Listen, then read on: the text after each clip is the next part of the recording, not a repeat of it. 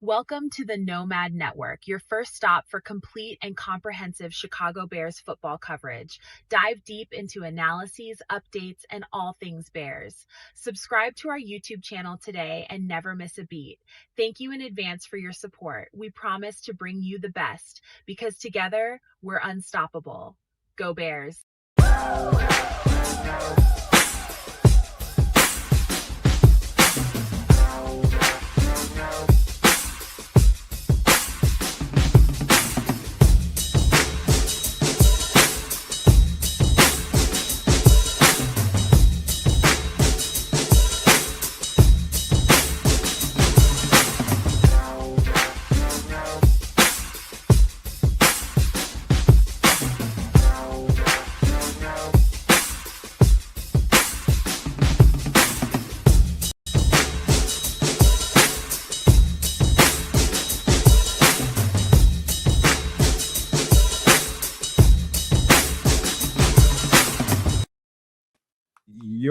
Yo, no maniacs. Welcome to game one, first game of the season. Nomad at night, man. Live stream. We're gonna do this thing, and dun. Everything we've been working and waiting on, everything is mute your phone, bro.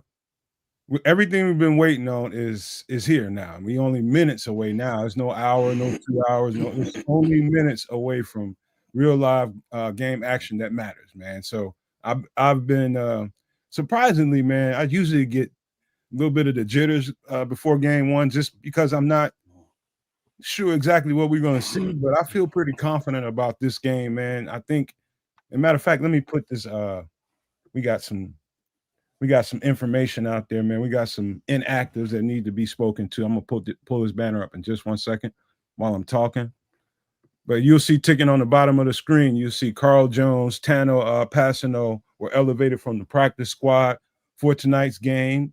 Jalen Johnson, TJ Edwards, Kyler Gordon, who else? Roshan Johnson, Kieran Amagaji, and Shamar Turner officially ruled out. How about this, man? If you want to shuffle this back around, kids, where you over there next to me, that'd be great. Because tonight, Triple R is going to be doing the play-by-play. Kids is going to do the color. I'll be here and there. You know, I got a pretty rough sinus headache right now, and I'm trying to get it together right now. I just took some medicine. Hopefully that'll kick in. But we got my guy FFG in the building right now. He's been dying to do this. He got at me probably midsummer. He was just like, I want a piece of that pregame, man. Let me in. So here you got FFG up in the building, man. Let me stop talking, man, because every word right now is hurting my damn head. I'm going to throw this alley-oop pass over to Canada, man, see what Kez does with it. Welcome to the inaugural game of the season. It's 2025. This is Bears effing football. This is the Ben Johnson era. And I'm all for it. Hopefully all y'all are. I'm getting goosebumps right now just talking about it. And I think the rest of you guys might be too. Man, this is what we've been waiting for. We've been waiting for a damn coach for this bloody team of talent. You know what I'm saying? We've been waiting for a coach. We got two coaches. And I was really thinking about this. We've been talking a little bit back and forth over the course of the offseason and the preseason, but here we are, and this team lines up real well, especially from a coaching perspective, against a team we're about to face. We got an attacking defensive mind in Dennis Allen, and that lines up real well against Brian Flores on the other side, doing very similar things. And then we got two offensive masterminds, being Ben Johnson and who cares who their head coach is? I'm just messing with y'all. But Kevin O'Connell's a great head coach. He is. I think this is going to line up really nice. I think we're going to have ourselves a pretty solid football contest at the end of the day. We witnessed a barnstorm last night between the Ravens and the Bills. I hope this looks something similar, except for maybe a lower score. You know what I'm saying? But hey, man, I'm so with it. Big shout out to all the No Maniacs that are out there. Let me see who's out there in the world hanging out with us. The Immortal Nod is with us. Mike Palkovich is with us. Ron Winarski, it's Crimson with the Wrench jumped in. Cloud Chasers Radio's with us. I know this is going to get a little bit louder and more heads are going to jump in. Queen Patty just jumped in. Shout out to you and Junior. And let's get it, man. Let me give a little bit of love to myself. Hopefully you're checking me out at Kez Canuck. If you ain't, go give me just give me a thumbs up. That's all I ask for. Give me a thumbs up over there. A little bit of like, share, subscribe. Do the same thing for my guy right next to me. That's Triple R over at Sports Chicago Style. Man. And we are streaming live from Triple R's channel on Sports Chicago Style right now. Just going to ask to see if you got that set up. Looks like it's all locked and loaded. We are triple streaming tonight, man. So give us all a little bit of love. Help us grow our channels. Shout out to the Crooked Commissioner out there holding it down. Junior is in the building. So is MC Fact. Man, well, and so is FFG, man. FFG's right here live and direct with us doing the darn thing, man. I'm stoked. I'm ready. I'm hyped. I don't care what Adam Schefter has to say right now. I could care less. I just want this thing to blow up in favor of the Chicago Bears and the Ben Johnson era. I don't like Ben Johnson's hat, though. I will say that. I don't like that hat. Let me say something before you pass the trip. I made a little mini hype trailer video for you all called "Believe in Monsters." It just published at 6 o'clock, but it's recorded content, so the algorithm isn't really used to recorded content from this channel, so it's just doing tricky things. So because of that, it's going to be probably hard to see. Algorithm doesn't know what to do with recorded content from this channel for the most part. So what I'll do probably at halftime is I'll play that thing for you guys. You guys, I think, will like that a lot. And then I'll just say that wait till halftime and we'll play that video if you guys haven't seen it. Dr. Chow, the Mega G. Do you think J-Mo will be a problem tonight? J-Mo? Who's J-Mo? I'm not sure. I don't know. I don't know. All I know is that over there at Sports Chicago Style, where we are also streaming, I gave Patty a nice "Hey girl" and a big up to all the other Bear fans out there, because like kids, I too am quite hype. Why? Because it's game time, baby. Let's go. Let's go. In a few scant minutes, everything that we've been waiting for, hoping for, praying for, arguing about, debating over, contemplating, pontificating all about is going to come to fruition right before our eyes. And we are here for it. So big up to all the Nomaniacs who are here, whether you are on the Nomad Network, whether you are on at Keds Canuck, or whether you are on Sports Chicago Style. We're here for you. You're here for us. And we're all here for these Bears. So let's go, baby. Let's go. What up, FFG? Yo, I've been waiting for this for 8 months, basically, since we beat Green Bay behind. So I'm ready to see the new look Bears have a good showing at home on Monday night, but the rest of the league know that we ain't playing. Now, it's a little shocked that we have some defensive players out of this game, so I'm wondering how the backups are going to perform. But other than that, I think it's probably going to be closer to a higher scoring game than a lower scoring game, because the defenses are probably going to get tossed up today. Yeah, I wish I didn't agree with that statement, but it's kind of factual. I assume now that I'm looking at it, maybe Dr. Chow, the Mega G, is a mega Vikings fan, which is fine. You know, people like the Vikings out there, and it's dope that we actually might have a couple of defectors or ops in the chat. You know what I mean? That's dope. At least this time it isn't just Don Burr. In any event, who's J-Mo? I'm gonna assume he's talking about Double J. Justin Jefferson.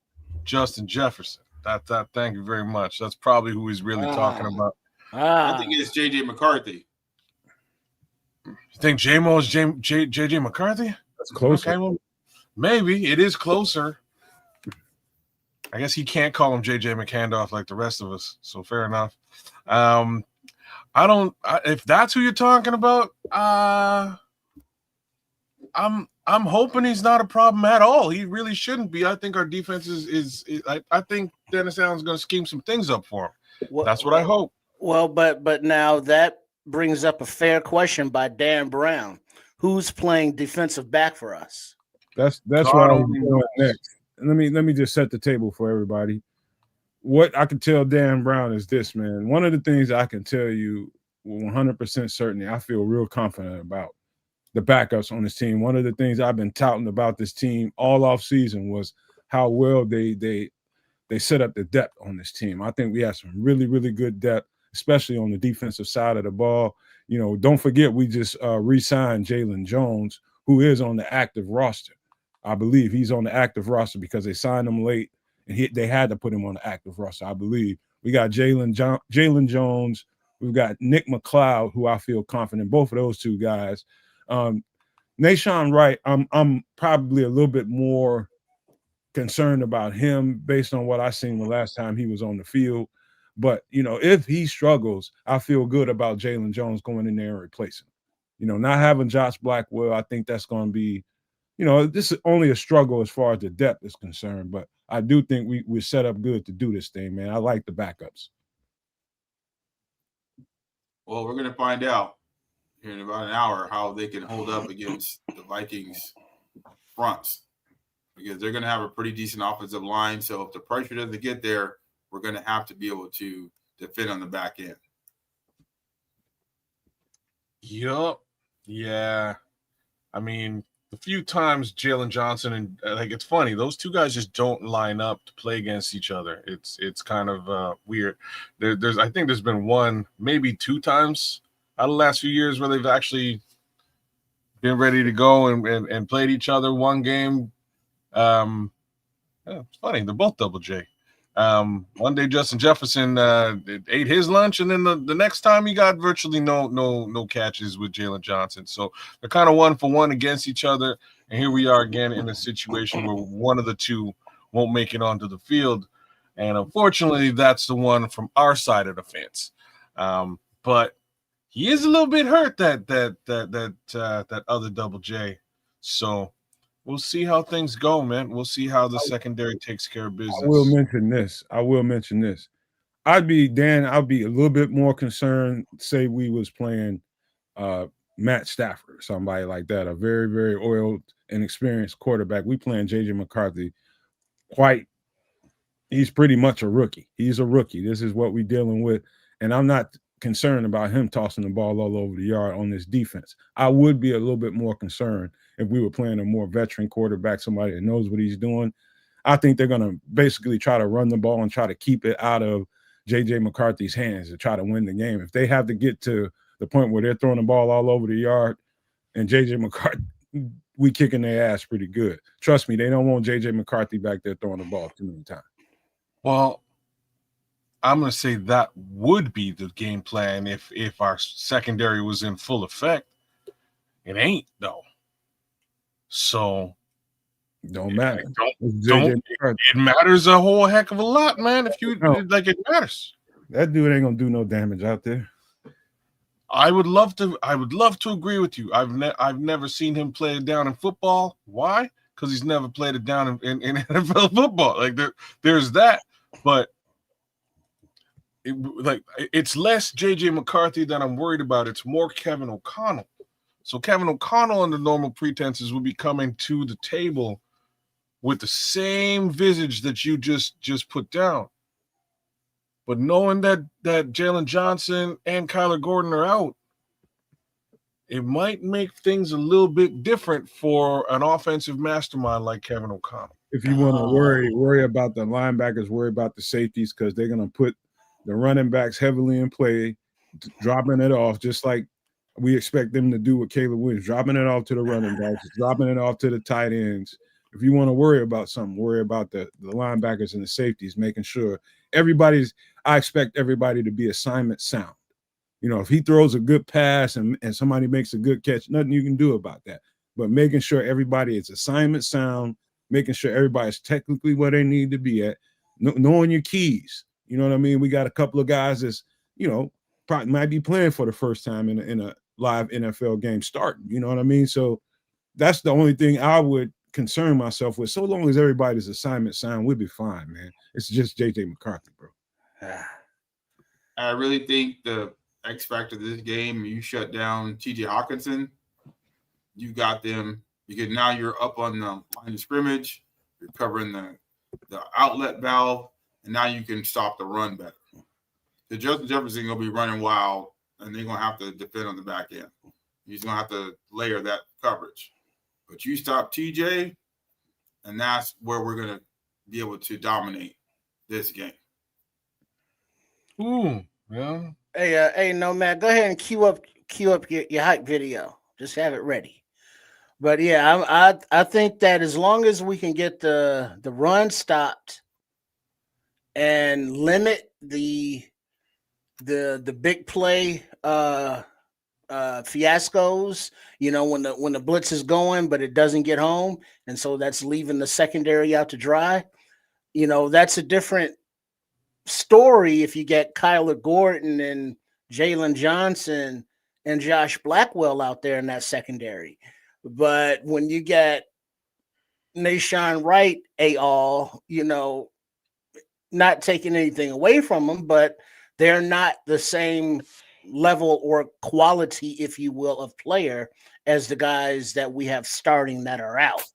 So we want them to be good. So Dennis Allen and Al Harris, the secondaries coach, are going to have to, get in concert and coordination and make sure that the rush up front is successful, namely calling out Dio Mbedingo, because the Darisaw, the tackle for the Vikings, is out.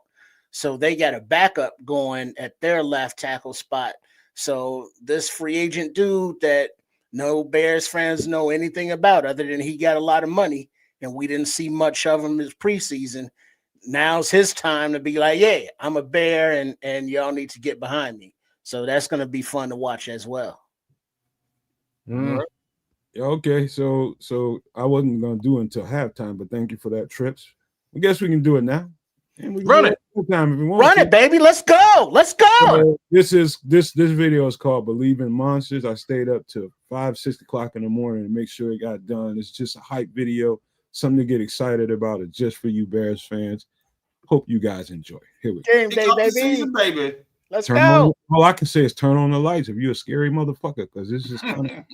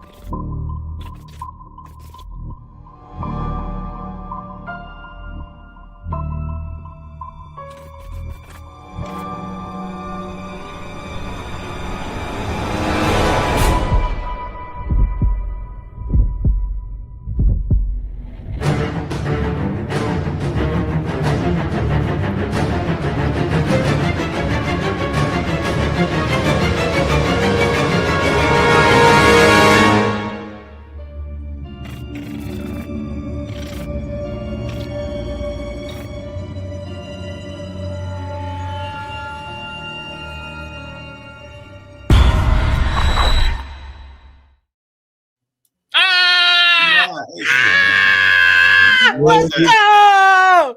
And there you have it. Believe in them fucking monsters. That's what we came here to do. Believe. Ain't no time to be no fair weather fan. Believe. Monsters exist, bro. Claws up. Excellent. Damn straight. You're damn straight, man. I like that. Hey, I'm glad you do, man. I'm glad somebody does. I worked hard enough on it. That goes with the what I thought earlier today. If you guys watch Jay Graybill, what Aldo did from the past 40 years, from the old Bears from the Super Bowl to the new. That was nice. Style. That was nice.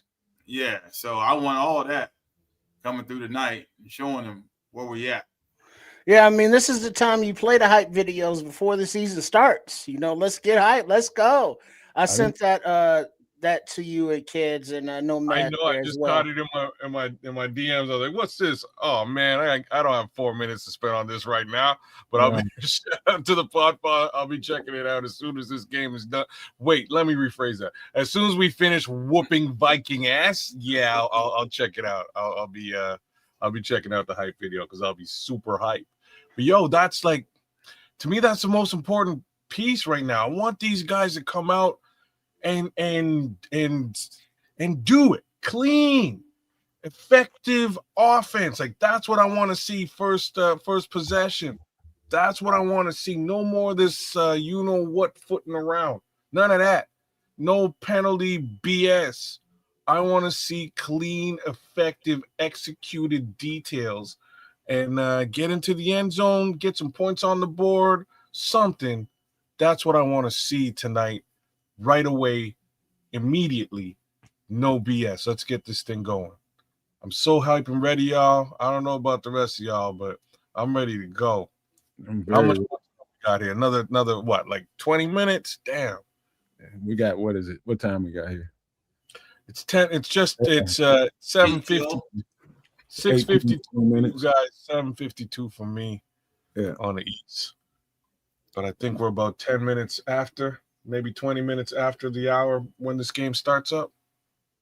Yeah, I demanded work from home early, like in June, because I knew I wasn't going into work today because I was out to battle on traffic.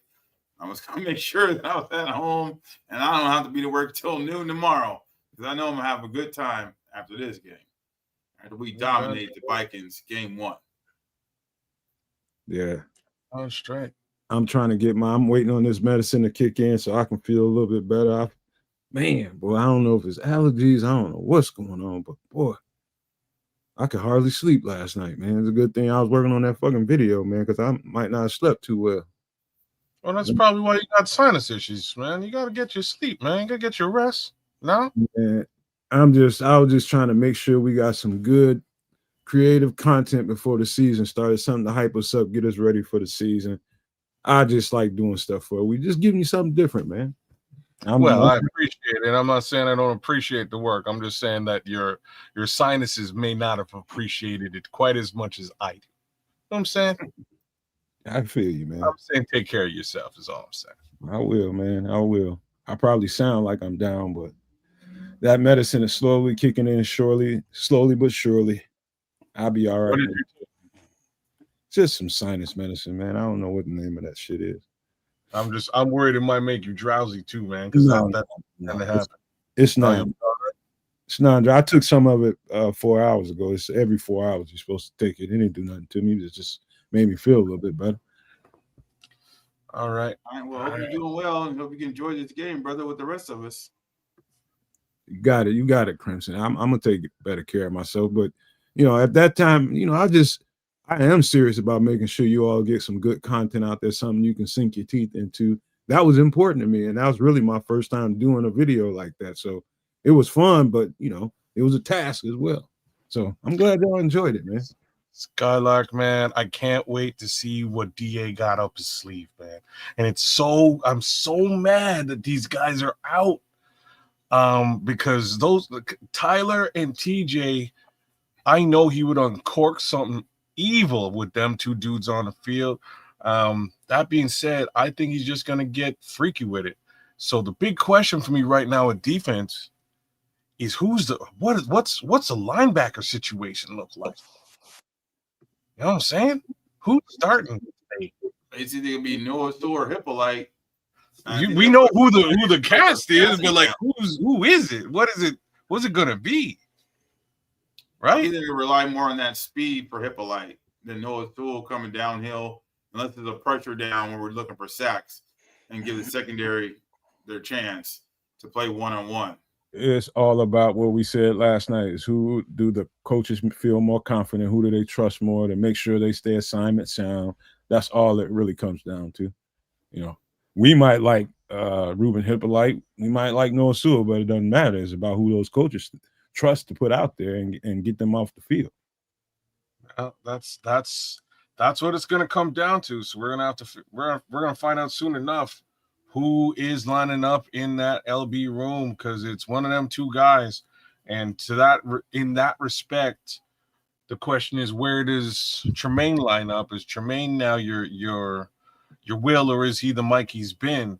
I have a strange feeling he's going to stay at his native position today. And if that's the case, we're going to see some sideline to sideline action with Ruben Hippolyte, or vice versa. Maybe they move him, right? Maybe they give him the opportunity to be that sideline to sideline guy, because it ain't like he can't do it. He can do it, right? He's fast as all heck. We just need we need Noah Sewell to really put it down and be that Mike. But it's there's some interesting factors, man. This game is a bit of an interesting puzzle, you know. Happy pre-birthday to Cloud Chasers Radio. His birthday is tomorrow, man. So happy birthday. Happy birthday. Hope it comes with a Bears victory. That's a Virgo right there, man. You a Virgo? Happy birthday. Isn't that what season we're in, Virgo? That's what we're in. I don't keep up with it. I don't know what season we're in. All I know is I'm a Leo. There you go. So it goes Leo, Virgo, and then Libra. How much I know, because I'm a Libra. Moody ass Libras. Moody? How are we moody? Motherfuckers moody as hell, man. Oh man, we're even keel. Balancing together life, baby. That's that's what it is. Is it? I think it's Libras that's moody. Yeah. No, you don't know what you're talking about. No, we balance together life. We're even keel. We go either way. Man. Y'all Libras is moody, man. No, man. No, we ain't moody at all. We taking it both. We balance it out, man. We look at both sides of the equation, make sure things are in line. You know what I mean? Make sense of things. That's what a Libra's about. Can't be two one way or two the other, because that ain't right. You gotta keep it straight. Well, I guess if we're gonna represent, Scorpios in the house. Hello.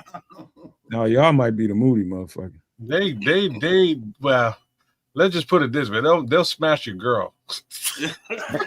Your mama too. Shit. They got no love for nobody.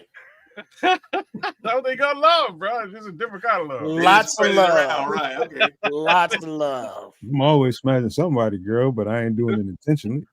You fall in. You trip. You trip. You got the wrong name, brother. Some people do that shit with all kinds of malice. That ain't me, man. I thought you was trip. I don't do it. You plotting stuff out too. Wait till you leave.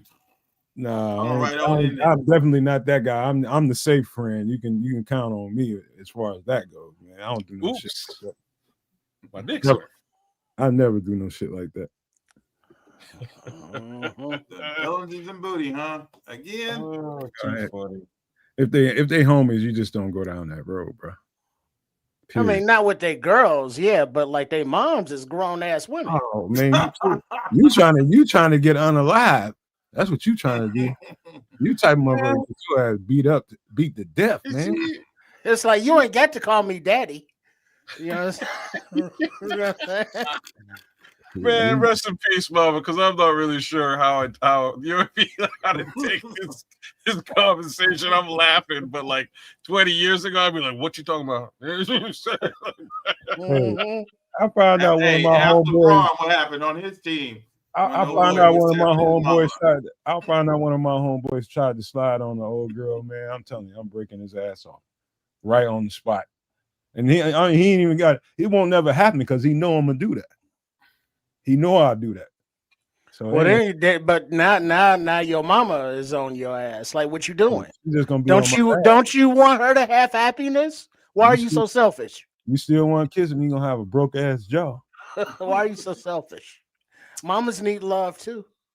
That's a latte. All right. Now Ask just Brahm's mom and tell him to his face what. Just FYI, I don't know if you all heard the news that came out, but President Warren said that Arlington Heights is closer to being on the table, waiting for the Illinois government something in October to meet to approve it, and he wants to have shovels in the ground by spring of 2026. My least favorite fucking conversation. I don't give a fuck what they talking about. Let me know. But now I said that With to some 2x4s say, and some goddamn hammers over there. Until then, shut the fuck up talking to me about that stadium. now, with that said, we are now seeing the opening shots of a beautiful Chicago downtown lakefront and skyline, and a lovely early fall football Monday night matchup. You talking about with this helicopter? Okay. Well, that it went by there doing my little monologue there, but now where it's Snoop Dogg and some dude singing the Monday Night Football intro. I'm not with it. I don't Snoop need to hear it. Yeah, Snoop D-O double to the G. And an old man with a guitar that I don't recognize. Yeah, I don't know. Some country dude, I guess, because of the hat. That would be my Monday Night closest Hype deal. Snoop has to try anything once nowadays. Well, they're really trying to do this whole country rap thing, so I guess that's what we're experiencing this moment. And I'm totally fine with not being able to hear any of this. Yeah, I'm good with that. I can just see it. Yeah, I don't want to hear no parts of this. I hear you, Dan. I hear you, Dan. That's all Kevin Warren do is talk, man. I ain't trying to hear no more. We were talking about Snoop Dogg, but I'm with you too on that on the Kevin Warren deal too. Kevin Warren got a crystal ball, man. He predicting the future. He said that they gonna have a Super Bowl in Illinois. Now look at that right there. They got this overhead shot over Lakeshore Drive, and you could just see the traffic backed up over there. And it's like, yeah, that's not conducive or convenient at all to be having, 70,000 people pull up for a game. From that aspect of it. Early. Yeah, you better get downtown early, man. Right? Well, back in the day, you'd be able to spend the night, but you got to have like some tall paper for that nowadays. Tractor raps. Oh man. Well, I was just gonna say I'm not a fan of this announced team. Remember that dude it could be tractor rap. He calls it. That's a good term. I'm gonna use that. Thanks, Crimson. It made me think Bubba Sparks. Remember that cat? You know what? That wasn't a bad. That song was okay. That one song. Let's go. Caleb strapping it up. Let's go. We got Joe Buck. All right. Troy Aikman. When they kick off, I'm gonna drop you out, and if you want to come back halftime, you want to come back post game, whichever one you want. Yeah, I'll be back at halftime and post game. All right. Right on. You kicked off just yet. All right. Right on, FFG. Bear down, brother, man. Bear down, man. Let's do it. But Jordan PP changed his angle, so now we can see a different angle to his basement, his lair, if you will. Oh, the FFG lair. The FFG lair. Mm-hmm. The FFG cave. Uh-huh. You can see where his honey comes down the stairs. Oh yeah, you're right, because it's usually the other way. Mm-hmm. Mm-hmm. Oh, you gotta pay attention to these details, kids. No sneak attack. This time we got her on camera. Yeah, and like she coming down like scantily clad, if you will. We be able to see all of that, and he won't even know because he ain't paying no attention. It's behind him. Worst part is he's behind the scenes right now, listening to all of this thing, laughing.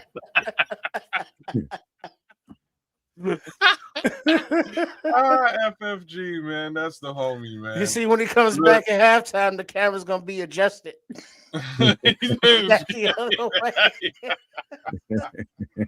Oh, that's too funny. Leave that alone, man. That's too funny. Look, I'm kind of glad we don't have no Chris Collins. Whether I don't listen to Chris Collins punk behind tonight. Man, I just looking at Troy Aikman. Troy Aikman getting a little bit long in the tooth. Man, you ain't say that right. You said what? You were supposed to say Chris Collinsworth with his punk ass. That's how you say that. No. Thank you. From Look now at on, Lisa that's how you Salters. feel. I see you, girl. Look at her looking all like a fine wine. She's starting to get up there a little bit too. Who are you talking about? Lisa Saltis? Yeah. She's starting to get up there. I missed her. But Nicholas says, wow, there are a lot of empty seats. Yeah, you see all those cars on Lakeshore Drive? Yeah, man. Those are people going to those seats. That's exactly why they can't trying to build that find damn stadium. That's exactly why they can't build that new stadium. That's exactly. Look at Lisa. Look at a little thick. Get your little meat All on right, the bone. all right, now focus. Eden. Okay, we don't want to see none of this. I'm locked in. I don't care about JJ McHandoff's. Well, yeah, but childhood in it's Chicago. hey, two sides to a story, kids. All right, Yes. when this thing kick off, I'm gonna let y'all run it, man. So don't fuck up. Don't fuck up. Hey, why don't you go ahead and run a sub thing? I ain't doing shit. I'm ready Because the team is now the Bears are taking the You field. just worry about concentrating on goddamn calling. I got this. Okay, for the first time for the 2025 season. Yeah. All right. Is everybody locked in? Is everybody settled in? Go tinkle, go potty. You know, because you got to hold it till halftime. Otherwise, don't want to miss nothing. You know, Here they come. We. They coming. It's the final countdown. Didn't expect that.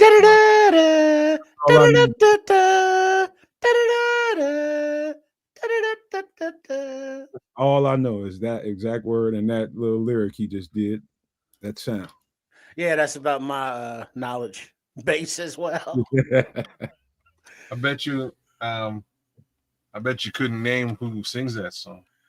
Definitely. If it cost me my life, I wouldn't. I bet you $4, $4 Triple R can name who sings it. He might. Is that $4 American?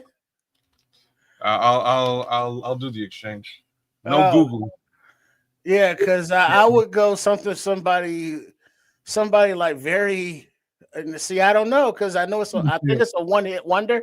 Trip, I'd have said Journey, bro. But I want to say somebody like very, very Caucasian. Well, that is correct. That is almost worth $4. Almost. What's the name? Who is it?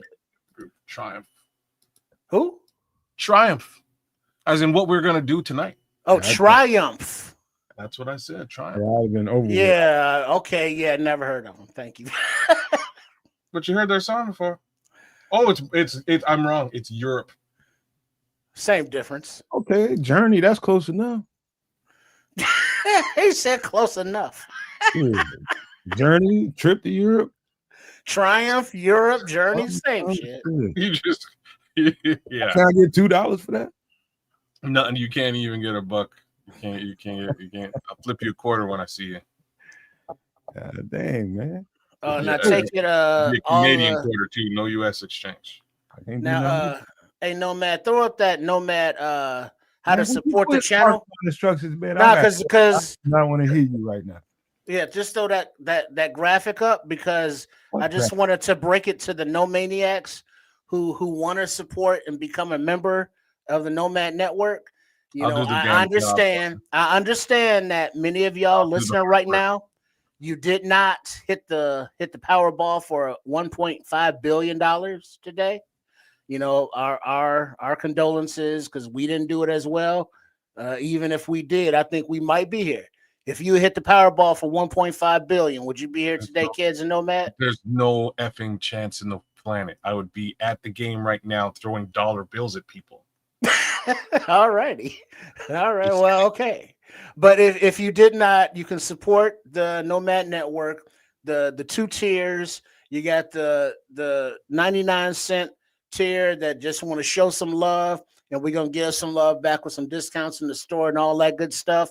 Or you can become a super No Maniac. It's like $4.99, but you get a lot of top tier content and bonus content coming along with that as well. So the Nomad Network, show us some love right there. Then make sure you're also subscribed to Kids the Canuck, where you find the super flex for you fantasy football heads. Is that what you call those people? Fantasy football heads, or do you all have it like a name? We will accept that. We will accept fantasy football heads. But yeah, Superflex rocking and rolling tomorrow night. What is it? 6 Central, 7 Eastern. Doing the darn thing. And we'll see what this week in fantasy football has shaken out as. I'm pretty sure that D-Nice ate my lunch this week, and I'm not happy about it. But there's a reason, and I will explain that next. I'll explain that on the episode tomorrow. But yo, Super No Maniacs, join up. It's only $5. No Maniacs, join up. It's only $1. Either way, you get yourself. Oh no, not happening. No, we ain't making nothing rain over there. Drop it like it's hot. Drop it like it's hot. I'm clean out of hydrochloric acid.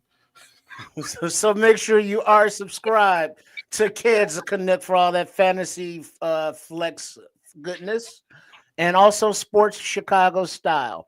We dropped our positional breakdowns for the entire team, for the entire roster, as well as the pregame thoughts for this game. Sports Chicago Style. Tune in for all of that.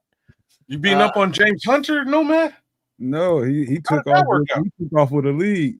Or he's beating up on you. I should have known. I should have known. Hell no, James. We better not. I better not catch you. If it's gonna be a bad night if I catch you. That means Justin Jefferson lost his damn mind. Oh snap! All right, we got a flyover going on over Soldier Field with Jim Corneliuson finishing up the national anthem from Black Hawk national anthem fame. Oh, I was like, who's this guy? One of the Bears coaches who like Bud Crawford. He sings the national anthem for the Blackhawks hockey games, and and he has that baritone opera kind of voice, and he's been doing it for decades now. And he has his own little hand gestures. It's kind of quirky. It's kind of his thing that he made his own, but recognize. Okay. All right. Shows how much hockey I watch, man. I mean, it's been a minute. I grew up watching hockey, and eventually it was just like, you know what? I've had enough of this sport. It's so damn fun. You know what I'm saying? You go to an arena, freeze your ass off, and that's a night out on the town. I'm not with it, bro. I can't do it. Well, that's where all the Canadian Mist comes in. Wow. Beats me, man. All I know is it's cold up in there. It's cold, damn it. It's almost game time, people. Let's go. I can sense all that nervous energy, man. I sense a lot of anxiety right now. Calm down, y'all. Calm down. No. Well, what did my man say? Owen Wilson say in Armageddon right before they took off in the space shuttle?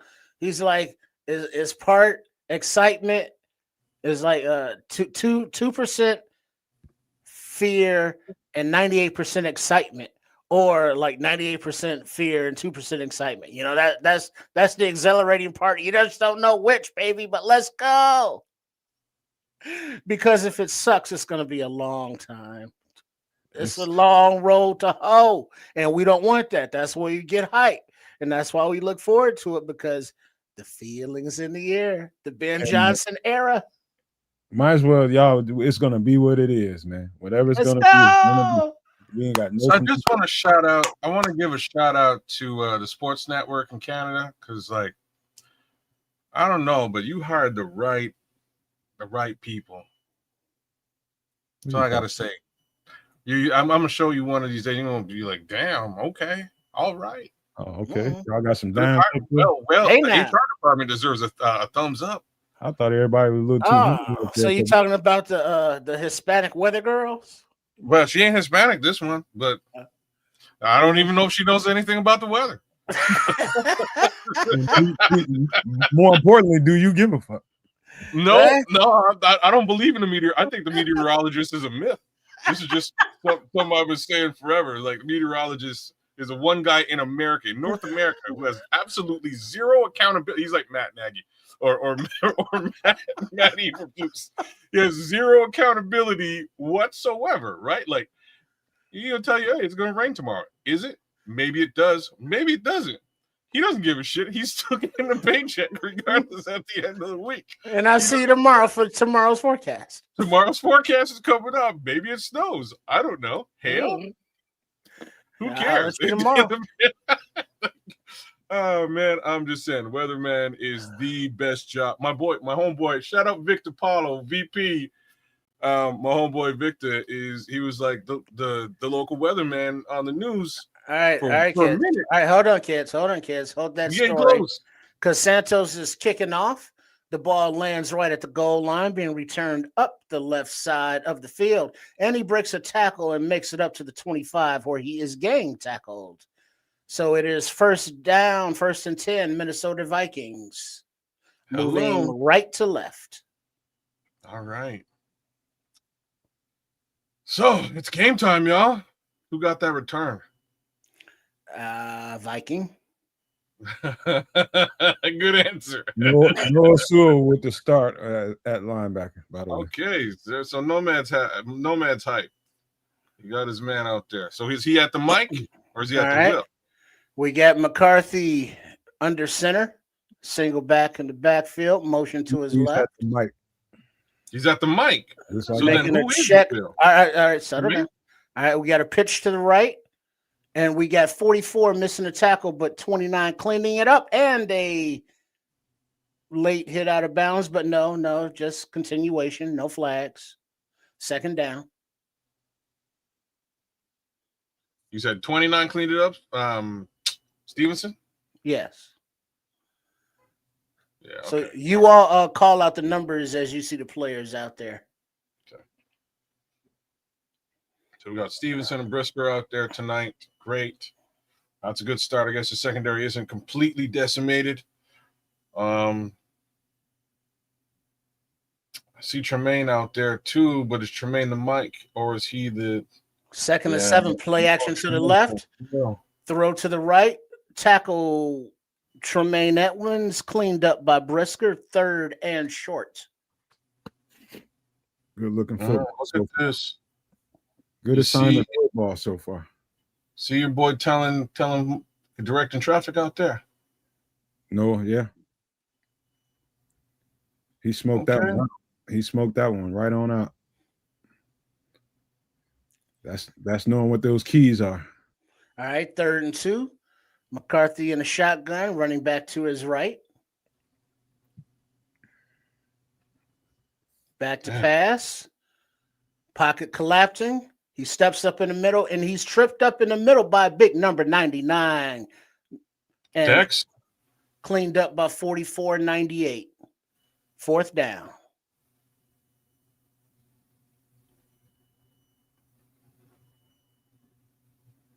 Yeah, Dexy. Bring that boy down. Yeah, everybody involved there. Yeah, Big Dex got that McCarthy ankle, and then No Sweat, came in. Sweat and Sewell were there to clean him up. 4th and 3. Vikes back to punt. It's away. Who's 50? That's Grady. Is that Grady?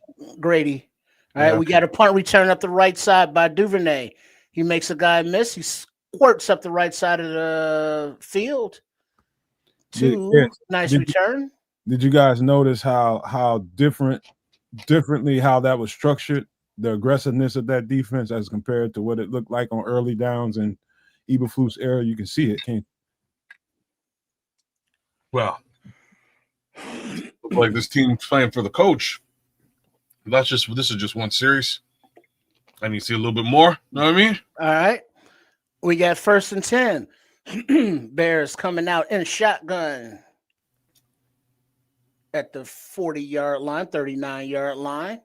Swift to his right, motion, and the left. He pumps to the left, pumps to the left, comes back to the right with Swift out of the backfield. His 2nd or 3rd read there, 2nd down.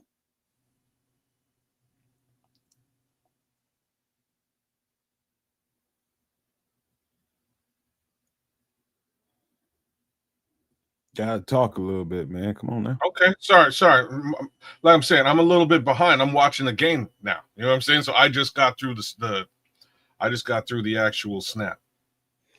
All right, So it Williams looks like under center. You DeAndre got a Swift. rush. Yeah. Oh, you get a long pass to the left side out of the backfield. Swift on a little swing. First down. Sweet. That's what I want to hear. Looks like this entire starting offensive line is in place. Let's keep an eye on. Do you see what's going on? Oh, wow. Okay. So they're chipping. They're helping out Braxton Jones right off the bat, kind of knowing that they're going to attack Braxton Jones. It's a smart move. And still DeAndre Swift was the guy in the play. All right, 1st and 10. Williams under center. Swift deep in the backfield behind him. Odunze in motion to the left. Low toss. Swift up the center. Gains about 3.5 yards. 2nd down. I don't know if y'all noticed Cole Kmet on the block this last play. But good for Cole Kmet. Yeah, he made a nice block there. Beautiful block. Caleb clean. Yeah. Yeah, he came right back and protected the quarterback, which is fantastic. All right, 2nd and 6. Williams under center. Looks like Manangai in the backfield, about 6 yards deep. We got LB3 in motion to the left. Play action to Manangai. Williams passes to Manangai across the short middle. He makes a man miss. About 15-yard gain for the first down. Hello, Kyle. Welcome to Chicago. Indeed, very nice play. Nice protection. Wow. That's a beautiful piece of check downery. That's beautiful. This is what we want to see. Because the coverage is all deep. Respecting Rome and them. All right, we got a 1st and 10. Back to pass. Quick pass to the left. Goes to DJ, complete for a gain of unknown right now. I can't see the field, but it's 2nd down. Oh, boy. Oh, Romo Dunze. Making him pay. All right, 2nd down and 4. Williams under center. Cole Kmet lined up as a quasi fullback. What looks like Swift in the backfield at running back. Burton in motion to the right. Handoff to Swift up behind center for no gain. 3rd down. And 5. Okay. I'm surprised Luther Burton's out there.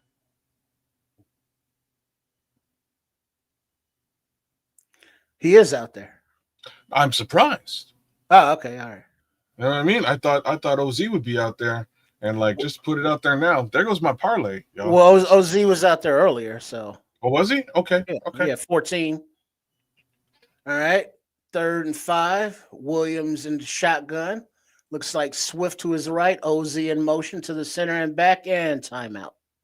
Play clock looked like it was about to expire.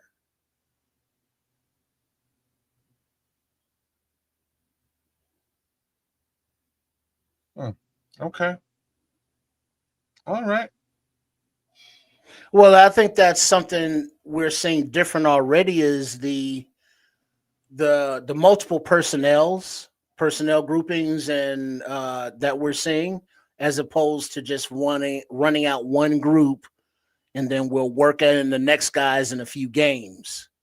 You know, they had Burton out there, they had OZ out there, they had Rome out there, they had DJ out there. You know, haven't seen Jade. He's active, you know, but he's the only wide receiver so far that we haven't really seen on the field. That's the most positive little Bears graphic I've seen in a long time. All right, 3rd and 5. All right, quick snap. Caleb in a shotgun. He has time. Pocket collapses. He rolls out to his right. Does a nice little pass. Complete to Rome as he's sliding out of bounds. Caleb hurries up in case of the challenge. As a replay, Rome has it in his hands. He has both feet down. That should. Did he complete the catch? Yep, but they're snapping it fast anyway. 1st and 10. Pass to the left. complete to Oz, and he makes a man miss. Gain of 8. Get in the end zone. Come on, OZ. I need you.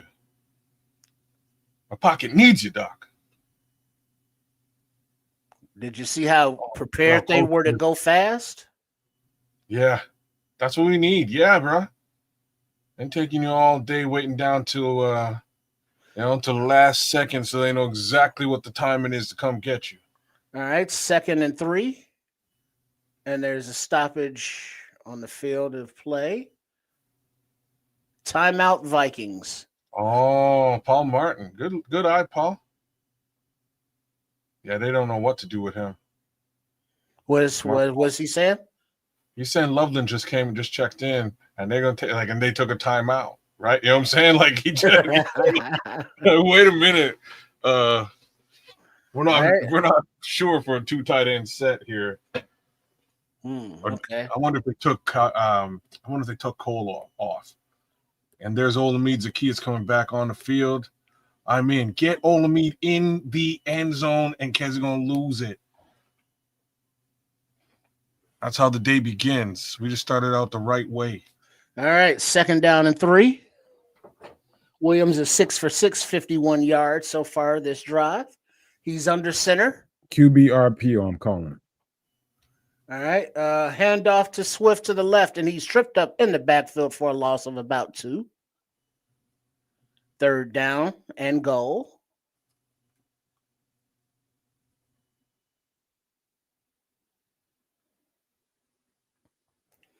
We had Smythe in the backfield as fullback and Swift as the running back that time.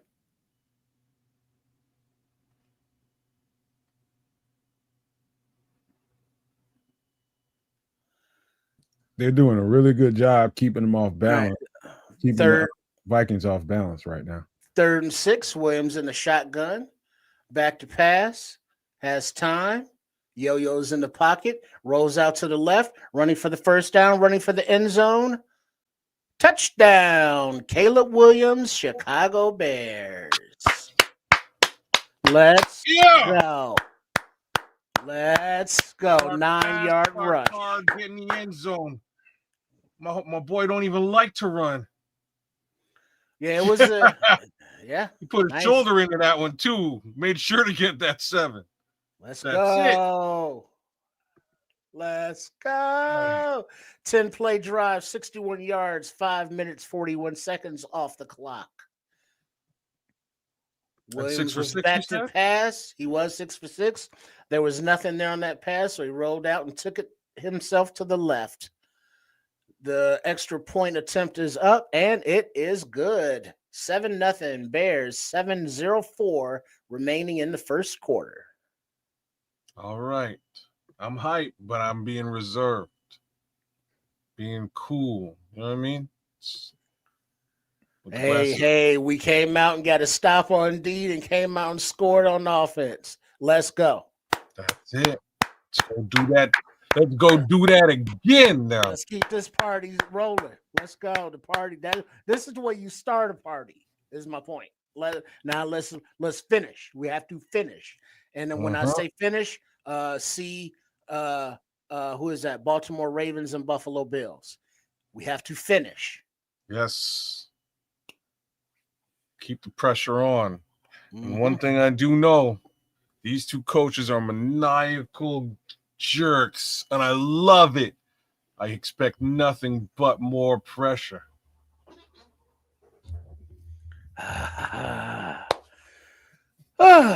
But right. I can say this: no matter what happens, for the rest of the game, that is kind of a sigh of relief. Yeah, 6 for 6. Keeping out there, got his check down, sawed him, nailed him. We progressed the ball down the field. There was that questionable. Was he in? Was he out with Rome? They called him in. They immediately got to the line and snapped the ball for the next play. There was no rigmarole, no questioning. This is something that obviously they've practiced, and this is and that's refreshing. The taking the check downs is refreshing. The blocking is refreshing. It's just all very, very goddamn refreshing. You know what? Just that tempo applied there, and it's not just the tempo, it's the fact that they also completed the play directly after the tempo was applied. That's key. That's very solid and sound defense, or sorry, offense. You know what I'm saying? So I'm impressed, y'all. I hope all you guys are impressed so far, but I think there's a lot more to uncork. I'm here for it. Let's go. I'm here for it. All right. All right. Yeah. It's just starting. No early game. Early game. I know you got to temper the excitement. I know. I'm trying to keep it cool. So the Bears are up 7. Now the Vikings goose egg. Interesting thing, we got JT Barrett in the ear of Caleb Williams, and you got Antoine Randall in the same shot in the ear of all the wide receivers. I like it. All right, the kick is away from Santos, bounces at the 2, and he is met by number 92, the berserker, Daniel Hardy, on that special teams tackle. Yeah, and that's why you keep that guy around, man. He's a monster in more ways than one. Just the truth of the matter. He put that shoulder into that boy. Decleater, baby. Decleater. Decleater. This is what we want. We want the defense to come back fired up. That's what you want. That's why you get that early boost of confidence. All right, McCarthy in the shotgun. Twin. We got Jefferson in the backfield, and he takes a little swing pass out to the right. Gain about 12. Oh, no, check that. They're calling it second down, but it looked like 12. Nah, okay, I'm tripping. 2nd and 6. But he had twins in the backfield, Jefferson being one of those twins. Oh, okay. All right. Yeah, it's not quite as much yardage as one would think. All right. Vikings under center, single back. It's only a 4-yard gain. Yeah. Then we hand off to the right. He stops, breaks it back. Tackled by number 55 and number 44 by the Bears. 3rd down. No, Sewell. Who's 55? Dale. Okay, Dale's making his impression felt.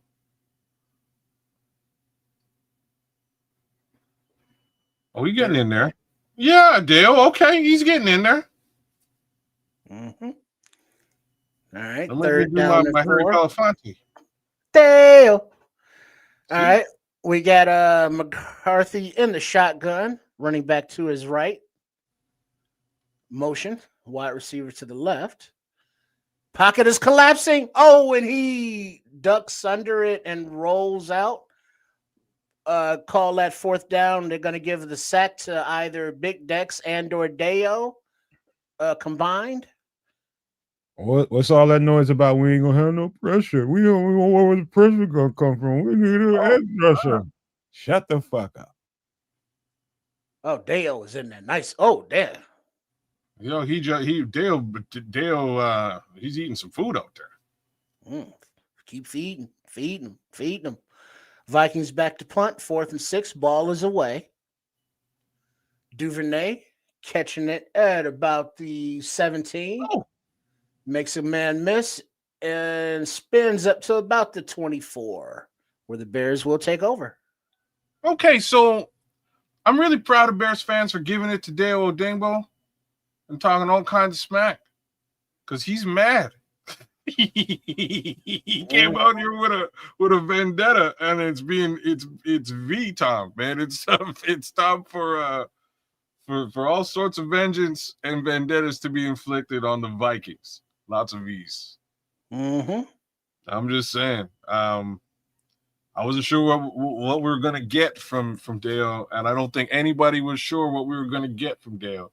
But we're seeing a little bit now. I'm liking it. I'm liking what I'm seeing. Something I will point out. Dennis Allen is doing a really good job with the safeties. Really, really fooling that last play where Dale got that sack. Mhm. That was largely due to Kevin Byard up in the box and tricking him into believing he saw something, then dropping back and taking it the fuck away. So good job. That's good gamesmanship by Dennis Allen there. And also a shout out to big Javon Dexter, because he's been active and up in the backfield all night.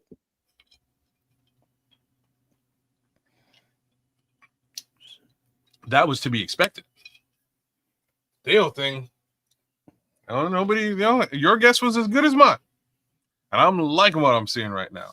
He got a really nice get off on that snap, and then yes, well, I don't know who their left tackle is, but he got swam.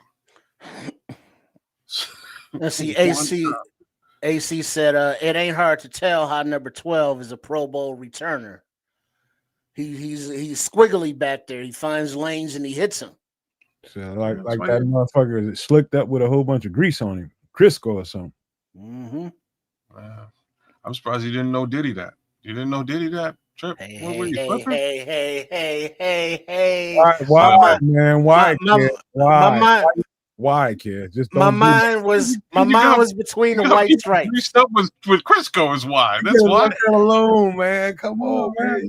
Get him started. He can't call the game. But you put it out there. You try to get him in his bad cycle, man. What you trying to do? But I missed it because they flashed up a Bears Super Bowl thing, and so as soon as Nomad started talking, I didn't tune him out, but I tuned him out. So I missed the whole comment because it was like, well, what are they saying? Obviously, nothing new because it's old, but yeah. All right, 1st and 10, Williams under center.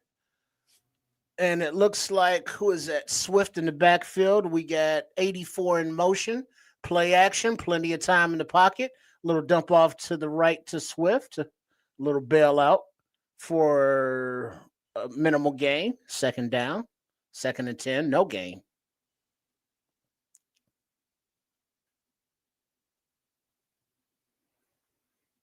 All right, so 85 is out there. Odunze is out there. Loveland's out there. Moore is out there in the huddle.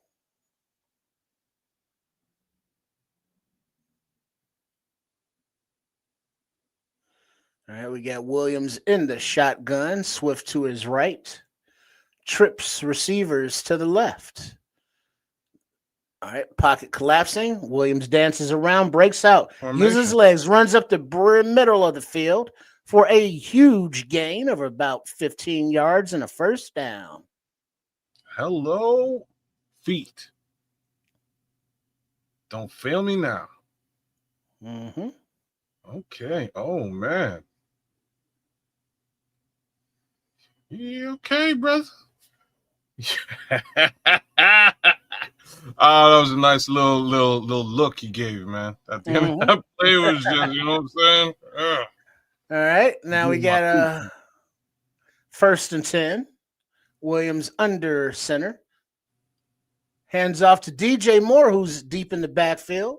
He runs straight ahead for a gain of about 4 or 5. 2nd down. Okay. They're determined to get DJ the ball. DJ hit that motherfucker backfield. too. He hit that. Oh, he hit his own homeboy. Oh, he was Cole. Cole got beat up on that play. Well, Cole need to block. All right, we got Caleb under center. We got 84 was in the fullback, but he moves out. Looks like Swift in the backfield. I can't really see the number. Oh, but we got a false start on the offensive line. Oh. And it was Swift in the backfield. Not a good time for that. Using those tight ends as a weapon and moving them around in motion is absolutely going gangbusters on that defense, man. Just telling you. They're moving those pieces, making those guys run around, that does more to you than you think, man. They're getting tired out there. All right, Williams in the shotgun, Loveland in motion to the left, Swift in the backfield to his left. And the snap, time in the pocket. He looks, he steps up to his left, he slings it across the middle, complete to Loveland on a bobbling catch, and he rolls forward for a gain of about 8, 3rd down and short. Okay. That's what we want to see. Oh, nice little sidearm sling. Huh? That's change angles on that pass. That was nice. Effective. So far, pretty decent passing day for Caleb All right, Williams. quick Nothing snap. Quick spectacular. pass out to the left, complete to Odunze on a little bubble screen for a loss. Fourth no. down. Snap.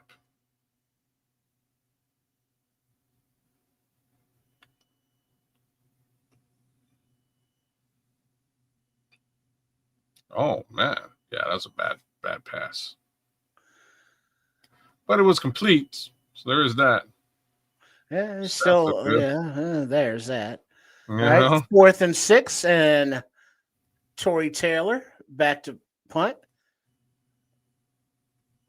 Last season, a 47-yard average, which is a Bears record. And he kicks this one out of bounds at about the 10-ish. Jade Walker down there in coverage. Big note to point out: moving the chains once or twice in any drive, whether they do anything with it or not, is a bonus to the defense because it just gives them a little bit more time to get rested up. They'll be fresh again. Expect those guys to be on fire again in this series. A bit of a cheap shot after the whistle by the Vikings, but all right. It is what it is. There's Big Kev, JJ McHandoff. Yeah, but I like to see Jade out there, gunner. First one down. Followed by Hicks. Yeah, Hicks is he's super solid on special teams as well. He probably gets overlooked quite a bit. I'm not surprised we're seeing a couple of other heads today because Amen Agbagbamiga's out, and so is Travis Homer. Some of those real special teams aces, unfortunately, aren't on the field today. But I think we got good things going on with Daniel Hardy and Kids, you smell that? no, sir, no. I smell a turnover. You smelling turnovers? I think that's what I'm smelling is a turnover. Are you I don't sure? know. We got to keep our eyes open for one, but I think my nostrils are saying, "Hey, turnover." And Okay. I don't mean apple, and I don't mean peach, I don't mean cherry or any other kind of fruit. I mean the pigskin. All right. I'm with it. It's funny because I was like in Canada. Obviously, I got different commercials than you, but the commercial I had was of some dude changing a diaper, and then you went to sniffing, and I was like, "Uh-oh!" Like I'm not sure what you're smelling because I don't think. Hey now. All I know is I ain't ate KFC in about 10 years, but that commercial just made me want some. Oh, really? Okay. It's been a long time since I had some KFC. How you gonna eat KFC when it's Popeyes, man? When there's Popeyes, that's a very good question. It's very true. I haven't had KFC in God knows how long. I couldn't even tell you.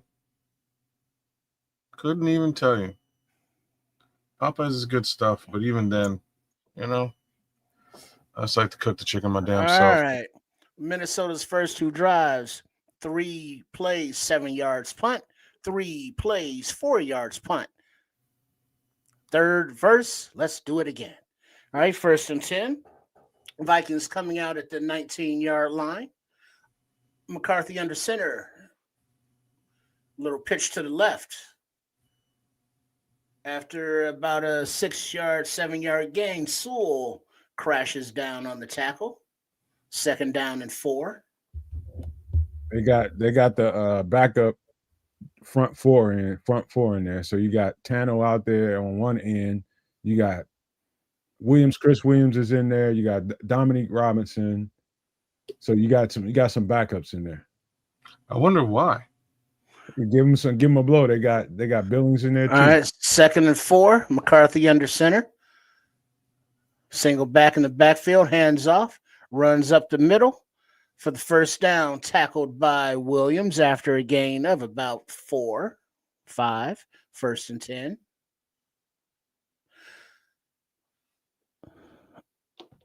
Hmm. And as we come to the end of the first quarter, the Bears are leading here on Monday Night Football, of course. Got to keep them fresh, Canuck. Got to keep them fresh, man. Because when And, it's late in the game, if it's tight, you'll be glad you did that early. and speaking of keeping it fresh, let's run this real quick. Hello, this is Chef Trips. Please join us on the last Wednesday of every month on the Nomad Network for the show Some Extra Sauce for my live cooking segment, an effort in the kitchen, where we make inexpensive but tasty foods that will be beautiful. And I look forward to seeing you there. Hey, Trips, I forgot to tell you how much I like that, man. I like the color. I like how you did that with the neon. That was dope. Right on. I try to have an artistic eye every now and then. I try. But sometimes the art don't be falling in line and doing what I wanted to do in my vision. You know how that goes. That's why you got your brother over here, man. Holla at me.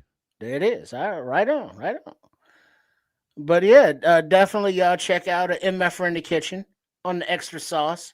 Extra Sauce Wednesdays on the Nomad Network. MF in the Kitchen the last Wednesdays on the Extra Sauce on the Nomad Network. Hit the subscribe button, you guys. There's too many people in here I know aren't subscribed to the channel now. Do us a favor. We ain't done nothing but love you and give you great Bears content. So just return that free favor. Hit the subscribe button. Yeah, and then go do it at my channel, and then go do it at Trips' channel. Go give us a little bit of love, a little bit of thumbs up, like, share, subscribe. Shout outs to AJP who just jumped in, Damon Cross, Skylark 808, ATF is with us tonight. Let's go. Nick Albrecht. Bear Who else down. is with us? Leo Factor's in here. Ralph Love, he rode Dolo from state to state. Timothy Basemore's out there with us too. The good minister Charles Johnson, he's a supernomaniac. You should be as well. Dr. Earl's out there doing a darn thing, man. Shout out to you, Dr. Earl. Big ups to Smitty Q as well. Liberty's Outlook's rolling with us. We getting back to this game, man. Dan Brown, follow Dan Brown, man. He's got some great content out there as well. I have no time to listen to what Kevin O'Connell has to say, so I'll just keep this rolling. Shout out to Jim Hunter. Come check out the Superflex Fantasy Football Show tomorrow on Keza Canuck. And big ups to Mike P. Who else is out there, man? All just right. give me a little bit of love. All right. Well, McCarthy's 1 for 1, 5 yards tonight. He comes out in the shotgun, empty backfield. 1st and 10. The snap. He has time in the pocket. The ball deep down the left side. And Nashawn Wright runs over running back Jones and draws the pass interference flag. Damn, Nashawn. All he had to do was get his head around. That wouldn't have happened. He just didn't turn around. Well, he turned around, but it was after he pushed him down. Are you looking like a dummy? That's a weak ass call, man. It's not that weak, though. It's a weak call. He just put his hands on him just to brace himself as he turned around. It's a weak ass call. Call nonetheless. 1st and 10. Minnesota, 14:53 remaining in the second quarter. Bears up 7-0.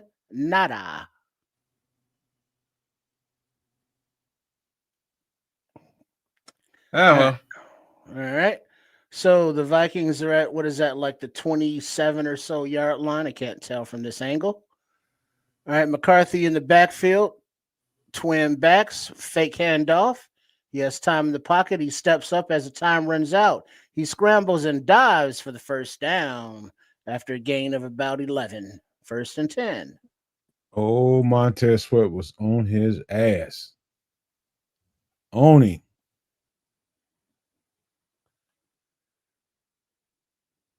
He got a little burst, this kid. It's a little burst.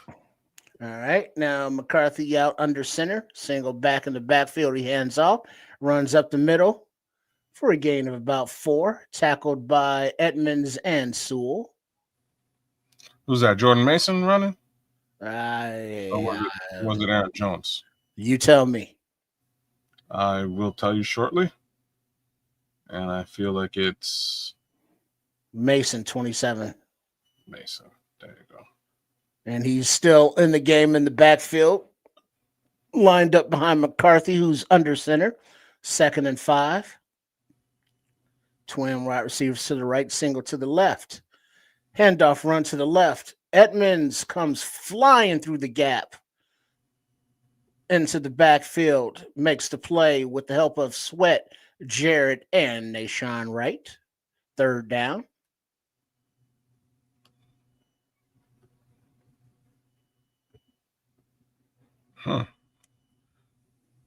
See? That's why I don't mind this little situation. You can use Tremaine as a Swiss Army knife here. The key to that play was, what some of these edge rushers don't get credit for, because everybody talks about is sacks is setting the edge. 3rd and 8. You got McCarthy shotgun, takes the snap, throws to the right, low pass that is ruled incomplete to Justin Jefferson, number 24 in coverage. 4th and 8. 24 McLeod. Yo, look at that. Right through the wicket. Well done. That was a great defensive front, too. Let the young man figure things out, just like they tried to do with Caleb. McLeod was fucking on point in this route. All right. The field goal attempt is up. 31-yarder is good. Vikings 3, Bears 7, 12:48 remaining in the second quarter. All right, let's go put some points on the board, Chicago. Credit to Nick McLeod. He covered the shit out of that route by Justin Jefferson. He was right on point. Technically, he was sound. That's why that thing didn't turn out to be a first down. Give that man some flowers. Yeah, right on. Cool. He's stepping up.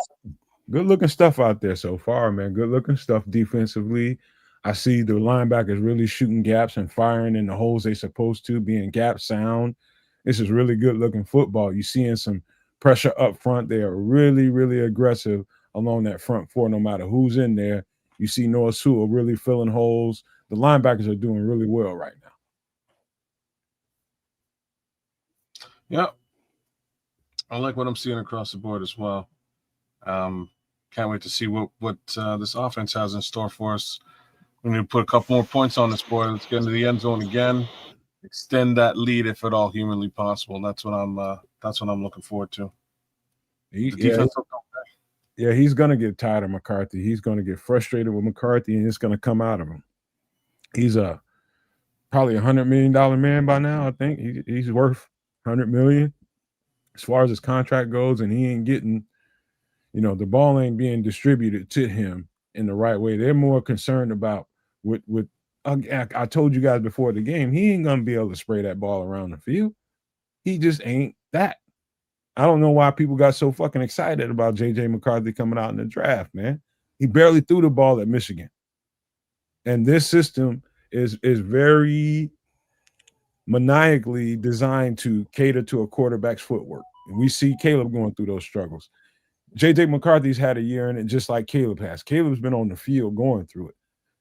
Difference between him and Caleb is he hasn't been on the field going through it. This is his first trial by fire. So I don't know why people expected that dude to do something. He ain't shit. Not yet, at least.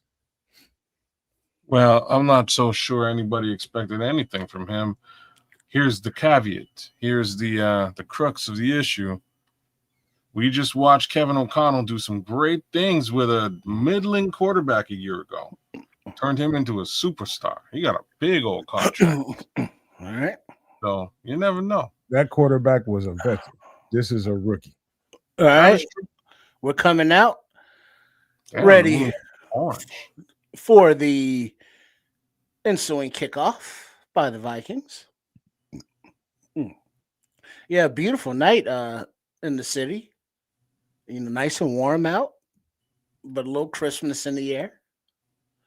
All right, the kick is away, and it lands at the goal line, taken by number 12, Double D, as he makes a cut and takes up the sidelines on the left side and gives a little muff out of bounds. But there is a flag on the play. Huh.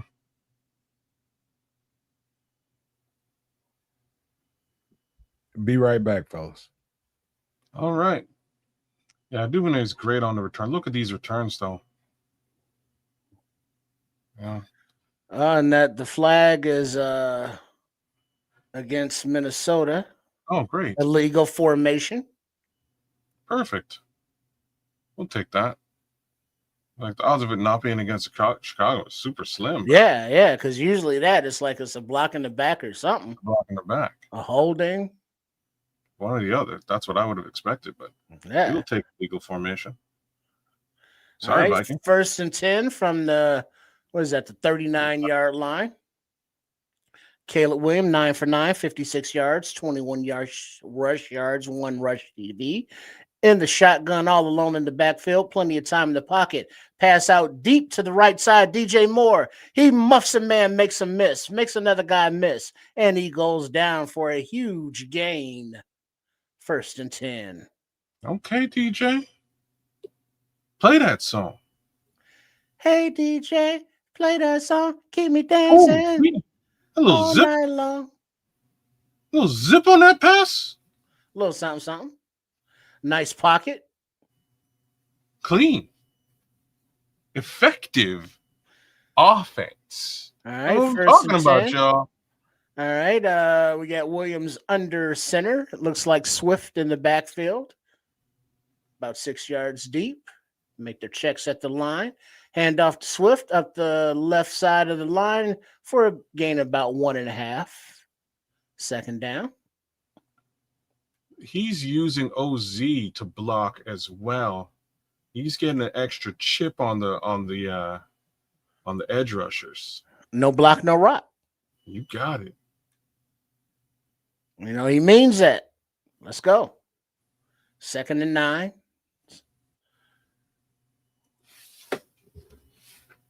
Williams in the shotgun. Swift to his left there in the backfield. Motion DJ Moore to the right. And it looks like DJ got a little head start.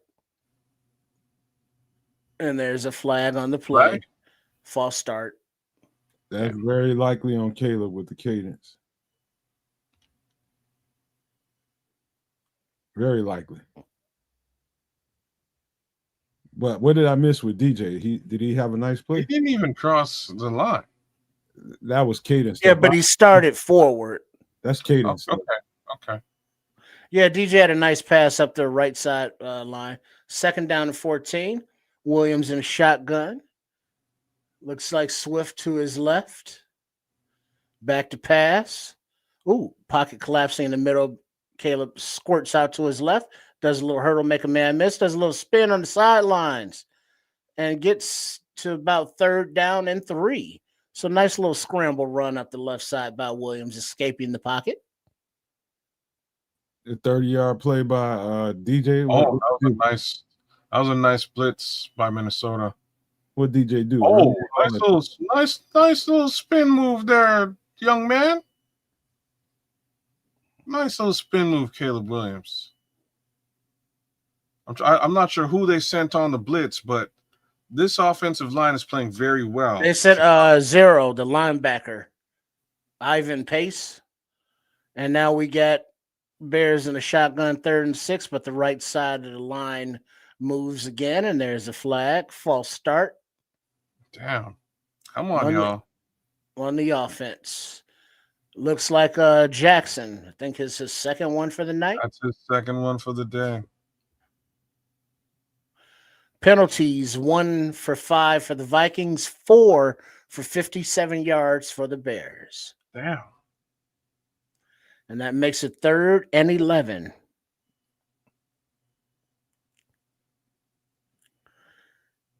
Williams in shotgun. Commit motion and then motion back. A little handoff draw up the middle to Swift. He does a spin, makes a man miss, and he's still about 2 yards short of the first. So it's 4th down and 3. But Williams is staying on the field. And they're calling a play for the offense.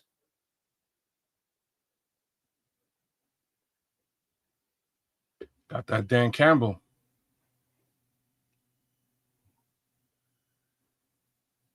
But let's rephrase that.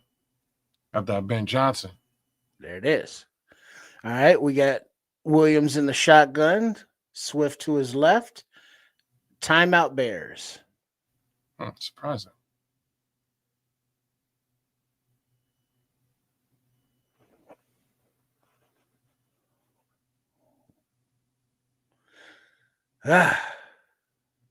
So when we come back out, are they still going for it on 4th? Yeah, they're going for it. At that part of the field where it don't make much difference. What is it supposed to be? Ferris Bueller's Day Off? A little graphic. Yeah, that's what yeah, man. You can tell just by that vest he's wearing. Yeah, right. Shake it up, baby, now. Shake it up, baby. Twist and shout. Wow. Shake, twist, and shout. All right, 4th and 3. Shotgun. Williams all by himself. Ball's away, and it's incomplete over the middle to DJ Moore. Looks like the ball was out a little fast or a little tipped. Can't tell. That was a goddamn medicine ball. You shouldn't have. He threw that right into the goddamn traffic. Yeah, DJ had no chance to complete that. And he was nervous. And that was all nerves. Yeah, the ball is about 2 feet in front of him. He could have potentially hit Romo Dunze on that same pass. All right. If you gave it a second. We got the sugar starting to wear off a little bit. The game is starting to settle in. This is really good football so far on both sides of the ball. And you know, the hype, all the jitters and stuff they've worn out now. All that energy is gone. Now you got to settle down and play really, really good football. Hit your shit. Play assignment sound football on defense. You know, Ben Johnson is dialing up a pretty good game plan right now. He's got the defense kind of on their heels and guessing, and that's the idea. I've seen that on film. When he was in Detroit, he kept them guessing. You know, got guys moving around in motion. This is really good football. Now that the game is settled down, now everybody has to really, really dial it in. All the jitters are gone now. Everybody's settled down. The sugar high is worn off. Now it's time to play some fucking football. Put these motherfuckers away. So true. All right, defense. Up to you. Bring back that ball, man. Get that ball back. And let's get back in that end zone. Yeah, these penalties, we gotta stop shooting ourselves in the foot, as the saying goes. Clean that up. You would naturally think it's the offensive line. A lot of more times than not is usually the quarterback being inconsistent with his cadence. We've heard that all summer. That could be what's going on right now. I'm not blaming Caleb, but that's probably part of the problem. More than likely. Huh. That's okay, though. It ain't the worst thing in the world. It's just a work in progress, man. They'll get it cleaned up. But just being honest about what it is when you got multiple linemen jumping offside on a regular, that's generally cadence shit going on. It's the same lineman. It's generally something with the cadence, I'm telling you. Inconsistency. Okay. All right. We got some quarterback comparison stats on the screen as the Vikings are now coming out from about the 24-yard line. 1st and 10. McCarthy under center, single back in the backfield. Oh, boy. We got a motion man. The motion man gets it on a little jet sweep. Number 33, Jones, and he's run out of bounds for little to no gain by Sewell. No. 2nd down. My boy's so hype about Noah Sewell. And you know what? I'm you know what I'm hype about? I'm hype about Are you not? I'm not, but I'll tell you what I'm hyped about. Quit hating, man. I'm going. I'm not. All right, I'm not so hold hating. on. 2nd down and 8. We got the Vikings in shotgun, snaps away, and it's complete for about a 5-yard gain to TJ Hawkinson, I believe. 3rd down. Okay. I'm hype about not hearing the name Jones tonight. I want to hear that name. So if the homie knows doing his job, I don't hear that name. I ain't mad at that kid because he usually gashing the fuck out of us by now. I don't want to hear that All name right, at all. 3rd and 4 with Jones in the backfield with I said I don't want to McCarthy hear that name. in the shotgun. Can't stand it. All right, Jones. got Jefferson in motion to the right. All right, the pass across the middle of Jefferson, and it is short of the line to gain by a yard. So 4th down, Vikings. Let's go this defense. 4th and 1. Linebackers are fucking dogs tonight. Oh, way to go, Tremaine. Get in there. Way to go, Tremaine. You got 55 way back out there too, dropping in the coverage.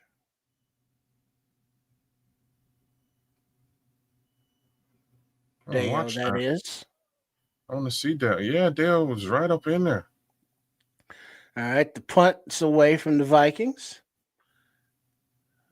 Double D lets it bounce out of bounds at about the 25, 30-yard line, and that's where the Bears will take over. As we see a beautiful shot of Navy Pier. The physicality on this Bears defense is really shining to me right now. It is really, really impressive to see that physicality. It's we've always been a physical defense, but it is really shining tonight right now. Well, you know, it started with those pussies from Miami, and they ain't been right since. Yeah. You know what, that rough practice that they complained about was too tough for them. It's like, they hitting out there, coach. They hitting. Hey, Trip, tell kids that put Mike McDaniel in the Hall of Fame as a coach already. And that's Why you not put him in the Hall of Fame? I said I like the guy. Don't make me bust you out now. Don't make me bust you out. Damn, yeah. I said I like one guy, and I'm evil or something. I like him. I think he's cool. I think he's one of the coolest coaches in the league. Good coaches, man. That doesn't mean good coach. I didn't say he was a good coach. I said he was cool. He's cool as all hell. He is. I like him too. But he ain't that doesn't translate to coach to me. Yeah, but he's soft. Fine. That's fine. I mean, what do you think soft is an adjective you would use to describe Ben Johnson? No. All right, then. I'm just saying the guy's cool. I like him. The question is, can you move grown men around? Not if you soft. Well, I don't know if it's that he's soft, but that it might have a little bit more to do with his quarterback. Yeah. He's getting a lot of blame here, but a certain guy. Yeah, he says not those. He has a concussion on a weekly He says basis. not those Canes trips. Be specific now. Be get it right. It's not the Canes. It's the Dolphins. That's what Nas said. Oh, did I say the Hurricanes? You said something about Miami, like insinuating. Oh, well, I was talking professional Miami football team, the Dolphins. You know, I wasn't speaking on the college teams. Hey, them Canes tough now. Right, I'm cool. You know, they don't have that, puss ass coach, as a coach. Yeah. Poor. All right. Tua Tagliova is Joe Montana. Wait, what? You like? Yeah, that's what I'm trying to say. Like, wait, what? But that ain't got nothing to do with the coach being soft. Okay. I'm saying that Tua is soft is what I'm saying. Y'all saying the coach soft? All right, coach and quarterback are soft. All right. If they're both what the problem is? Both of them are good. It's a good coach and a good quarterback. The system is predictable now. It's too much film on them, and it's easy to detect what they want to do. They want to spread you out, and they soft, horizontal, and it ain't working. All right, the Bears are coming out 1st and 10. Williams under center. Big 79 in motion. Isn't that Theo? All right, play action. Pocket. Oh, pass is out to the right, but it's tipped. Theo Benedict's out there on the line. In motion. That's who 79 is, ain't it? Canadian Eagle. You're damn straight it is. What the hell's going on out here? That's our version of Dan Skipper right now. Oh, Dan Skipper is the extra offensive lineman in Detroit. well, he was until they cut him. Yeah, that pass was going out to Rome on the little comeback on the right side that got tipped. Now it's second down. Oz in motion. Caleb under center. Play action of Manangai. Rolls out to his right. Passes away down the right side to 14 Oz, but it's over his head. But there is a flag on the play. Oh, man, if Holding offense. No. Kyle Manangai.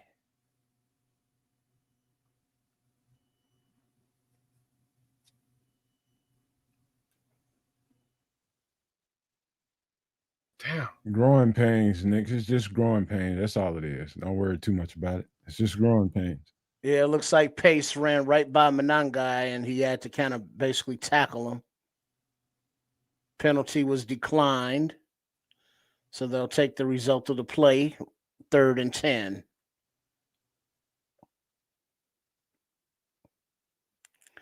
All right, Williams in the shotgun. Looks like Manangai to his right. And the snap, pocket collapsing. He rolls out. He gets tripped up. He steps over it. Oh, he makes a guy miss. He's running up the left sidelines and steps out of bounds. 4th down.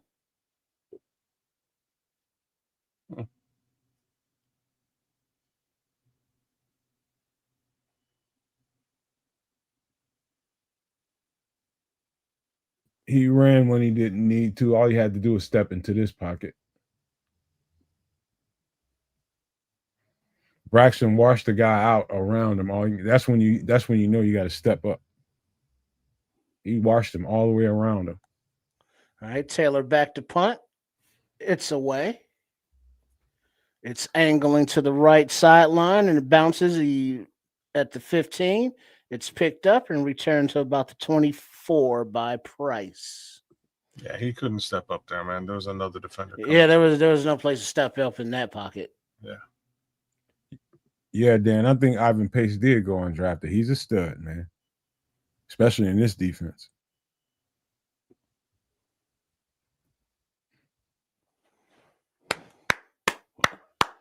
All right, let's go, D. It's I can see a huge difference in Caleb Williams in this game under center versus in shotgun. He's a lot more patient in shotgun than he is under center. A lot more. That almost goes without saying. You just got to get used to that, right? Yeah, it's just that's why I said growing pains, man. It's something that you just got to get used to doing. It's just the more and more reps you get in live games, the better and better you are at it. Period. That's just how life works. The more and more you do something in real life that makes a difference, the better you are at it. You can see the more confidence he has that's in shotgun versus under center. You can tell why he doesn't like it. He's not there yet, but he'll be fine, man. I'm seeing some good. I'm watching his feet and I'm watching how he's reacting to when his back foot hits that, when he plants that thing. What is he looking at down there? I'm seeing good things right now. It's just a work in progress, and I expected this. Well, ain't nothing wrong with what we're seeing right now. Ain't nothing wrong with it at all. It's a little bit of growing pains. I'm going to say that the one thing that I would, that I will complain about is just simply the penalty case scenario. And you're right, maybe some of it is caused by cadence, but that's really my only major takeaway right now is just let's clean up those penalties and get back to playing some clean football. If they're able to play a clean set of snaps here, set of downs, I think we'll get right back in the end zone. When I say cadence, kids, I want people to understand what I'm saying. Let's just say once you get to the line, you called it out. You called everything out. You called blue 18, something, and then you go said hut. The difference in said hut, Did you hear the difference? Did you notice the difference at all? There's subtleties. I can hear the subtlety in what you did, but what does that mean? That means a difference to the offensive linemen who have to get off the ball before the defensive linemen. All So right. I say said hut, that's one thing. If I say said hut, that sounds different to the offensive lineman. All right. We got McCarthy under center, single backfield. Looks like 27. And it's a handoff up the middle. And he makes two guys miss. He pushes Byard away for a gain of about 10 yards, but there is a flag on the play. Good. Let's get some offensive hold in there. You got some Ruben Hippolyte out there too. Oh, yeah, Ruben's out? Yeah, he's out there. He's out there for who? Holding on the offense. Might have just been base coverage. By their left tackle. So right where the running back ran is where the holding occurred. So he's out there for Noah Sewell. I don't know. I didn't really get. I saw Tremaine's out there. Tremaine's out there. That's Deo got held in the backfield, or he would have made the tackle. 26 was in the backfield, missed it. Deo got tackled. Yeah, there's like a block in the back. Yeah. All right. 1st and 20. McCarthy in the shotgun, running back to his right. And it's a little fake draw, pass away, and it's batted down by big number 49, Tremaine Edmonds in the middle of the field. Incomplete. Maine. I told you guys. That main thing. You're going to see a whole different version of him as this season goes on. All right? Just keep your eyes peeled. All right. On number 49. 2nd and 20. McCarthy in the shotgun, running back to his left in the snap. The pocket. He has time. He's looking, pulls away. Looks like he got hit on the back. They're calling it incomplete. Looks like Deo on the pressure. Dio on the ass. Dio. Daylight, come and me want go home. Send him home, brother. Oh yeah, look at Send that. him home, brother. Oh, that's almost that's a strip a fumble, sack, man. That should be almost a strip sack. That's it, brother. But the hand was going You forward. keep getting that pressure. Right now, who Dio might be up there in that conversation. He is up there. All right, 3rd and 20. McCarthy in the shotgun. That's a strip sack. Running back to the left. That's a strip sack. Yeah. And there's a stoppage. Yeah. McCarthy's saying that they should raise the roof because of the delay of game on the offense. So 3rd down and 25. I told y'all, JJ McCarthy, y'all got all that offseason shit in your head. He's mixed struggle right now. JJ mixed struggle. Period. 5:15 remaining in the 2nd quarter.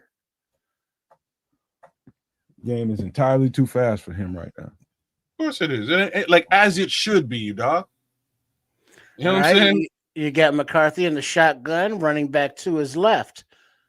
In the snap, pocket, little screen to the left. Hippolyte, check that. 44 and No, so 49 combined on the tackle, 4th down. That's it. That boy 4-4 is out there beasting the fuck up. Man, so it's 49, man. There he goes. Boom. Oh, no, Tremaine. Damn, Tremaine. Whoo-wee. Justin Jefferson out there fresh. They hitting out there, coach. They hitting out there, coach. Evans, yo. They hitting out there, coach. I'm just saying they didn't use him. They didn't use him like that. Pressure on the punt by number 47, but it gets away. Number 12 collects it, and it gets out to about the 41. 1st and 10 with 4:29 remaining in the first half. All right now, offense. Come on now, offense. They're giving y'all too many opportunities. You're getting them off the field. Y'all got to cash some shit in now. Right now. Cash something in right the fuck now. Let's go. They're hitting out there, coach. Let's go. If I'm Ben Johnson, I'm telling you, you motherfuckers getting too many opportunities. It's time to cash something in. They're getting you off the. Hey, get something in the end zone right now. Right the fuck now. Work. All It's right. gonna work. All right. As the Bears come out, Caleb under center, a little handoff to Swift to the right side, who gets about 3 yards, second down. We'll take that. We'll take that 3. Give me 3 more. We good. This is a good Caleb time if they get into hurry up. If they get into hurry up and put him in shotgun, it's a good time for Caleb. That's his bet. That's the best Caleb Williams you'll see is when he's in that tempo shit. He does well with the tempo. You're right. You're right. All right, second down and 6, 3:53 and ticking. Williams under center, Swift in the backfield. DJ in motion, and there's a flag. Guess who for the false start? No. Mr. Jackson. I am for real. That is some shit cadence wise that's been going on the whole camp. I'm telling you. I'm telling you. Well, but if it's been going on the whole camp, shouldn't they be used to it? Not really. But like, I hate to say the obvious thing. All right. We're in the shotgun. Swift to the right. The snap, little blitz coming, balls away up the middle to OZ, and he gets 3 yards beyond the first down marker. 1st and 10, Bears. Yeah, Richard Love, he did, but not a lot. Didn't get too many snaps out there. Whenever they're on the center, I'm noticing a lot of that is happening. I might be wrong, but that's what I'm noticing right now. Whenever they're on the center, that all that, offside shit starting to happen. All right, Williams under center. Swift in the backfield, a toss. He runs to the left. He gets about a 3-yard gain, second down, 2:40 remaining in the half and ticking. I doubt it, Scrolls. I wouldn't be surprised. That ain't gonna happen, man. It ain't his fault, man. That's cadence stuff. I'm telling you.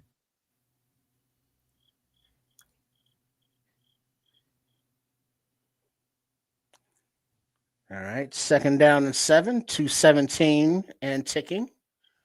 Williams under center, Swift in the backfield. DJ in motion to the right. Handoff to Swift in the middle of the line for a gain of about 1.5. Third down. 2 minute stoppage. They got to get these offensive linemen at halftime.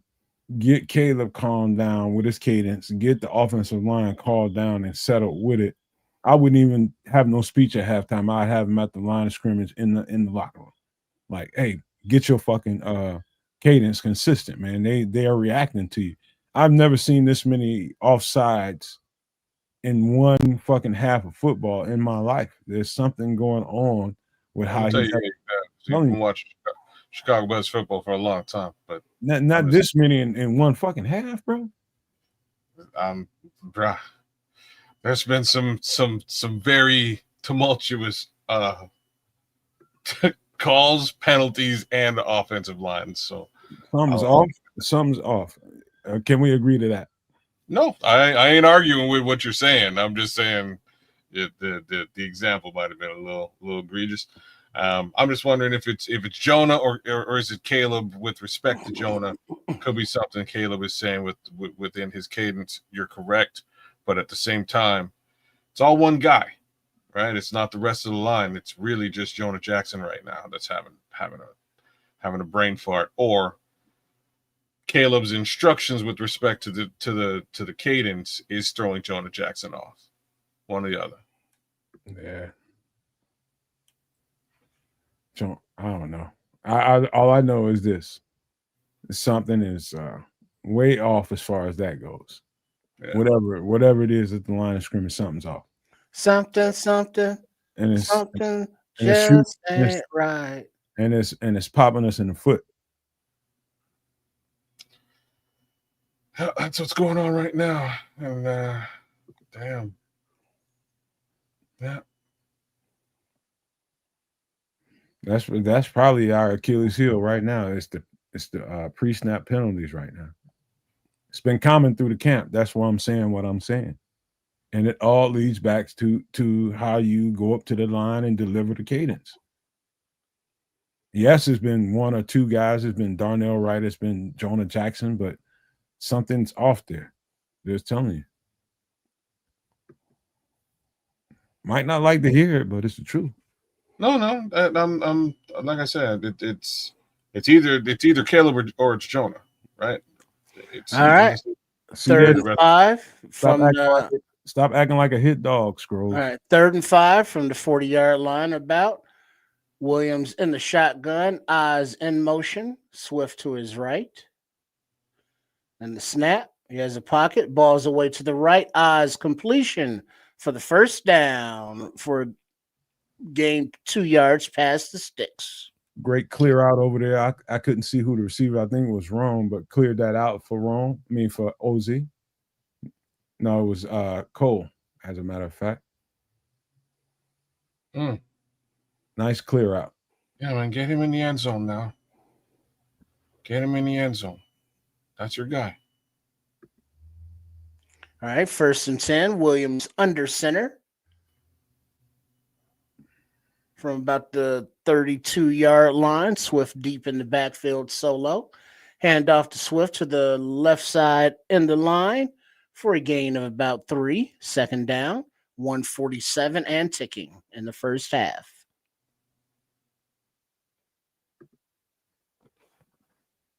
Yeah, manage that clock, son.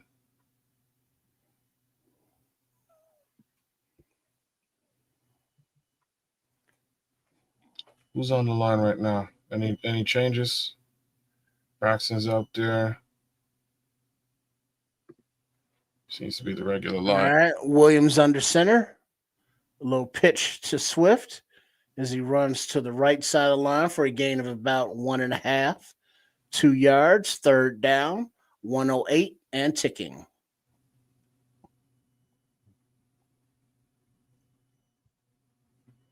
Third and 5. And the Bears will receive the second half kickoff. The Vikings are content to let the clock tick as the Bears are in field goal range. 3rd and 5. Williams in the shotgun. Odunze motion to the right. Swift in the backfield. Passes away. Complete to Odunze. Inbound short of the sticks. 4th down. 28 seconds. And it looks like a 4th and 2. Timeout Bears. 28 seconds left on the clock. No, check that. Timeout Vikings. 28 seconds left on the clock. Bears are going to try that. Ben Johnson going to make them pay for this one. They're going to take a shot. Wait, you don't think they'll just put up the field goal? Hell no. Take the points? Nope. That's not showing confidence in your quarterback. Well, yeah, but I mean, you're in field goal range. Don't you take the points? I would, but this to say something. They took him off the field. It's going to be a field goal. He don't have confidence. And Caleb wants to say something. All right, it's 4th and 2. We got Santos on the field lining up for a 42-yard field goal attempt. 28 seconds left in the half. Snaps clean. Kick is up. Kick is good. Well done.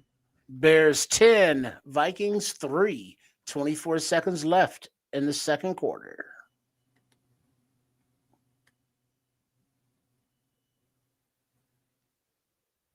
He don't like the fact that they ain't go for it on 4th and 2. Well, yeah, but you got to take the points. So you got to take the points. I don't blame you. I don't blame him. As a coach, I probably do the same thing Ben Johnson did, but I don't blame Caleb Williams. I agree. My guy James Hunter, he said, "I'll be back. I'm going on this beer run. Go get them suds, Jack." You can get them suds, bro. Yeah, well, I'm going right with him as soon as halftime gets here. Well, And I'm before sure you go, is FFG back into place? Yeah, what's up, no Matt? I don't know. I mean, let me pop out and you can pop out right after I get back. Give me 1 second. All right. So we got 24 seconds left. Ben Johnson looking very unhappy on the sidelines, like he's ready to throw a few kittens out the window on the highway. Not that he would ever do such a thing. I'm sure he's an animal lover. Not unlike Triple R, as we've established. All right, Santos kick is away and caught at about the 6-yard line by the Vikings. Return up the left side of the field, tackled at the 32 by number 33. Who's number 33, kids? I don't know. I'm not sure who 33 is. Because it's not Peanut Tillman, you know, for all you people who might be inebriated and forget what year this is.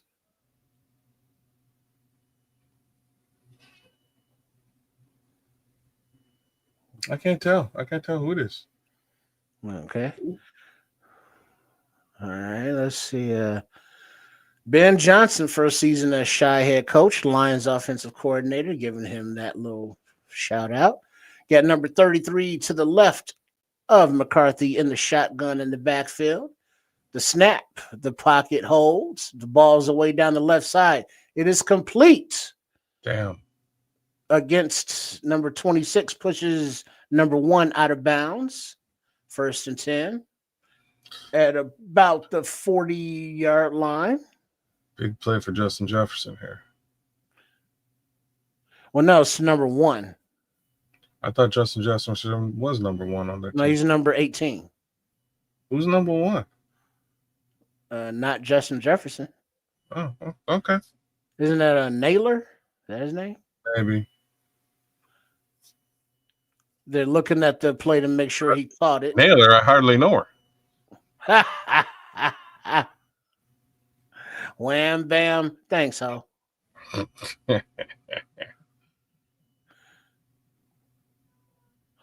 All right, that is a completed catch. All right, 11 seconds. 11 seconds. And looks like the Vikings are going to line up for the field goal. Smart move. Yeah, 1st and 10. And they have Now no more timeouts. Career-long 58-yarder for Will Reichert, who's in his 2nd season kicking. Will Reichert? He should be number 1. Star Trek fans, stand up. Oh, make it so. Make it so. All right, 59-yard attempt. The kick is up. It is centered. It is good. 59-yard field goal brings the score to Minnesota 6, Bears 10, with 6 seconds remaining in the game, in the half. Oh. Did somebody get their hand on it? Not enough of it if they did. I guess not. He hammered that motherfucker. I had a yard to spare. Let me see now. No.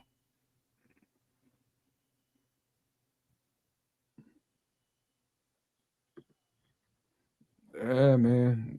We missed too many opportunities.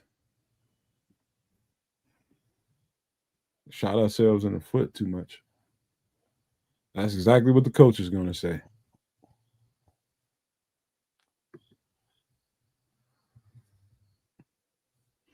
I didn't see it, Nick. I did not see it. And Will Reichert ties a Soldier Field record with field goals of 31 and 59. And the kick is away. And it is caught by number 10, Jade Walker, at about the 5-yard line. And he makes a man miss up the left sidelines. And he stumbles out of bounds across the 50-yard line. But the time expires in the half. Jade all day is exciting.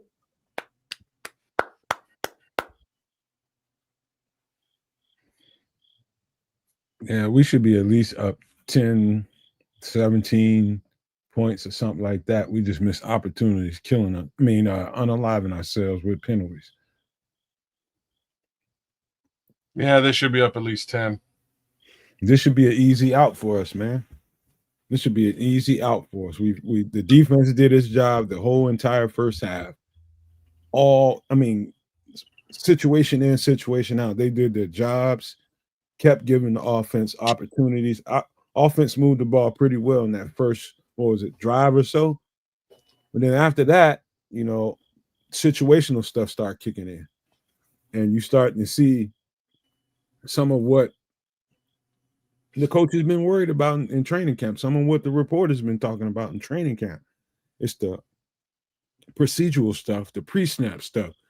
And I'm telling you, as much as you don't like it, Scrolls, 9 times out of 10, that shit ends up being the quarterback not being consistent in his cadence. I just gave you an example as to how that might sound different to an offensive lineman or whoever it is. But it is interesting that it only seems to be people on the right side jumping. It's only one guy.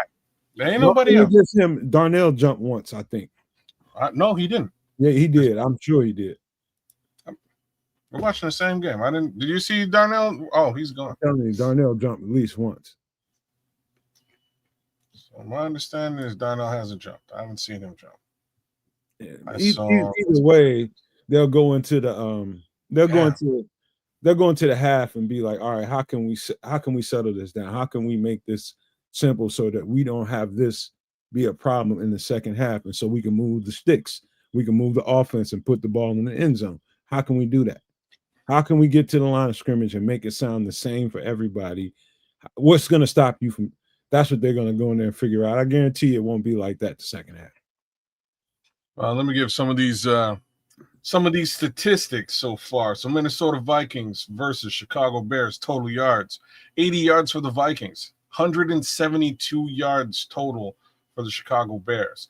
Passing yards: 45 passing yards for J.J. McCarthy, 111 for our own Caleb Williams. Rushing: 35 yards for the Vikings versus 60 yards for the Chicago Bears. Thus far, from an offensive perspective, Chicago is doing quite well. 4.2 yards per play versus 5.5 yards per play. Gotta raise that in any event. First downs: 8 first downs versus 4 for the Vikings. Right, Vikings have 4, we have 8. Total plays: 31 plays to 19 plays. Sacks allowed: we've got to the quarterback twice this game already, which says a lot considering how much trouble we had getting to the quarterback, period, all last season. Punts: 4 for them, 2 for us. Penalty yards: here's the kicker, y'all. 20 yards in penalties for the Vikings versus 62 yards for the Chicago Bears. So we are tripling their penalty case scenario, and it's biting us in the you-know-what, man. It's biting us in the butt. Really quick. Dan Brown really came here. Not here, but he came to watch this game. He was looking for the 85 player ceremony, and for whatever reason he can't see it, and he's not getting it. But shout out to Dan, man. I don't know exactly what you're seeing, but I'm not seeing it either on my TV. But I know why that's important to you, Dan. I do. The Scrolls, dog, I will hold every single person on this team accountable. I'm not trying to single out Caleb Williams, but in this case, me and my football understanding knows a certain thing or two. What I saw out there is something typically, reserved for cadences being off. That's typically what the case is, man. That's not me trying to pick on nobody, but don't be so sensitive about me calling a spade a spade. If somebody's wrong, I'll say it. Somebody gets something fucked up, I'll say it. I don't give a shit who it is. Just don't take it as criticism like he's no good. No, take that as constructive criticism. That's all it is. Yeah, and I'm not. Yeah, end of the day, things like this are to be expected. Game 1, season 1, new coach, new offense, new verbiage. Hold on, kids. I know you want to interject, but I gotta. Scrolls is talking to me right now. He says, "So why is it only affecting one player at a time?" Maybe because when he's yelling out the cadence, he's yelling to that side. Have you thought about that yet? Maybe when he's yelling out the cadence, when he's whatever he's doing to change up whatever he's doing, he could be yelling to that side. And so he might change his trajectory, go to the left side and say this over here. When he's yelling it out on that side, you feel that shit. That's why. There's no such thing as a coincidence. So I'm done with it. Just leave it there. Go ahead, kids. And FFG. I was just a second because I love his voice, man. Chris Berman's got one of the most iconic voices in football.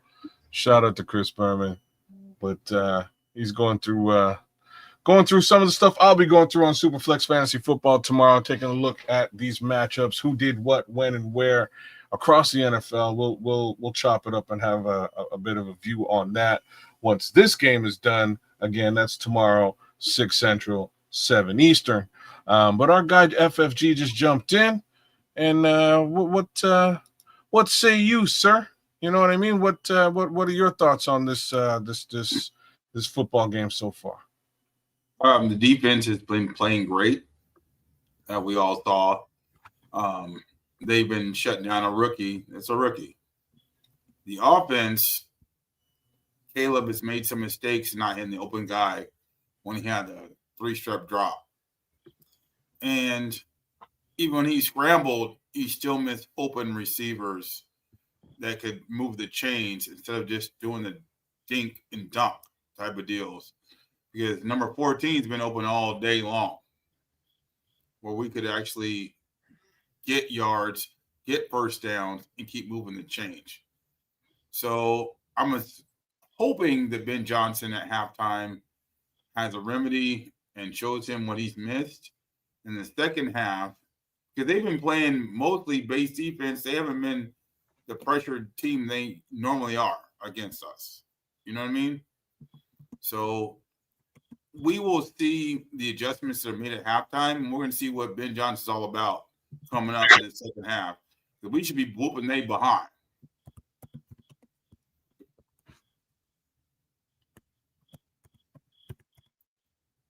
Sorry, my bad. Joseph Archer, man. He's asking, Nomad, how do you and the guys think about Braxton Jones so far?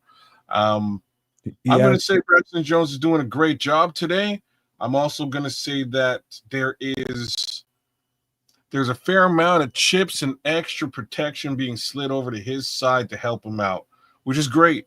That means we have a good coach. Like, almost as simply put as that. It should be known that the minute he got that job, he secured that job, the Minnesota Vikings were going to send pressure there. Guaranteed. What was going to happen. And I've seen some tight end help over there. One of the two nice plays with respect to Braxton Jones that I saw on that left side was OZ coming over and helping him out with a nice little chip and then getting open. Same token, right after that, another play with Kamanungai going over there, helping him out with a little bit of extra chip. That's what you do, right?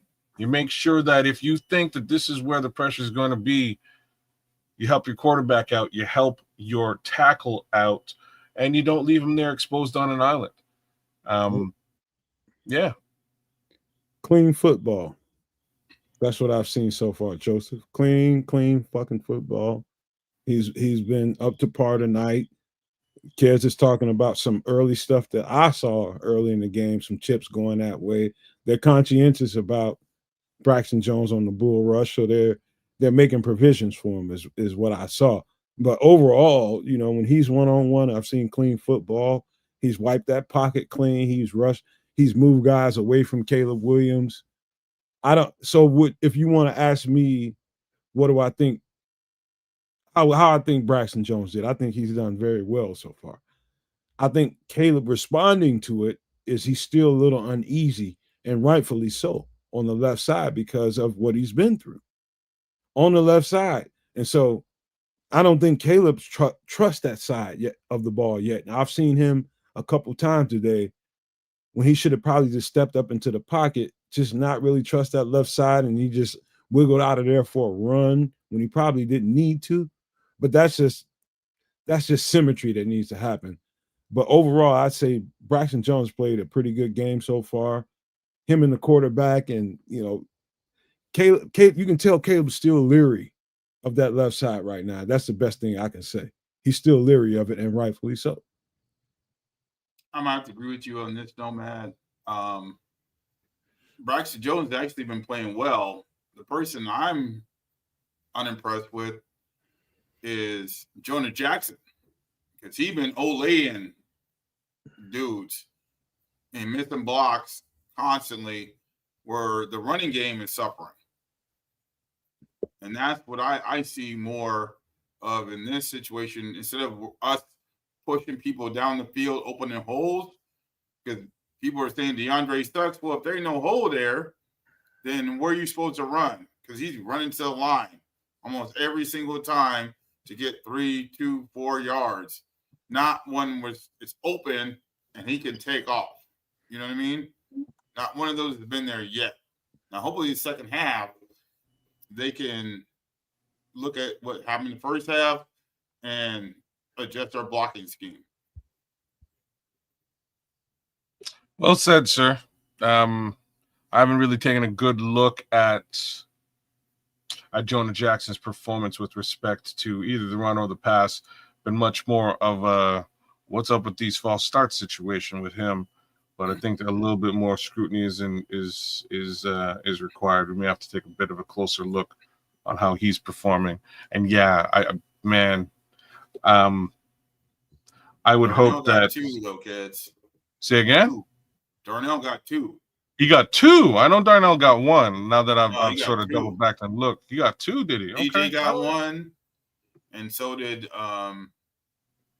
what do you call it? I just spoke of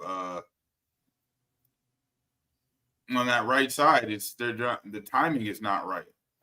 No matter what they do, is they're anticipating the play instead of waiting for a reaction from the quarterback to go. Ain't nothing on the left side. The idea along the offensive line is to be in sync with your quarterback so that you can have an advantage at the point of attack, and you can get off the ball quicker than the defensive lineman does, right? So is that going to give you an advantage? Yeah. And so when you're trying to be in sync and trying to get off that ball before the defensive line, and you want to move them back instead of having them move you back like we've been seeing the past couple 2 or 3 years, you're trying to get that shit right. What I'm seeing tonight is it ain't right yet. I'm saying that it's going to get right, and they need these kinds of situations live in game so that we know exactly what we need to do. So I'm telling you right now, they went in that locker room and they did everything they could to cut that shit off. I don't think it's going to be a problem in the second half. I think they're going to find a quick answer to that. I think Dan Roshar is going to be up some people's behind. Block it. No Diddy. All right, the ball is away for the second half kickoff, taken by Double D at the goal line and returned to the 22-yard line. And FYI, Nicholas, the returner for that last kick of the first half was Jade Walker. It was not Luther Burden. It was Jade Walker. You sure about that? All right, go and watch second half. It was number 20, isn't he? It was number 10 who ran it back, though. Oh, okay. Then that would be Luther Burden. So there you go. That would be Luther Burton the third. Luther Burton the third. There you go. My bad. I thought it was 20 that ran back. No, I saw him turn around at the end. Okay. That's the wrong number. All right, we got Williams under center. He's looking to pass to the left. Nothing there. He comes back to the outlet swift to the right. He overthrows him. 2nd and 10. Yeah.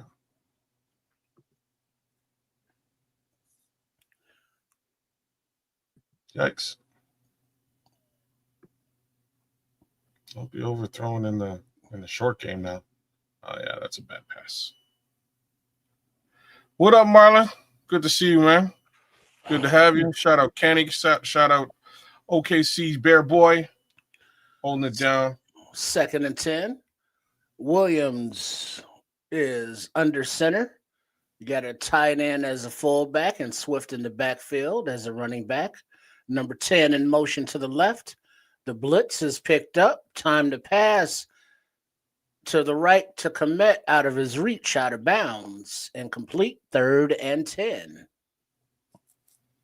Uh-oh. You see what I mean by how uncomfortable he looks under center? He's just not used to it yet.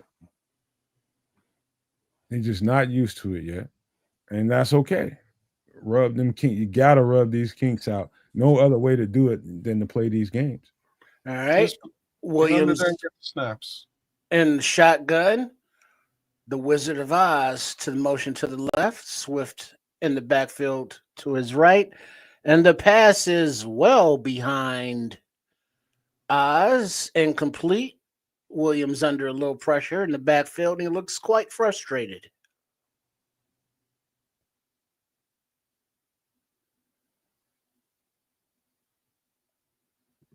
Dead air, kids. Come on, man. You're allowed to talk to. I'm just, yeah. I'm trying to turn it over to y'all so y'all can do this shit, but I'll talk. I'm just, like I say, I'm behind like a snap, so I'm trying to watch what actually happened in these snaps after Triple R gives a commentary. All right, the punt's away. A little bit tough for me. Caught at the 30-yard line. All right, and the returner makes a move up the middle of the field and crosses the 50 to about the 47-yard line where he's tackled by, don't call him Mr. Biles, Jonathan Owens. Oh, nice. Glad he got out there on the field.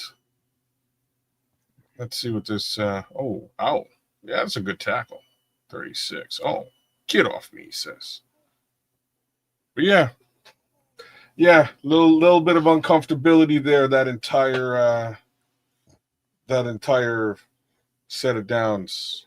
All right, 1st and 10. McCarthy under center. It looks like a single back in the backfield. Play action.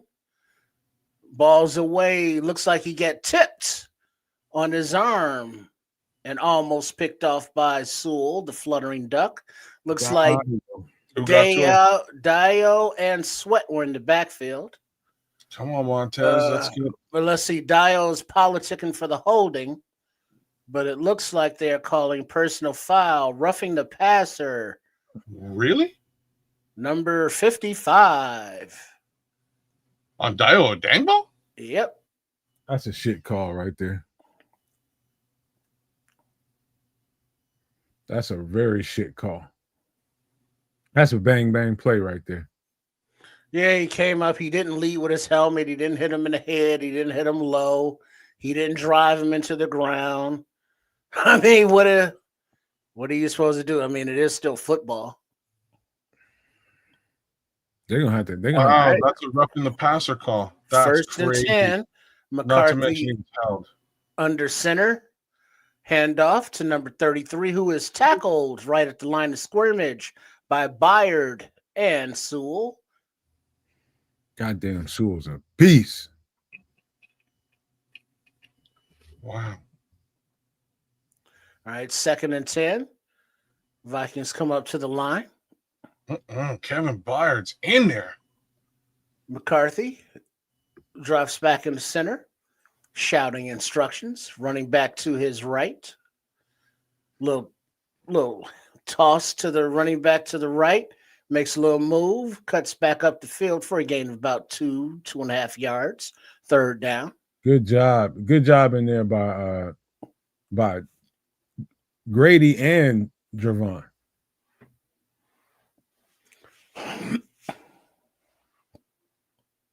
I like it. Let's go. Come on, D. Let's get off the field, baby. 3rd and 8. Come on, now. This motherfucker super easy. Y'all know they don't want him to throw the ball. So all right. Well, he's in the backfield all alone. We got 33 motioning back. They're canning the play at the line of scrimmage. The crowd makes noise. And the snap. There's a blitz coming. Ball's away to the left side, and it's intercepted by number 26, Nashawn Wright, running clear and scot-free up the sidelines. No flags on the play. Pick 6, touchdown. Can you smell it? Turnover, Bears. They don't want that motherfucker. Boy, jumped around and away he goes. Look at him high stepping. That's why they don't want him. Deion Sanders out there. That's why they don't want him to throw it. But that's going to happen. 74-yard interception TD return by Nashawn Wright. Weak ass. Yeah. Get his weak ass up out of here. I'd see a whole lot more of that. I told you, I smelled it. I smelled it. Mm-hmm. Get his weak ass out of there. Sit his ass down. Mm-hmm. Weak ass. All right. Santos on for the point after attempt. The ball is up, and it is good, pushing the score to the Bears 17, Vikings 6, with 12 minutes, 51 seconds remaining in the 3rd quarter. No, sir, Scrolls. His name is not McHandoff anymore. It's called McStruggle, goddammit. That's it from here on out. McStruggle. McStruggle. That's why they don't want him to throw the ball. Get his weak ass out of here and get another quarterback in here before we do it again. We'll do it again. Put that pressure on his ass, make him throw it to the wrong place. Get his weak ass out of here. I told you the motherfucker weak. Everybody was worried all this offseason. Oh, man, fuck all that, man. He weak. That's why they ran the ball so much when he was in Michigan. Hell yeah, we needed that, Nick. Yes, sir. If you can't do it on offense, let's get it done on defense. Let's get that offense fired up now. Right? Let's get that offense fired up. Man. Okay. Nashawn Wright. That was easy call, man. They put all that pressure on his ass, and he did not make the right decision. He did typical shit. Okay, let me throw it over here. And he just jumped it. That you're supposed to roll and try to run somewhere. And if you don't see a lane to run, you throw it out of bounds. You definitely don't put that ball in play. For a second-year quarterback, you ain't supposed to be making those kind of mistakes. That was easy. Well, he's a second-year quarterback in theory. Dude, he's never seen the field, man. You know what I mean? And you can't throw that ball. Kid, you cannot throw that ball. I'm not saying you should throw the ball. I'm saying that was a zero blitz, kids. This is the type of stuff you got to rattle the kid's chain. He's a rookie, right? Like I'm just saying you can call him a second-year player if you want. He's never been on the field. He's never felt a zero blitz in the NFL. This is what, like, Vikings fans, if y'all watching any of this, this is what y'all did to Caleb Williams last season. That's exactly what you did to him. And Caleb didn't cough up no ducks. This is a duck. You know what I'm saying? He got his cage rattled, and he looked like Jared Goff when Jared Goff gets his cage rattled. It's what you do. Kids, if I'm actually on that field, how you just heard me sound while that motherfucker just threw that pick six, that's what I would have sounded like. Get his weak ass up out of here. Get his weak ass up out of here. You don't throw that ball. Get his weak ass off the field. Throw it again. Throw it again. We'll get another pick six. Get his weak ass off the field. That's how weak that was. That shit was weak. Well, let's do that again. You're right. Let's go do that one more time. They got the ball right back now. Let's go do that again. How fucking predictable. You got a zero blitz on, and it's in a. You got to have it down, and he goes to Justin Jefferson. Yeah, you're gonna jump that motherfucker. All right, the kick is away from Santos. Man, he knew that And was it's going. caught at the 2-yard line, returned up the right side numbers, tackled at about the 27. Looks like 47 among others were in on the tackle. McCarthy is 5 for 9, 48 yards, 1 INT. Yikes. I'm a wolf Richard Long just because I'm about that defense. Y'all know how I am. I'm all defense, bro. I see that defense setting him up, and they teed his ass up, and they shine right just set him up. Set him up. All right, Vikings coming out. 1st and 10. A rough first game there, JJ. McCarthy under center, back single in the behind him, little pitch to the left, cuts back up the middle of the field, tackled by Nomad's guy to make it 2nd down. How many times do you think they're gonna throw the ball again? Well, they gotta have to. They're gonna have to, but how many times they're gonna be comfortable with it? Comfortable is a whole other story. They're behind the 8 ball. They got to put the ball in the sky. They can't be running the game down. They don't want to. So hopefully I don't have to listen. I don't have to hear about that Mr. Jones today. All right, 2nd and 6. You got McCarthy under center. Running back Mason in the game. Play action to him. Pocket collapses. Oh, and he's spun down by number 69. Tano for the sack. Oh.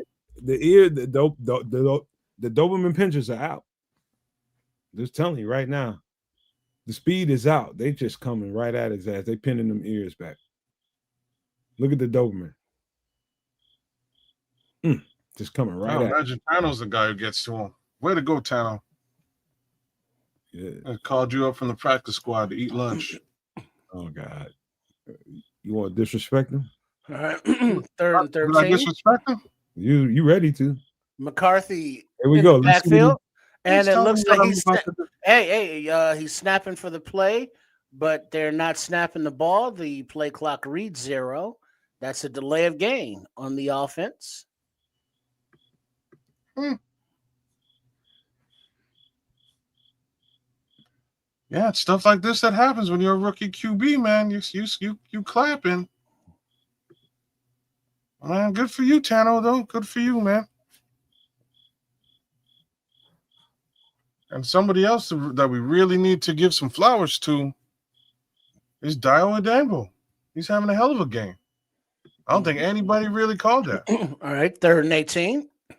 In the McCarthy in the gun. There's a running back to his right, a little draw inside, and he is snatched down by 98 and 99, Sweat and Big Dexter. 4th down and 20. I smell it, AC Adam. You see it, I smell it. Damn, in the backfield. Yeah. They bleeding for sure.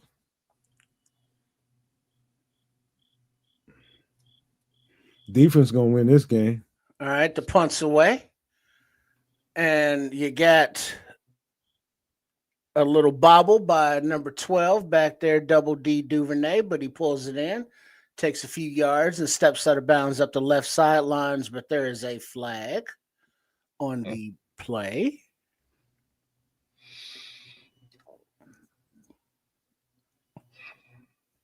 Come on, y'all. Don't matter how we get it, as long as we get it. Don't matter. All right, holding Bears.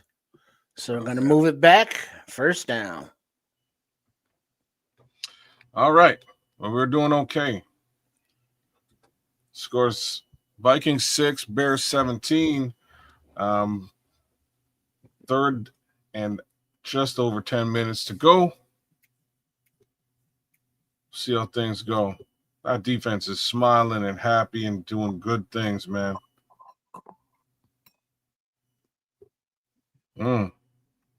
These boys are feeling it.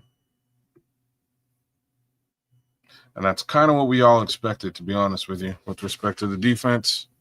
We thought they were going to come out and make it rough on this young man. And that's beautiful. Now, no counting chickens here, man. We need to see some offense now. That's what I'm saying. I'm glad that the defense is fired up. Hopefully, they've sparked some confidence in this offense to get back on track and start to make their impression felt. I think there's, I'm counting chickens, Nick. Get his weak ass off the field. J.J. McCarthy, weak ass. Get his ass off the field. Well, I don't see that happening. Well, who are they going to play? They play the goddamn McConnell. Put him in at quarterback or something. But get JJ weak ass off the field.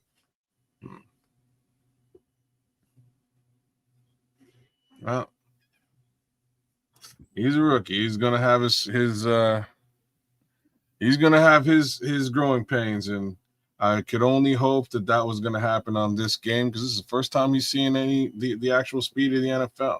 I haven't seen much rookie quarterbacks just come out game one and get it. It's got to be tough out there, man. I ain't feeling for him at all. Sucks for the Vikings, though. Sucks for all the people that came to watch J.J. McCarthy play. It sucks for those people, too. It sucks for the Viking podcaster that was supposed to come on this network, but he punked out at the last minute. No, it doesn't suck for him at all. Sucks. Doesn't suck for him. Sucks. You know what I'm saying? I tried to show him some love, but fuck him. That's what I'm trying to tell you in the nicest possible way. You know what I'm saying? It doesn't suck for him, man. He was going to come and talk smack, but hey, looks like the smack is being laid down. And now, speaking of laying down, they got the 85 Bears on the field, the remaining living Here ones. we go. Passing the trophy. Let's get that spirit in this team. Let's go. There's the punky QB. 1st and 10. Williams under center. Little pitch to the right to Swift. And he stopped right at the line of scrimmage, a little bit behind for 2nd down and long. Let's see the Bears defense tonight. 3 sacks, 5 tackles for loss, and 1 takeaway, the pick 6 by Nashawn Wright, 74-yard returner. That run ain't really getting much done, man. Doing a good job, Trips. My girlfriend just said, doing a really good job, bro. Well, thank you. Hey, man, keep that voice down. All right, we got Williams under center, play action. Pass deep to the left side, complete out of bounds. DJ Moore. Great rhythm, timing throw. That's what I'm looking for. That's what I'm looking for, Caleb. Some of that shit. Rhythm and timing throw. That was perfect.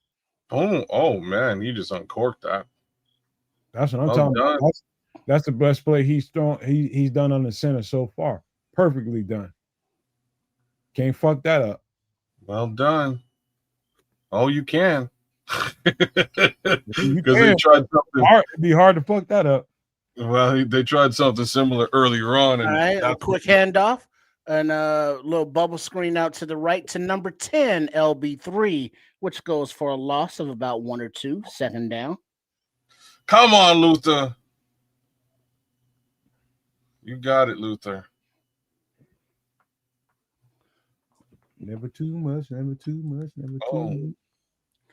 A house is not a home if there's no one living there. Keep going, Trip. All right, 2nd and 13. Caleb in the shotgun. Swift to the pass out to the left. Looked like it may have been tipped at the line. Incomplete. Going out to Oz. 3rd and 13. I like these tips. The second one of the night.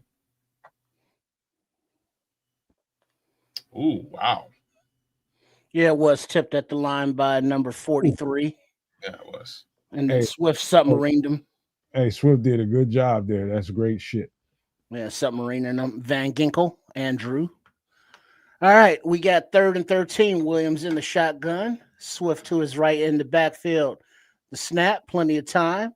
A little lofty pass out short to the left to Loveland, which is complete for a gain of about 3 yards. 4th down. That's a headache for both parties right there. Ooh, that's a headache for both parties. Come on, man. Y'all got to quit. Come on, offense, man. Get something. Put this thing out of reach. But you know they can't move the ball with the offense. You know they can't move the ball. That's not what I want to see or hear, man. Defense over there with toothpicks. They just picking their teeth. All right, 4th and 9 from the, the 49-yard line. The punt's away as Torrey Taylor's tripped up back there when the ball gets away.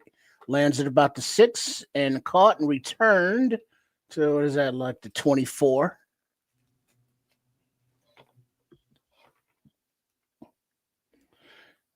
And we have a commercial timeout.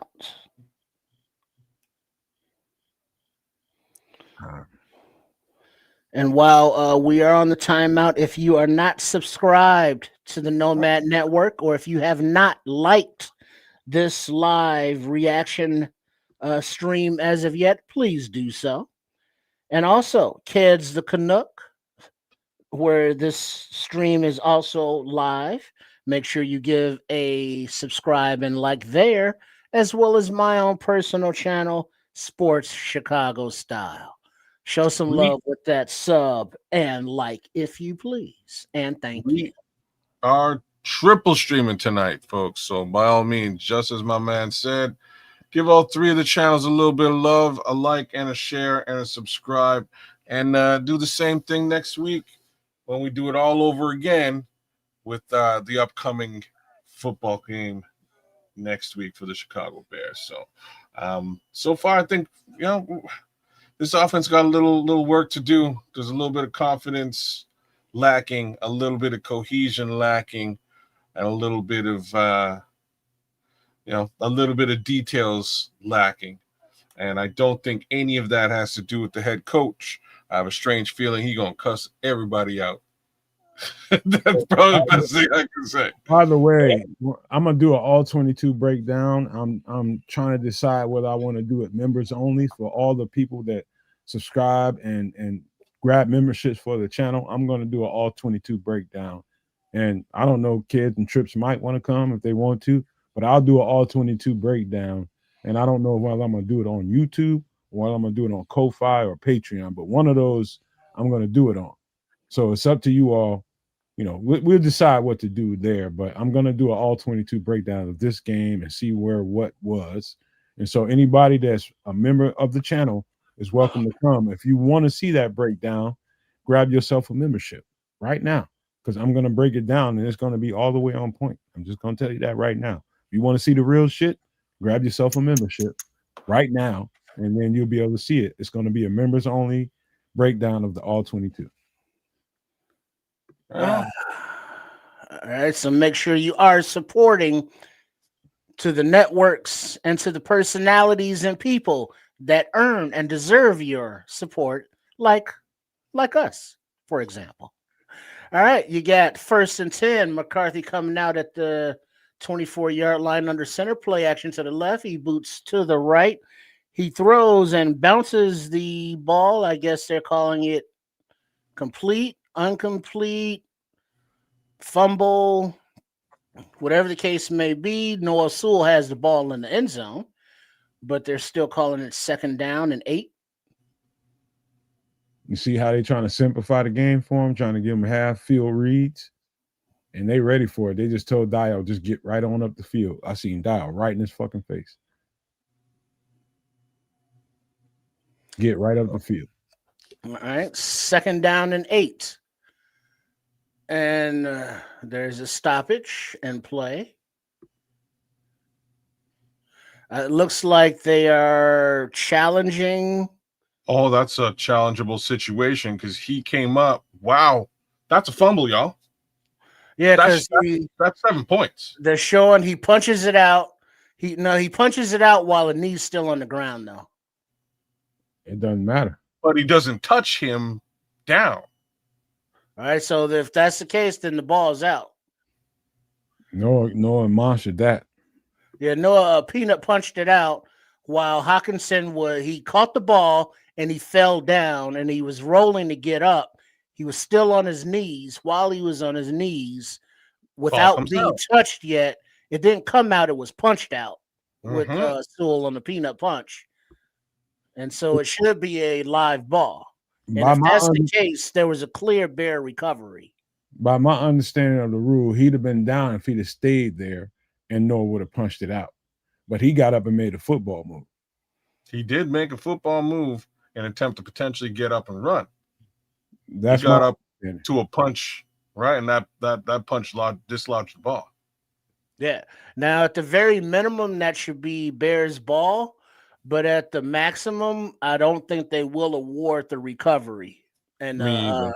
and the touchdown. They'll record the recovery, but not the touchdown. Excuse me. Yeah, that's probably what'll happen. I saw a football move post being on the ground. That means you're live in play. He came and punched it out, and that's free game.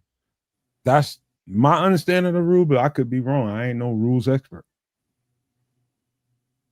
Yeah, I mean, this isn't college, so he's allowed to get up and keep running, and he wasn't touched before the ball was punched out. That's a live ball. Football move happened. That would be my understanding as well. And now, since it was a live ball and clear recovery with the ensuing touchdown return, technically they could be like, all right, yeah, touchdown Bears. But this is more like feels like Bears ball. Now, if one thing we didn't see is if somebody touched them before, like there was somebody else around. I don't know who that was around Noah Sewell, but if somebody touched him before Noah punched it out, then we're talking about a different thing. Right. Well, from the angle where they showed the punch, you couldn't see the backside and if he was touched beforehand. Because before Sewell touched him with his left hand, let's see, play stands as called, because he's touching him on his back with his left hand directly before he punches it out. So he was down by contact before the ball was punched out. Good ass play, though. So 2nd and 8, McCarthy under center, single back in the field. Looks like Thielen in motion to the right, play action to the back, tosses it to the left. Sewell out there got blocked up. Byer pushes him out of bounds after a gain of about 8, 3rd down.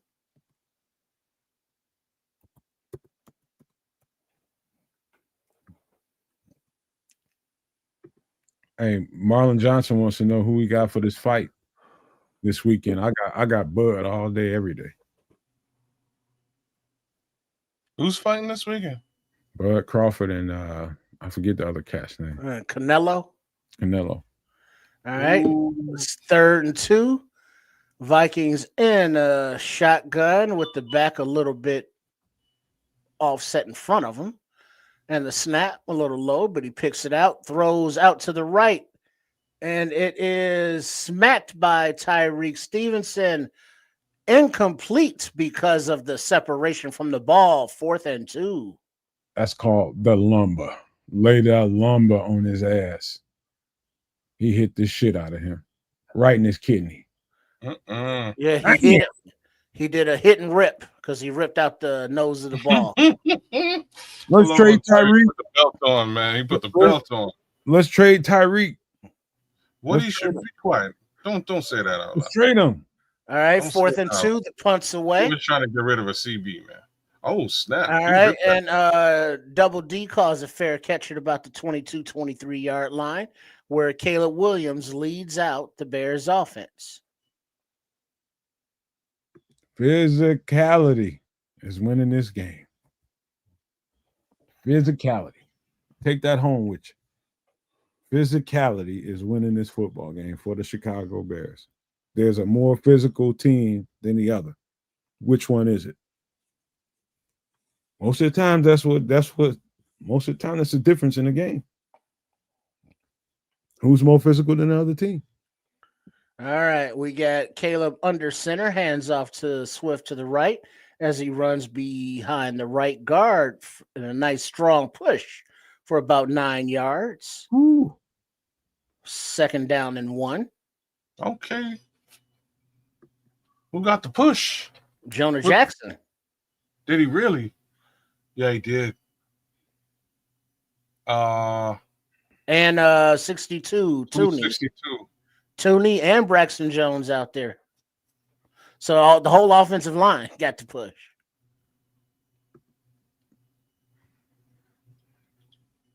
All right, we got 2nd and 1. Williams under center. Little fake handoff to DJ, who's in the backfield. Then he swings it out to the left to DJ, who spins and gains about 2 yards, enough for the 1st down. Beautiful.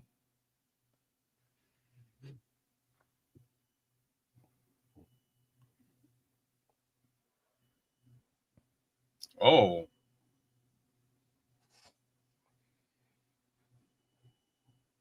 Man, See what happens when I don't talk. what happens? Y'all get too quiet. All right, I'm doing the play-by-play. I I'm know. doing the call. He's doing play-by-play. He's ahead of me, man. You All said right, we got Rome in motion. We got a little pitch to Swift in the backfield to push straight up the gut for about 4 yards. And they're showing some Williams highlights with the time and clock: 3.2 seconds, 1.9 seconds for the ball out, 2.2. NFL average is 2.8 for the quarterback clock, so he's getting it out pretty quick. Man, they're just like, this is how far back I am. I'm only now seeing that now. All right, we got a play action to the left. All right, Williams is flushed out. He's running to his right. He's on his horse looking around. He steps out of bounds well beyond the 1st down marker, about 6 yards. So 1st and 10. Well done, sir. Well done, Caleb. Oh, man. Whoa, I didn't know he had jets like that, though. He just left both of them cats in the dust.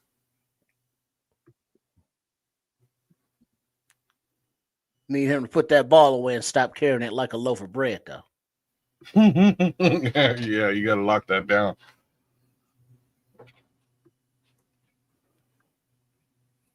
Stick of butter. Look at him go. All right, looks like there's a timeout, injury timeout on the field for who is that? Blake Cashman, one of the Vikes. He's on a knee talking to the training staff. What's his number? Is he one of the guys who was chasing Caleb just now? 51.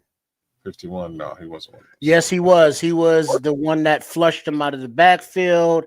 He's running. He ran out of gas and he kind of pulled up. That's great. Hammy. That's great. And now Zero, that their linebacker. Oh, they both went down? Fast too.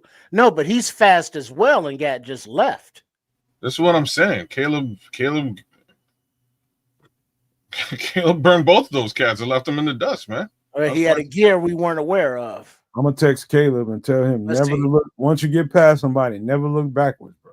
All right, under center, he hands off to the left, and Swift pounds ahead for a hard 2 yards off of left tackle, off of Braxton Jones' butt, boo, boom, boom. See this. Yeah, they're not getting.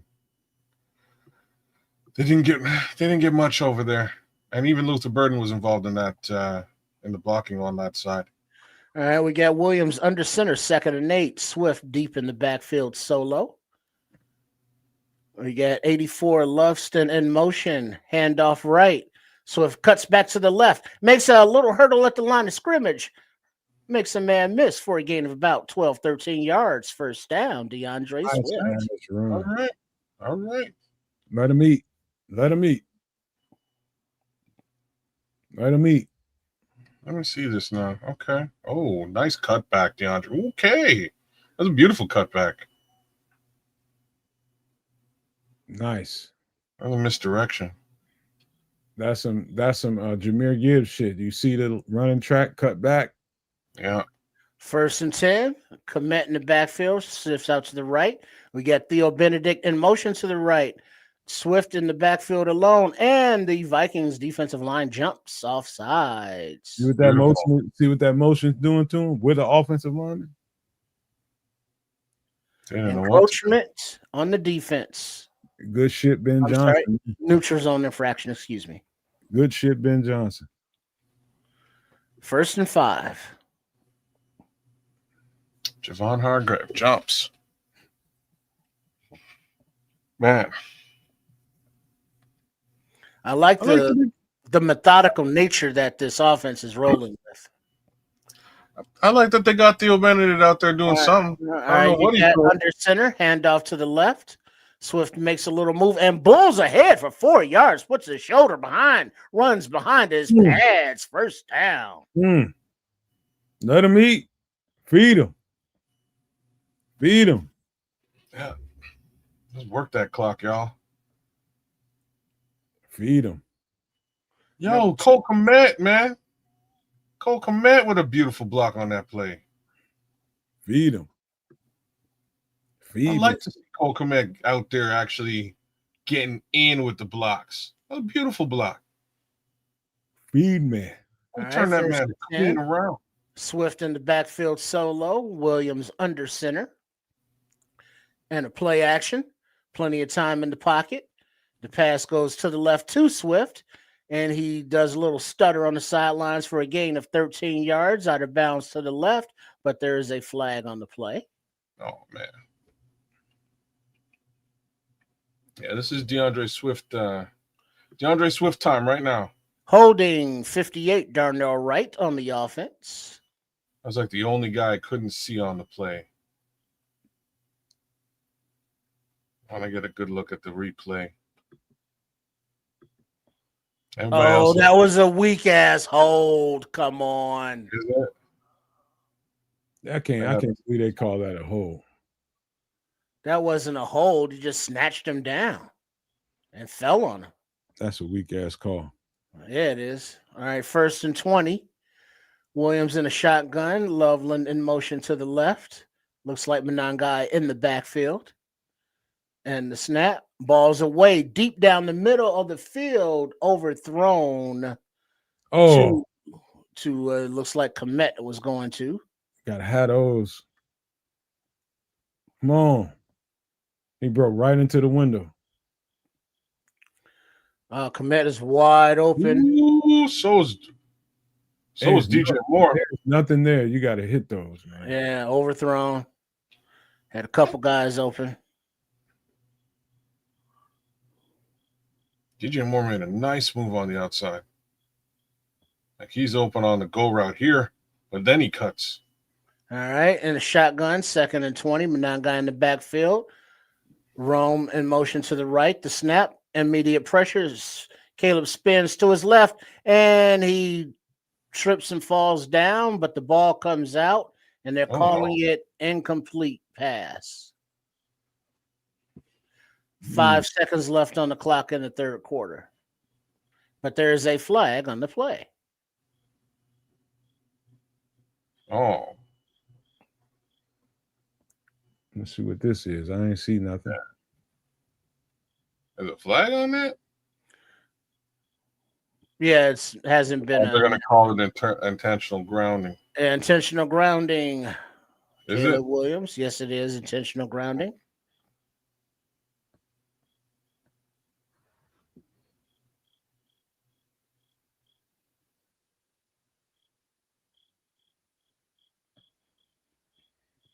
Even though it looked like he may have been on the ground before he released it after being tripped. But they're going to call it 3rd down and 30 yards to go. And Ben Johnson does not look happy on the sidelines. Yeah, Ben going to be mad at that one. All right, the snap, ball's away. Eyes across the short middle of the field to the left. He spins a couple times, and he makes a little great gain. 4th and long at the end of the 3rd quarter. 17-6, Bears lead. Boy, oh boy. Man, OZ looks so good when he gets the ball in his hands, man. Hey, Kid, is this not exactly what we predicted it would be early? Yes. Defense ruling, and it's gonna have to be that way until the offense gets where it needs to be. It's 1,000,000,000% everything that we said it was. It's a situation where both of us were like, man, all we need is a viable run game and we can do some damage. And the run game's a little bit hurting, but I ain't blaming DeAndre Swift for all that. I think there's a little bit to be said about this offensive line with respect to the run today. As far as pass pro is concerned, they're doing a great job today, right? And that's the other side of it. But yeah, it's growing pains, man. It's going to take him a little while to get acclimated to being under center. Once he does, I think this game starts to really open up for Caleb Williams and the offense as a whole. That's why I told everybody that was looking at whatever the stats were with the Minnesota game last year, flush that down the toilet. He's in a different format, he's in a different setting now. You know what I mean? He's learning something completely different than what he was doing last year. By the time we faced him and he got those, those numbers, he was basically in shotgun throwing all around the yard. You know what I mean? He was going to get those, and he had the time to throw them because he had the time at his back. He had to hurry up, and Caleb thrives in that kind of situation. And so it's just young quarterback, new offense, growing pains. That's all it is. Yeah. You shouldn't think no more of it than that. Yeah, that's exactly what it is. And again, thank goodness we have somebody who's smart enough to scheme things up the right way. You can see the receivers available for him. Plays are happening, but little hiccups and details and nuances are really what are coming back to bite him in the ass. And so far, I'm really proud of this defense for being able to hold it down the way that they have. All right, we're coming out 4th and 18. Caleb Williams on the bench looking very frustrated. All right, we have a 50-yard field goal attempt by Papi Santos. Aye. Shout out to my boy Mike, man. Is in the chat tonight. That's my guy right there. All right, the snaps up. The kick is away, and it takes a dog leg right. And so that is no good. No good. Not much Managa, not much Burden, Richard. Not much. Ooh, that thing hooked, eh? Yeah, man. Hey, Eric, where were you at when we started the show? That's exactly, I think, what I said right at the beginning. We have nothing to worry about is because we playing this quarterback. If we was playing without TJ, we playing without Jalen, we playing without Kyler. And I said at the very beginning of the show, Eric, I said, I'm not worried because we're playing JJ McCarthy. That's exactly. All right. Total yards, 254 for the Bears, 85 for the Vikings. All right. McCarthy under center, single back behind him. As he hands off, the back tiptoes through the center of the field, makes a guy miss, and he drives behind his pads for a gain of about 7. Second down. I assume that's Jordan Mason and not Aaron Jones. Your assumption is correct, sir. You have not made an ass out of me and or yourself. That does sometimes happen. Okay. Wow. I'm kind of surprised that Jordan Mason's getting as much run as he is. I bet you. Blake Cashman is out, hamstring for the rest of the game. 2nd and 3, handoff to the right side. 27 breaks through the line as he breaks up the right side lines. Tackled after a huge game by Brisker and Byard. First down. See, now is when they've been on the field a little too much. Yeah. Getting a little tired. A little bit gassed. Ooh. Who missed that? 47 missed that tackle. Who's 47? 44 got blocked. There's no 47 out there. Well, yeah. It wasn't Let's 44. see. It was 44. It's no Sewell. Play action. Ooh, pressure in his face. Ball's away, but complete to Justin Jefferson for about an 18-yard gain on the left sidelines. 1st and 10. I see you, Dan Brown. Just the wrong choice of words in the statement. I can't put it up. It's a good point, though. We're gonna have to get better than this. What do we see next week? Detroit. Oh yeah. All right, we are 1st and 10 from what is that? About the 17-yard line. Handoff to the left, and 27 Mason rolls ahead to about for a 7-yard gain. 2nd down. Yeah, this defense is tired. 5-yard gain. 2nd and 5. Jordan Mason's night 9 rushes, 45 yards for 5-yard average. It's having a decent game, but most of that's happening as we speak. All right, McCarthy under center. A little fake toss to the right. He comes to his left. The ball is batted into his face by big number 98 Montez Sweat, getting his hands Get up. that shit out of here. Rejected. Rejected. Yeah, you can tell the difference in their energy, man. They've been out there a little too much, ATF. Yes. Yeah. But that's called big. I'm big. You can't throw it over me. I'm huge, and you can't throw it over me. Yes. McCarthy in the backfield, 3rd and 5, back to his left. The pocket holds. The ball is away into the end zone. Caught. And the gritty is being done by Justin Jefferson. Touchdown, Vikings. Damn. Who was that? That's all right. Well, Can't really allow these things to go down like that, man. We shouldn't have let them be here, man. That's what I'm trying to say. Can't allow these things to go down like this. We should be up at least another 6 points at this point in this game. At least. We had some. I think there might have been a either Kevin Bauer didn't do his shit. Here go 2 points here. All right, they're going for 2. McCarthy in the backfield in the shotgun. Running back to his left. Pass. He's being chased out. There's a flag, but he's still being chased. Oh, Dangbo. Oh, McCarthy's floated the ball into the end zone, which is caught by Byard. He's crushed. So, yeah, there's some pain going all the way around on that play. But Dale was on his ass.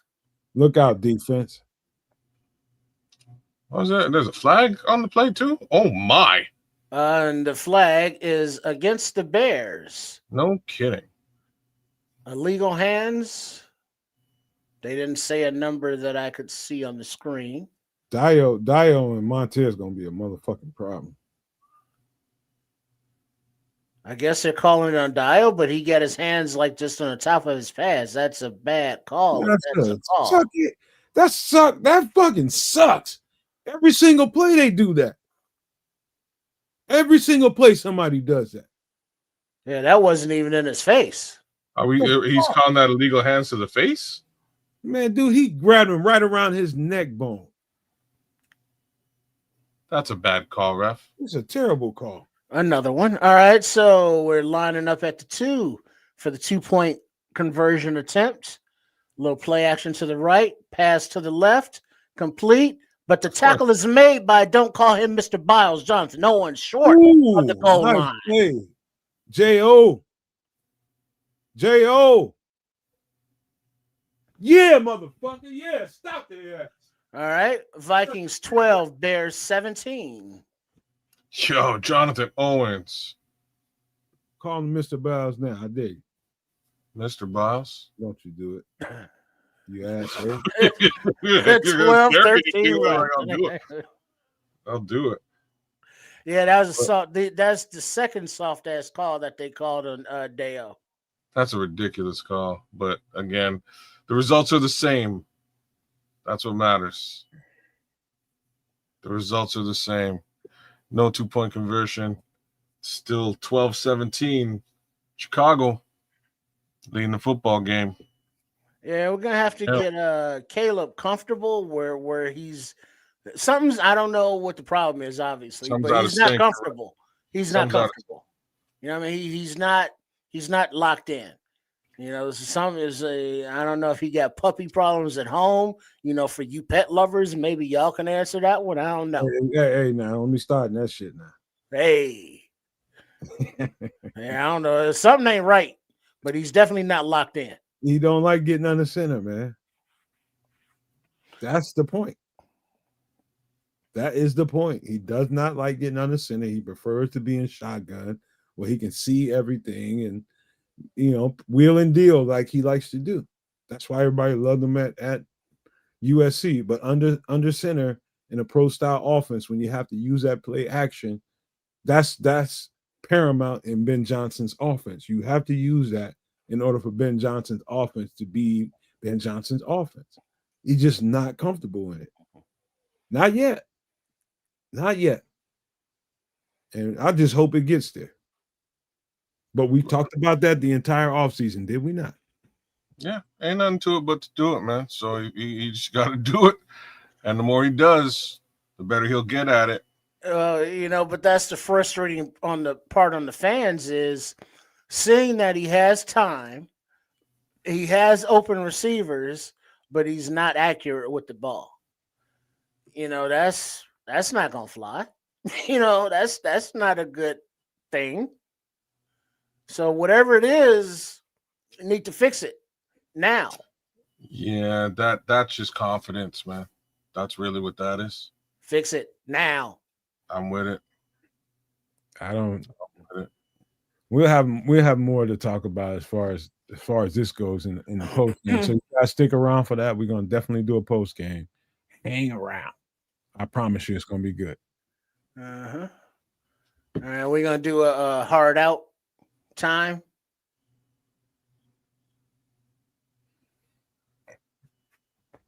No, Bears got to do something here because Minnesota is perfectly poised to snatch this one out of the jaws of death.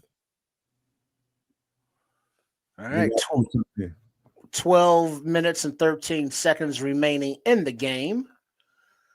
The Vikings prepare to kick off, and the ball goes into the end zone a yard deep to number 12, Double D. He returns it up the left hash, and he's met at about the 24-25 yard line. Ooh. Oh, momentum shit. I smell momentum shit going on. I smell momentum shit. We got to do something with this drive right here. Or else Vikings going to fuck around and get this momentum. I see energy. Y'all see football. I'm seeing energy.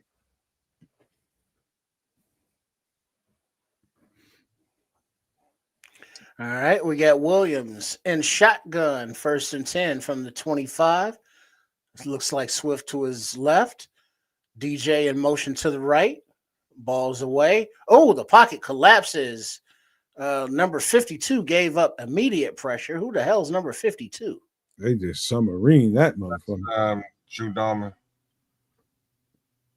I told y'all momentum. Yeah, the center. Yeah, he got 8 up. Momentum. Mo to the interim. He got a little swim move and beat to his right side. That was just one-on-one, mano a mano. That might be the worst possible time to take a sack. All right, the ball's little handoff behind the line for a loss of about 1 or 1.5 yards. 3rd down and 19. You know what? We just blame 52 for that. It's Jonah Jackson. Jonah Jackson's stinking up the field right now. Okay, well, yeah, him, whoever. He's not having a good game. No, we just predictable right now. All right, shotgun, Williams in it. Swift to his left.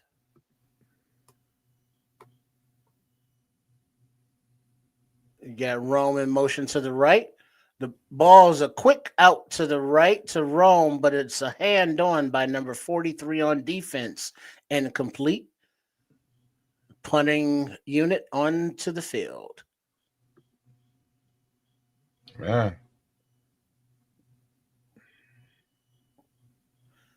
Oh my God. Pass was low anyway. Yeah, What the hell? What that kind shit of a was pass out was of that? nowhere.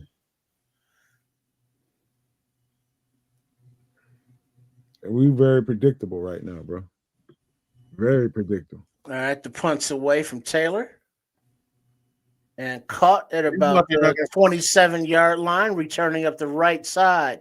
He makes a man miss. He cuts up past the 50 and tackled just beyond the 50 at about the 48, where the Good. Vikings will take over with 10 minutes, 37 minutes remaining in the game. Good job by Jonathan Owens 37 seconds. making him cut up into the traffic, man. He maintained that boundary right there. Good job by Jonathan Owens. That's some special team shit right there. Good Lord, man. That was a missed opportunity right there. Missed opportunity. This is the perfect game. You're supposed to put your boot on the neck of somebody, man. You got to put your boot on the neck and choke them out. No, no violence here, but I'm talking about as far as a football game goes. YouTube, I'm talking to YouTube. We're not talking about unaliving anybody. We're talking about football in a football context. Carry on. I'm glad you explained that to the algorithm. I'm sure it'll. We'll get dinged for that shit. I'm just saying, I'm sure the algorithm will take everything that you just explained to it into context. Like, oh, okay, cool. Boot to the neck. Boot to the neck. You talking about doing something to somebody, man? Oh, hey, man, but that's not what you're doing. You just explained that to the algorithm, and it will take. I'm just trying to make sure I get my money, man. I need it. That's all.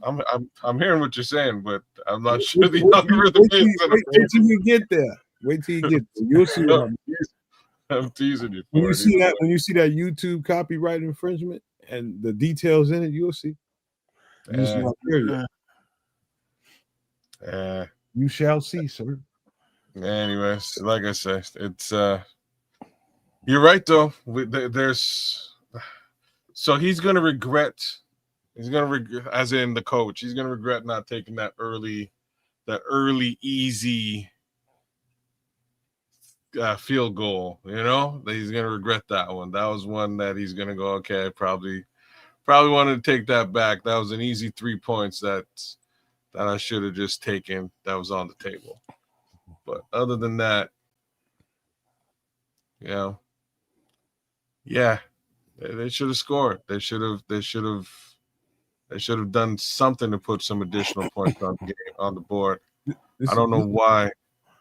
All right, we got the Vikings.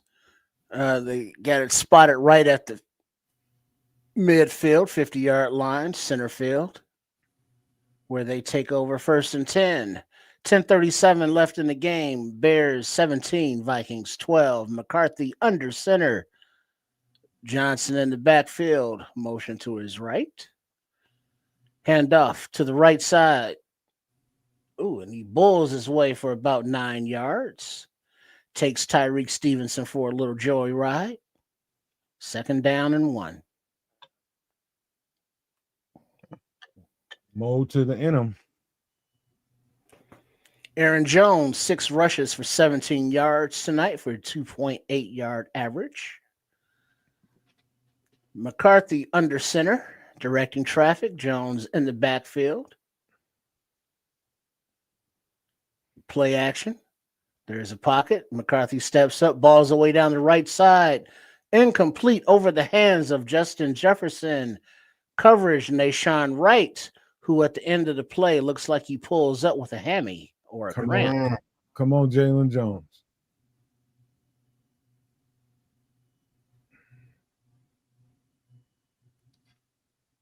Come on, Jalen. Oh no.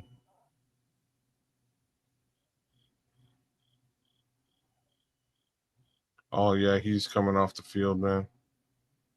Snap. Something. Oh, that's a catch by Justin Jefferson any other time.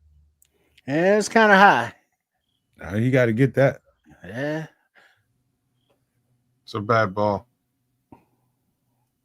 I'm surprised he didn't catch it though. Yeah, he ain't looking good, is he, Ralph? Man, I don't like this. I don't like his energy over there. You know, he's something ain't right. He's definitely uncomfortable. You can sense it. Yeah, YouTube is that touchy, Dan. Something just ain't I right. can't wait till both of them get monetized so I can tease them. I want them to try to pull that shit they do over here. What are you referring to, sir? You got to know the details. That's what I'm referring to. See, he doesn't. I love when he doesn't answer questions. You just asked me what are you referring to. I'm telling you, you got to know the YouTube guidelines and the details, bro. Or your monetized content will get demonetized, bro. But what are those details? It's too wide. That's wide ranging, man. I can't answer that in a couple of words. That's why I love asking you questions that you don't answer. You know what I'm saying? Why you trying to be a smart ass, dude? I'm trying to tell you. Am I being a smart? I just asked you a question. You're not monetize your channel. I'm trying to tell you, you gotta toe a line. I'm telling you. You're telling me something super vague, but thank you for telling me. Okay, get your super vague ass and monetize your channel and see what I'm talking about. Well, when the channel is monetized, it will be as will Sports Chicago style. Yeah, and we will figure out what these vaguities are. Get him some money and you'll see. All right, they're showing a replay here. It's and you see Wright pull up with his left like lower hammy, and he's upset like he knows what it is, or hopefully it's just a cramp, possibly. As he's up on the sidelines, he's not in the tent. That ain't a cramp pounding the ground. That's something else. Well, he still has his helmet on the sidelines. All right, 3rd and 1. Bears showing pressure. McCarthy under center. Jefferson in motion. All right, pressure's coming. The ball's away, and it's overthrown by everybody, but there is a flag on the play. Holding somewhere. Damn it.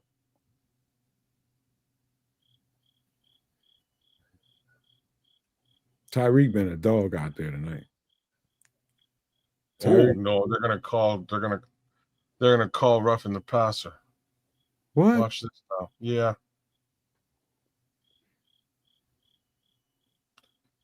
On Tyreek Stevenson. No, it looks like Tyreek tripped the guy out there and inhibited progress.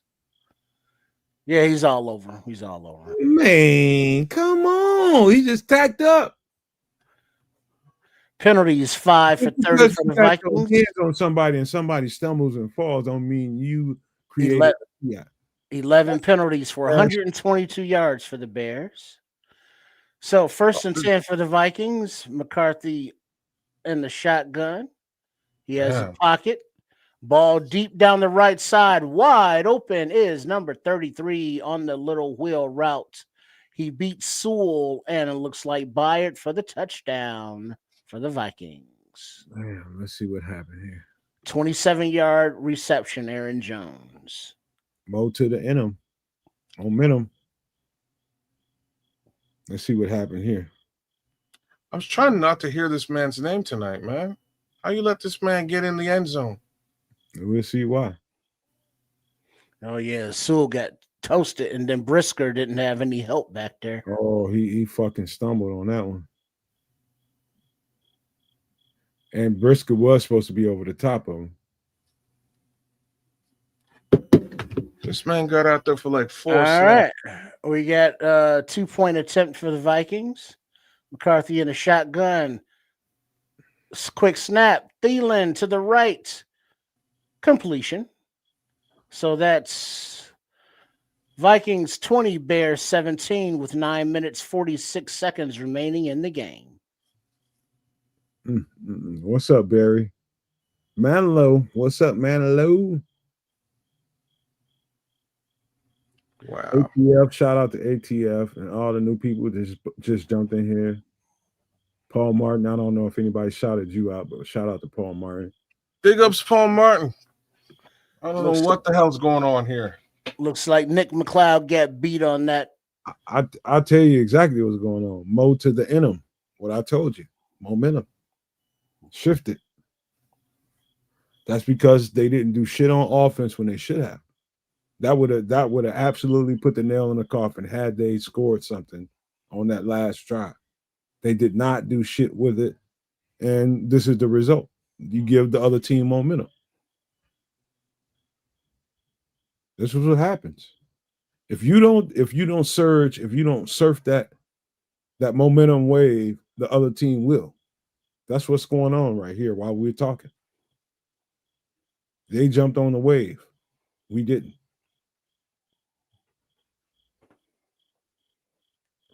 This is I'm about to get pissed off, but I'm gonna keep it together, man. Fourth quarter yards, the Vikings have 96. The Bears have -9. And the kickoff is away. About 4 yards deep and touched back in the end zone by Double D. You better do something right now. You better do something right the fuck now. I mean, right now. Have a good night there, Joseph. Yeah, shout out to Joseph Archer, Super No Maniac. Right on, Joseph. I feel a whole lot better, can't y'all tell? The damn medicine work. Mm-hmm. All right. We got 1st and 10, 9:46 remaining. Damn. Williams under center, Smythe to motion to the left, Swift deep send on the backfield, Smythe back to the right. A little handoff to the right, and it goes for about a yard, if that. Line of scrimmage. Yeah, it goes for no gain, 2nd and 10.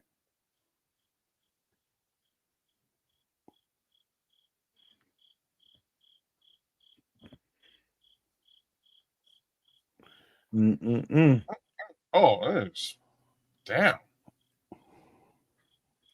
They got to do something with this drive, man. All right, we got Williams in a shotgun, Swift to his right, triple receivers to the left. Caleb's looking to his left. He has a pocket, he steps up, he throws complete down the middle of the field to Rome Odunze for a gain of about 12 yards, 1st and 10. There we go. Get something going. Get some light a match. Strike a fucking light or something. Looks like Rome was his second read there. Nice. Who's looking at first thing? Maybe even third read. He's standing there wide open. Is DJ Moore still on this team? Eric Stewart asks. All right, we got Williams under center. Eyes motion out to the left. He's back to pass. A little pocket collapsing. Williams beats the pressure out to his right, stops to look, and he steps out of bounds before he throws it away. 2nd down. Too much scramble going on. You got to stay disciplined, man. Stay in that fucking pocket. They are cleaning up the pocket for you. That was a clean pocket. All you got to do is stay in it. That wasn't all that clean, bro. Yeah, it was not bad, man. 2nd and 14.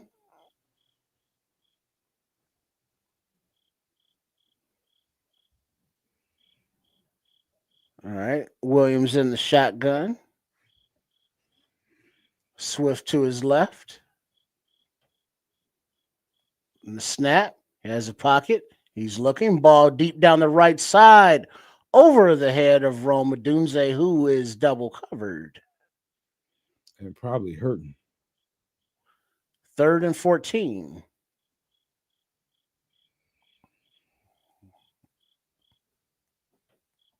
Let me see who else might have been open here. DJ in the hole. But he went for it all. But hell of a reach by Rome. But he just overshot that shit. All right. Williams in the shotgun, 3rd and 14. Swift to his right. Snap. He has a pocket. Ball is out to the left to don't know who. Between Komet and Adunze by about 15 yards over each of their heads. But it looks like Williams was under. Hey, this some bullshit right here. Yeah, he had a time. What's that? That was some bullshit right there. Well, how was he on his ass? Who hit him? Well, he just kind of tripped at the end of the thing. Nobody really hit him. Braxton Jones got pushed into him. Him throwing that ball to where he threw it at, that looked like some bullshit to me. All right, the punt's away with Tory Taylor. And it was short, a little squibber. Exactly, ATF. And it comes dead at about the 33-yard line. I don't know if it was blocked or if it was a squibber. Maybe 55 got a hand on it. Who the fuck was he throwing it to? Yeah, he got a hand on that ball. Well, there you go. That was some bullshit right there. When he took an inside move and beat Hicks to get a hand on that punt.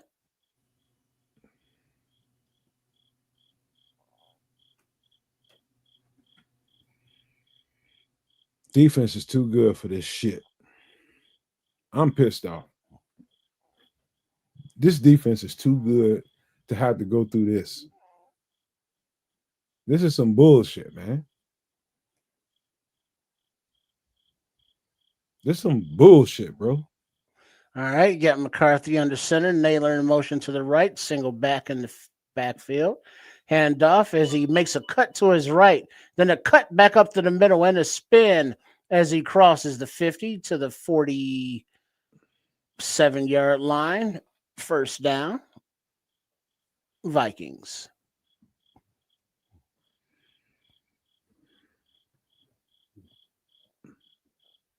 I hate this guy so much. Don't hate nobody. I'm not allowed to hate people? Don't hate people. Why? Because it's not I have good. to like everybody? Why? You don't have to like them, but you ain't gotta hate them. You know what? I'm actually hitting right. on the wrong. Got McCarthy under center, single back in the backfield, hands off, little cut behind the middle of the field, and he's wrapped up there by Jared Deo Sweat. No, stop that. Shot that gap. Him too. I don't know who cares hate, Paul. You know who it is, Paul? It was actually the wrong guy. I can't stand Aaron Jones, and it was Mason on that run. I'm just having. All right, we got McCarthy in the shotgun. Jefferson in motion to the left, pass out to the right. And we got Hawkinson with the completion for a gain of about 9 yards with Edmonds on the tackle and in coverage, 3rd and 1. Come on, just kick it into another gear right now. We just need that extra something you got in reserve defense. Just get them off the field right now. Get them off the field right now. Everybody got to stay assignment sound. No matter how tired you are, you got to stay where you need to be and make a play when you see that ball in the air. Because it's going to be in the air. They ain't running this motherfucker. All right. We got McCarthy under center. Hawkinson in motion to the left. Handoff up to center. 33 Bulls over Brisker for the first down. Oh, they actually ran it. Let's see what. Right up the gut. Mano y mano, right there in the hole. 5 minutes and ticking remaining in the game. Jaquan Brisker, though, damn close. This is the guy I hate, though. That's what I'm talking about. Can't stand this guy. Sick of this guy. You cannot let this guy get another first down. All right, Vikings under center is McCarthy. Single back in the field. He hands off to the left as he gets about a 4-yard gain, 2nd down. Jones Sr. running the rock. Defense doing everything they can. 3 yards, 2nd and 7. He's getting push or he's getting yardage.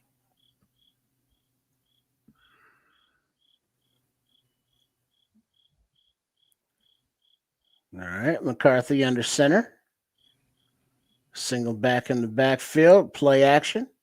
And he throws out to the right to a wide open Jones, who tiptoes down the sidelines for a gain of about 12.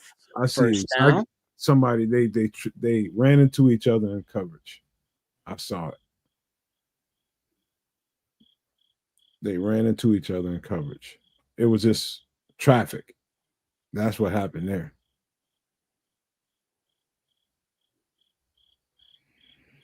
He wouldn't have made that play. It was just traffic there.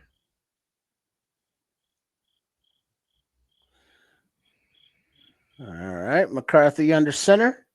1st and 10. Was at the 23-yard line. Oh, and met in the backfield by Sweat is the Vikings running back for a loss of about 1.5. Stop these hoes, man. Stop them.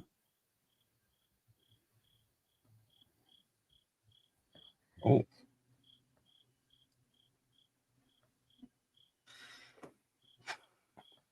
That's what I'm talking about. All right, 2nd and 11. Clock is ticking with 3:15 and counting.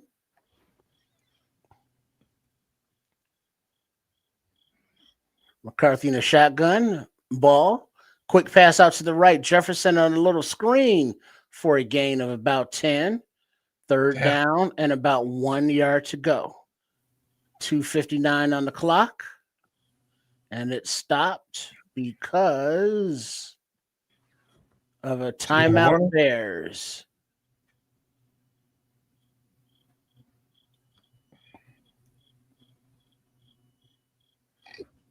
Man.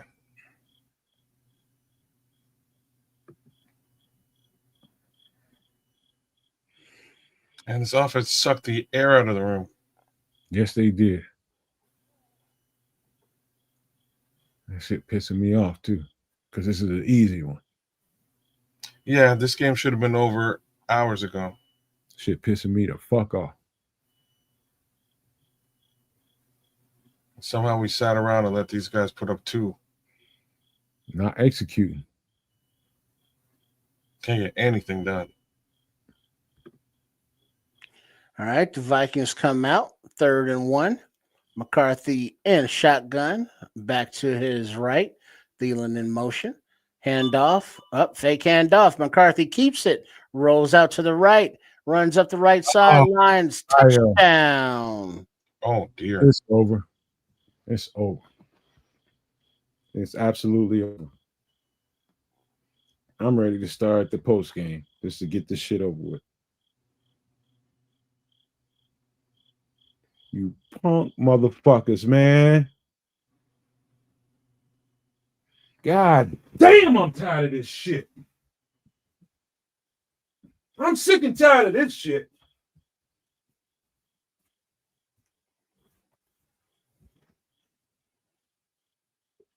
The extra point is up, and it is good.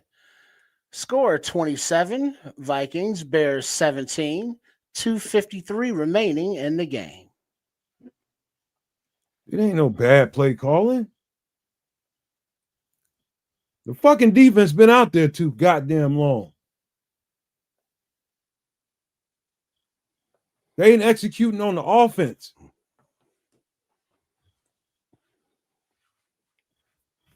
I'm tired of this shit, man.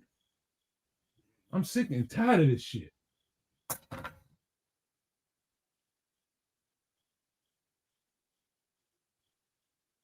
I'm so sick and tired of that shit, man.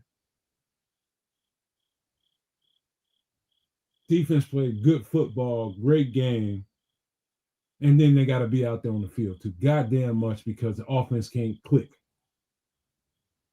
Execute. Excuse me, y'all. I'm just pissed off right now. I'm fucking tired of this shit, man. Fucking tired of it, man. Fourth quarter yards. The Vikings have 164. The Bears have -1. And kickoff is away, and it goes through the end zone for a touchback.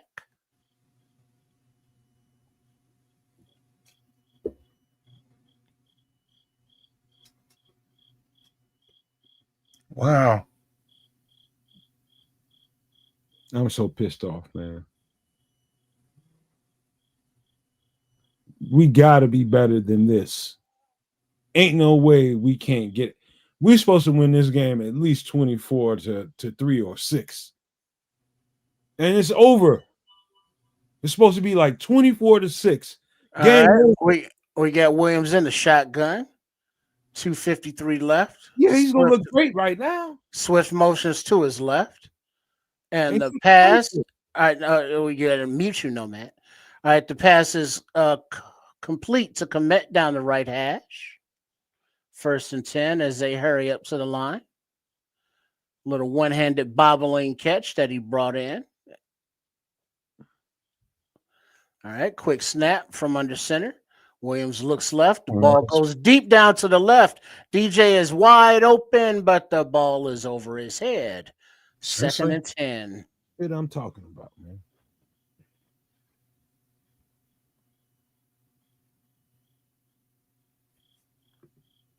Well, you tell me. Was DJ wide open? You tell me. How you blow that pass? You can't. Generational talent. The fuck is going on? All right. Williams 2nd and 10 in shotgun. 2:26 left in the game. Running back to his right. And the snap. He has a pocket. He's looking right. Ball goes out of bounds over the head of DeAndre Swift on the right side. 3rd and 10. All right, man. Y'all probably want me out of this podcast right now because I'm about to snap. I'll let y'all finish this, motherfucker. If you want to, I'll bow down and don't say nothing, man. I really won't. Okay, well, you are kind of interfering with the game. I'll say the fuck out of it. I'm pissed off, bro. I'm pissed. All right, 3rd down and 10. Williams in the shotgun. Swift to his right. There's a pocket. He looks left. He throws deep down the left side over Rome's head, who was double covered, but there is a flag on the play.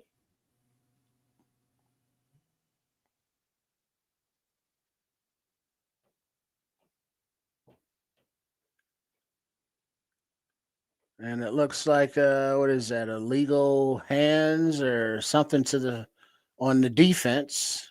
At least I know that much.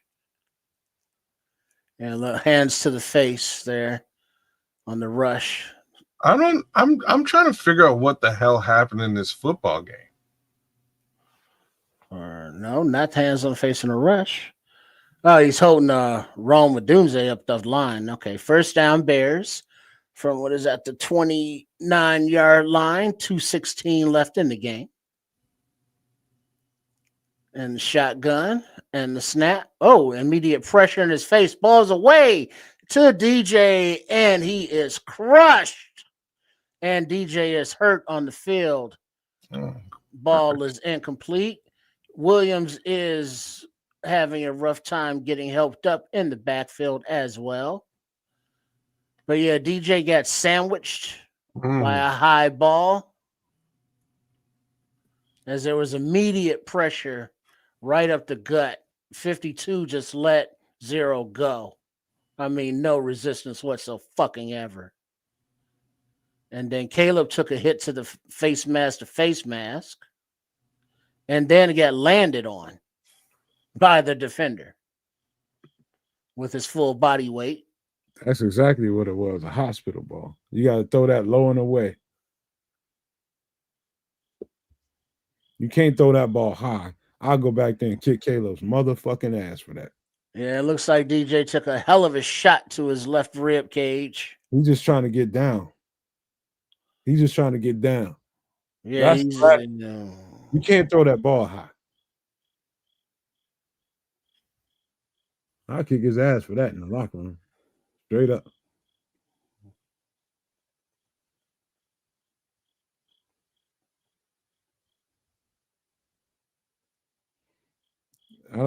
Rich, I don't give no shit about no podcasters or people writing stories. All I know is this game ain't right. Fuck that. I don't care nothing about none of it. I came here to root that kid on. And he ain't right now. Caleb is not right now. At all. There's a timeout on the field while the staff has DJ Moore up on his feet, but they are talking to him, still there on the field.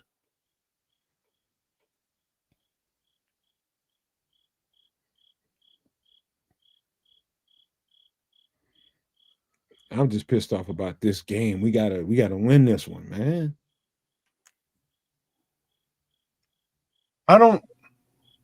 We should have won.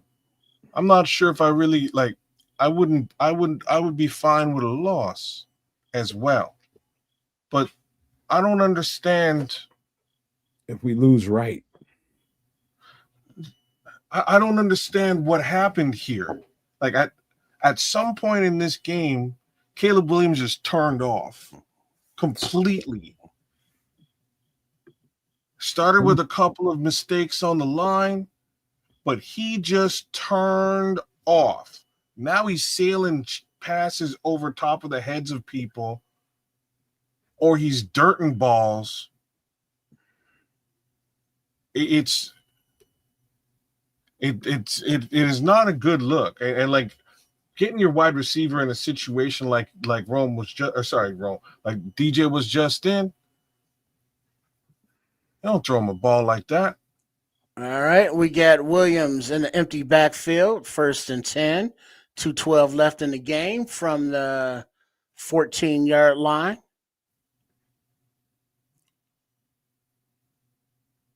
And the snap. This is when he plays well most of the time. He steps up in the pocket and he runs to the right, and he angels for the pylon. He's either out of bounds at the 1 or at the pylon, but there is a flag on the play.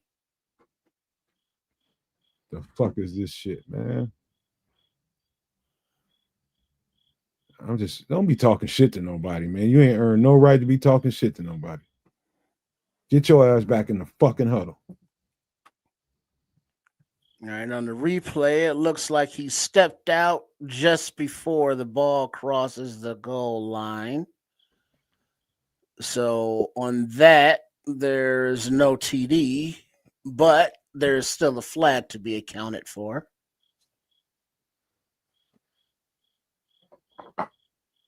I feel like a football player right now in real time. No, wait, are they giving him the touchdown? Nah, they shouldn't. Well, the points are on the board technically, but now we have an official review with 2:04 left in the game. That's probably what they called it on the field. Yeah, he's clearly short by about a little, half a yard. The ball's half a yard from the goal line. So it'll be 1st and goal, 2:04 left. Bears down by 10. I just need him to get the ball into Olamide Zacchaeus' hands. If they do, I'll win a decent amount of money. I won't be angry anymore. That's all I can say. That's all I can say. Kansas emotions have been paid off with a few dollars. You know what I'm saying? It's a sizable amount of money, so I won't. I can live with this. Okay, Just more than a few. OZ. On the field, we got number 15, 10, 84, and 4. I do not see number 14 out there. God damn it. So not on this play. Now it's 1st and goal. Anything can happen. All right, 1st and goal. Williams is going under center. It looks like LB3 in the backfield at running back. Swift in motion to the right. Quick pass to the back of the end zone. Touchdown, Roma Dunze. Damn it. But hey, better than nothing. We got 2 minutes. Interesting play design call there. With the personnel, you had Luther Burton in the backfield. You had Swift out lined up as a receiver going in motion. Rome's wide open. That's them using Caleb's arm, his wicked arm angles. That definitely looked like it was going to the left, and he hit it right over the middle. But we need this during when it's too late, man. All right, we got Santos for the PAT. It is up and it is good. So with 2 minutes and 2 seconds remaining in the game, Vikings 27, Bears 24. Vikings have 3 timeouts. Bears have 1 timeout remaining.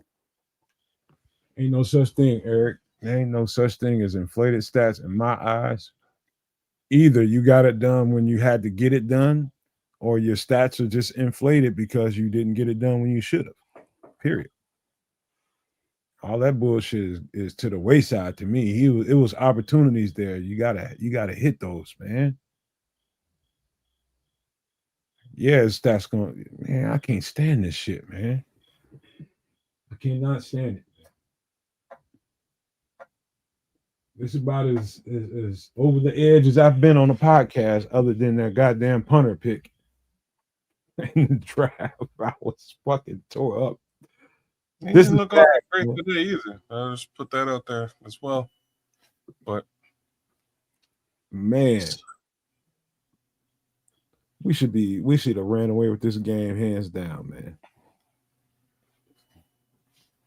Been sustaining drives and defense wouldn't have had to play as much, but we could not keep the chains moving, man. Shouldn't even be this close, man.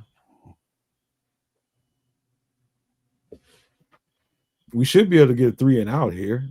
How many timeouts the Vikings? They got all their timeouts too.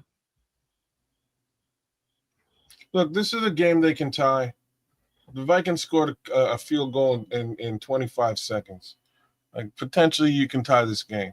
All right, the kick is away, and it is deep into the end zone, but the Vikings decide to bring it out.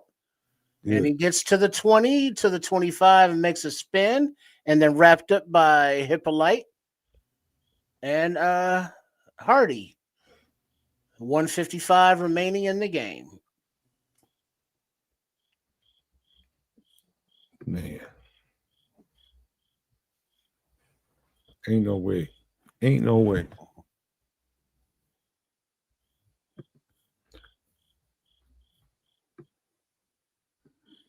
Gotta talk a little bit. I'm about to bounce for a second. Yeah. I don't understand what happened here, guys. Straight up and down. Caleb Williams just straight up. The offense just hit a brick wall, and it's not. I don't. You know, I saw play calling happen, being talked about in the chat. I can't call it play calling. Things I can say. Run game just ain't what one might think it is. I don't know if you blame the running backs. I don't know if you blame the offensive line, but yards per carry is relatively low today. And I mean, not something to write home about at all. Let me see if I can get you some actual statistics in that respect. Yeah, it would have been nice if Poppy Santos there could have got that ball out the back of the end zone. You know, with the clock we got going, and also, you know, him leaving that 3 points out there with that 50-yarder missed. You know, we can't blame that on him. But when the other team is making 58-yarders, it's like, well, damn, we got to at least make ours. You know, that's hell of a lot shorter. Look at what we're doing. We're talking about Cairo Santos saving the day. Really, is what is like. Well, but it all adds up. I know you're not wrong, but I'm just saying that, like, that's not the conversation we should be having. Oh yeah, the conversation I should be having is what the fuck is wrong with Caleb Williams? That's the conversation. Oh damn it, you said it out loud too. Well, I mean, are we all watching the same game? I We mean, are. like, was that not a wide open touchdown to DJ that he threw 20 yards over his head? So it's not like he didn't see the receiver. He just didn't connect with him. He didn't execute the damn pass. And that's what he's supposed to be good at, I thought. You know, number one pick, his pedigree and all that good shit. I ain't seeing it on the field. And then that's a problem. So with respect to the running game, 3.1 yards per carry on the ground for DeAndre Swift. Caleb Williams had some rushes. DJ Moore has a couple of rushes as well. Not much to write home about in either. All right, we'll get all that. Rephrase. Caleb Williams got more on the ground than yeah. DeAndre Swift today. All right, nice. All right, yeah, the Vikings hand off. 27 cuts to the right for a gain of about 3 yards. Tackled by Byard. Second down. Okay.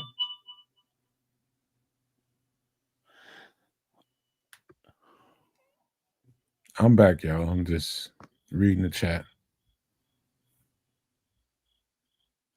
Y'all was having a little spirited conversation. I didn't hear nothing but the end of it.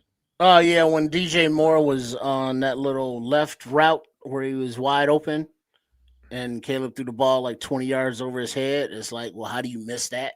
I mean, he wasn't pressured. There was no coverage. He just missed the pass. You could have just put it into the end zone and DJ would have done the rest. He put it out of bounds and over his head. Right. I mean, you know what it looked like, y'all? I hate to say it. I don't fuck you. I don't like you. You see? That's what it looked like.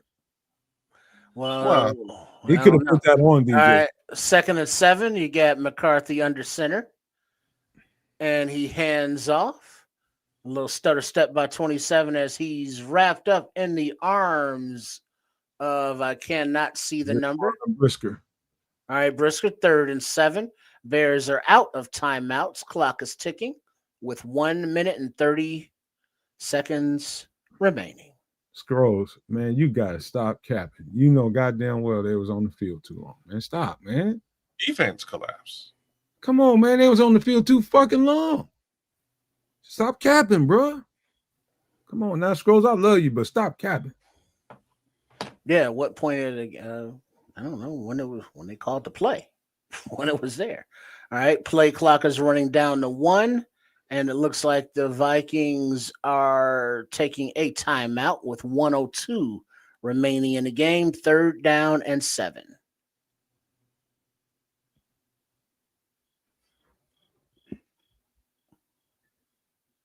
$50, $60, $70.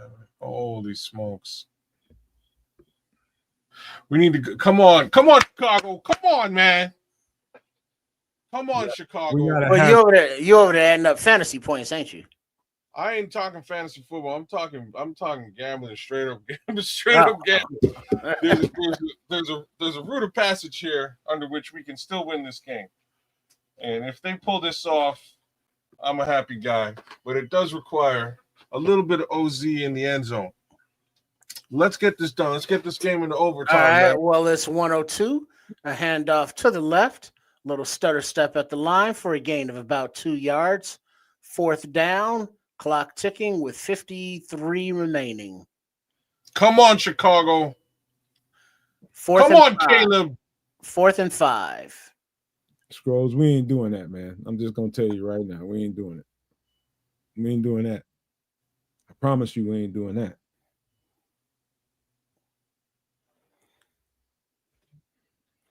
Let's see, 30 seconds left in the game, 13 seconds left on the play clock.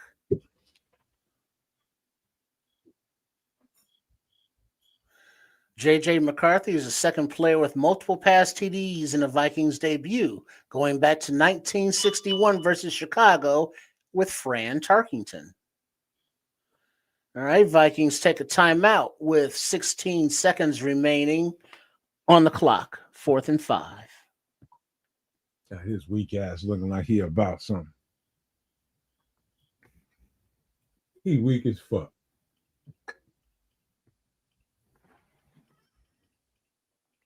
Real talk. Oh, man. Jay Grizz said he ain't impressed by the fourth round punter either. Me neither, goddamn it. You I right about said this. that earlier on too, Jay Grizz. He didn't look great today at all. Not for number 4, like not for a fourth rounder. I'm finna walk out this room for a second because I can't stand it. All right, the punt is away and caught at the fair catch by Duvernay. Let's see, 9 seconds left in the game.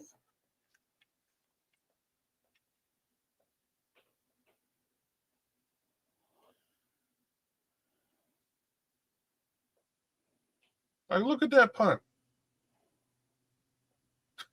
I gotta say it, man. That was a badass punt. I don't see nothing like that from Torrey Taylor lately. All right, it looks like the Bears have the ball right at the 20-yard line with no timeouts and 9 seconds remaining on the clock. Williams in the shotgun, empty backfield. Wide receivers spread to the right. DJ is back on the field and in motion to the left. And it's a quick little pitch to DJ who runs out of bounds, but there are flags all over the field. Really? What the fuck? On a quick pitch? What the fuck is going on, man? You tell me that ain't cadence. Tell me that ain't cadence. Anybody. Illegal shift, Bears. Damn. All the people arguing about, oh no, tell me that ain't cadence. Give me one other reason why that would happen. For penalties, 12 for 127 for the Bears, 8 for 50 yards for the Vikings. I feel you, Jay Grizz. I'm smelling what you're putting out there. All right, let's see. 1st and 15. The Vikings have 2 rushers at the line of scrimmage. Nobody else in the picture. Got a quick pass to Odunze, who flips it off to DJ, who slips up the sidelines, who tosses it back to Menungai, but the ball's on the ground, and there's a scrum, and the game is over. Punk ass shit right here, boy. Final score, Vikings 27, Bears 24. I'm sick and tired of this shit. I am sick and tired of this shit. I'm sick and tired of this shit. There's some how about this, man? Bears lose 24-27 to the Vikings at home in Soldier Field. And before I say anything crucial, I'm gonna pass it on. I'm gonna try to calm myself down before I'm gonna pass it on. Do a alley-oop to Canada for this post-game commentary to the Canuck. Well, don't we have to stop the stream and start a post game? No, we don't. We have to keep going because I didn't set that up that way. Ah, okay. Well, that sucked. Probably the best thing I can say, man. I'm not sure what I saw here today, but let me start off by saying these things. Our defense played very well. Shout out to Dennis Allen. Dennis Allen had these guys running around, flying around with the hair on fire for the better part of the day. I don't know. Like, all I can say with respect to the defense is just at some point you're going to get gassed. At some point, right? You can't be on the field all game long. Drives must be sustained. Details must be managed. You know, plans must be executed, and none of those things went down here. All of a sudden, like things look fine, and then all of a sudden, everything was wrong. And I don't know where the blame for this falls. Except I do know where the blame for it falls, and we kind of probably all know where the blame for it falls. So fucking say it. I'm gonna say, relax, but I'm gonna say it. I don't know what's wrong with Caleb Williams. I'm not sure what's wrong with him. I don't know where else you can put the blame on. Like the only other place I can place blame here is with respect to the run game, because ain't nothing doing there. But I was well aware of that, and I think we all should have been, and I think more should have been done there. They kind of decided not to utilize Kyle Monangai today. He was used on one passing play, which was fine. Virtually nothing on the ground. Yet we only had, with 17 rushes, we averaged 3.1 yards, which is terrible on the ground. And that's what you need in order to win football games if you have a questionable situation with the quarterback, which I think we might. And it was a little bit questionable. We're talking about the number one pick in the draft, airing balls out over top of receivers' heads on a regular basis, dirt balling screenplays. I'm all for dirt ball if the play is over. If the play is dead, dirt the ball, dog. But you're airballing and dirt balling screens, little shots in the flat, let alone the deep ball, wide open receiver. Yes, we missed a field goal. We also made a decision not to take a field goal early in the game. That's 6 points we win right there. And in my opinion, that's just, you know what I mean? That's just growing pains for Ben Johnson a little bit. The reality is Cairo Santos doesn't have the biggest leg in the world. And even, from a big leg perspective, he actually got the ball down there. It just hooked.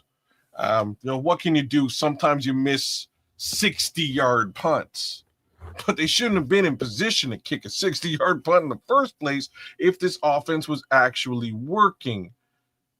And when I say that, I don't mean that Ben Johnson called the wrong plays or fielded things incorrectly.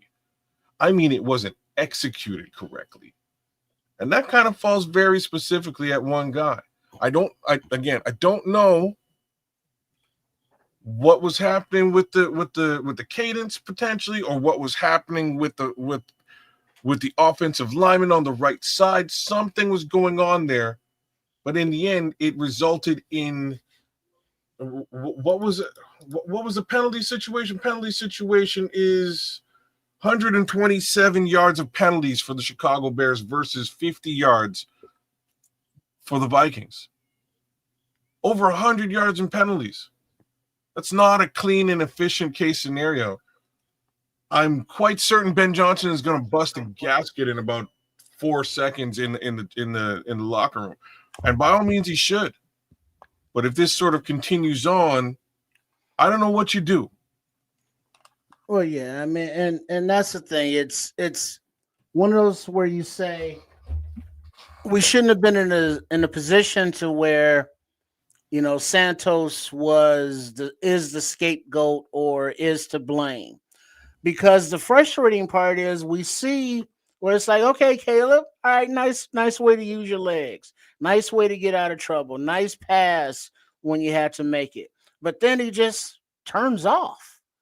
And nothing seems to work. And it's like, all right, you got this guy open, you got this guy open, and you got this guy breaking open. Pick one. And he hits none of them. And it's like, all right, you're overthrowing this guy, you're underthrowing this guy. We're just not seeing that number one pick mentality. It just when he loses that rhythm, that momentum, or whatever the fuck he's losing, he's just lost. And he's just looking all weird on the sidelines, like he just like, I don't know what's going on. The players are trying to pep him up. The coaches are pepping him up. They're out there getting open, but he has to do his job, and whether it be get the cadence off on time, he has to get the ball to the receivers when the receivers are open. And that's the bare minimum. And is not getting that done with regularity. So, I mean, it's an issue. It's not like you can say, well, the offensive line didn't give him time. Yeah, the offensive line, there was pressure, but he had time. I mean, he had receivers, or he could throw it away, but there's some kind of thing going on between the ears. It's not physical; it's a mental thing, and it needs to be fucking addressed really, really directly.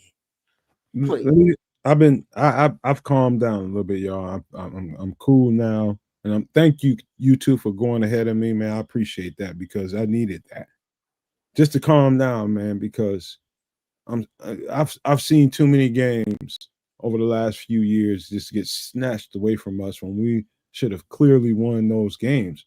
Too many of them, and that came out of me during this live reaction, man. And we are in the post game right now, man. Please subscribe to the channel. Please hit the like button, do all that kind of stuff, man. But I'm telling you guys right now, I ain't gonna hold y'all. I'm purely pissed off right now. And I'm gonna tell you right now, this defense played a hell of a game. Defense played a hell of a game, and they did it for a long time. And then there was opportunities for this offense. I did not come into this game expecting the offense and Caleb Williams to be perfect. I expected some hiccups. But what I saw tonight was a quarterback that, like these guys said before, it got to a point where it seemed like he shut down. He just shut down, and he did not like. And I kept on saying during the game, you guys can remember this. I kept on saying during the game, whenever he has to get under center and operate under center, it's almost like if I didn't know any better, it's almost like he's self-destructing those plays so that he doesn't have to do it anymore. It's like he's hearing the coach say, we're going to try to do what Caleb does well, and that is being a shotgun and throwing the ball all over the yard. That seems to be, I'm just speculating here.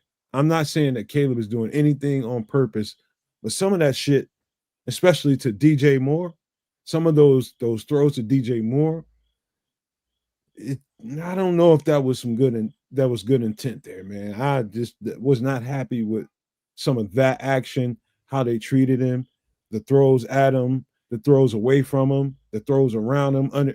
It just didn't look right to me. Something wasn't right. I'm gonna pause right here and ask you guys at this point, do you all get where I'm coming from? Does it seem like something was clearly off in this game with Caleb Williams and DJ Moore? Yes. I always ask me for yes or no answers. So there you go. Here's your yes. Okay, Trip. Well, yeah, but it wasn't just with DJ. It was with everyone.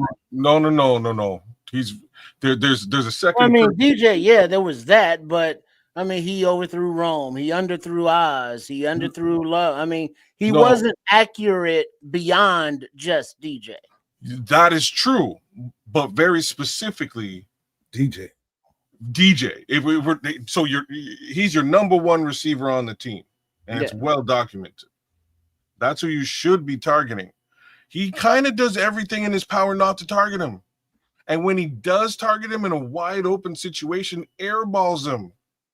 DJ got one real nice pass. He got one real nice pass to DJ at one point today. And I do give him that. But I have a strong feeling that they don't jive. Doesn't feel like those two have any level. Okay, a better way of asking the question, no man, is like, Trip, do you feel that those two have any level of connection with each other? Trip? Well, no, but I can't say that with anybody. I can say that he probably has a bit of a connection with Rome Odunze. He's targeted him multiple times tonight. I can say that he probably has a little bit of a connection with DeAndre Swift, strangely enough. Targeted him a bunch of times tonight. I can definitely say that he doesn't seem to have a connection with Cole Kmet either. That's the other guy I'm talking about. Like those two old guys who were paid. I've been said it. I don't think he likes those guys. Well, you don't have to goddamn like them. Just throw the ball to them in the offense. I mean, when you're wide open and you see DJ go and put up his hand, and it's like any quarterback will throw that. I mean, when you see that and just playing Madden, it's like, oh, hell yeah. I mean, because you just loft the ball out there and let him run and go get it, because there's no defender that's going to beat him out there to get the ball. But when that ball goes 20 yards over his head out of bounds, I don't know if that's a personal DJ thing or he's just not hitting the side of the goddamn barn with the ball. Ain't nobody even there. That's somebody that's what you do when you go into the locker room at halftime and the coach is like, bro, you're shit in the bed. You need to get your stuff up and you take a suck attack. And it's like F everybody. That's the feeling that's coming off for me with respect to that single pass. I feel like that pass was a screw all y'all.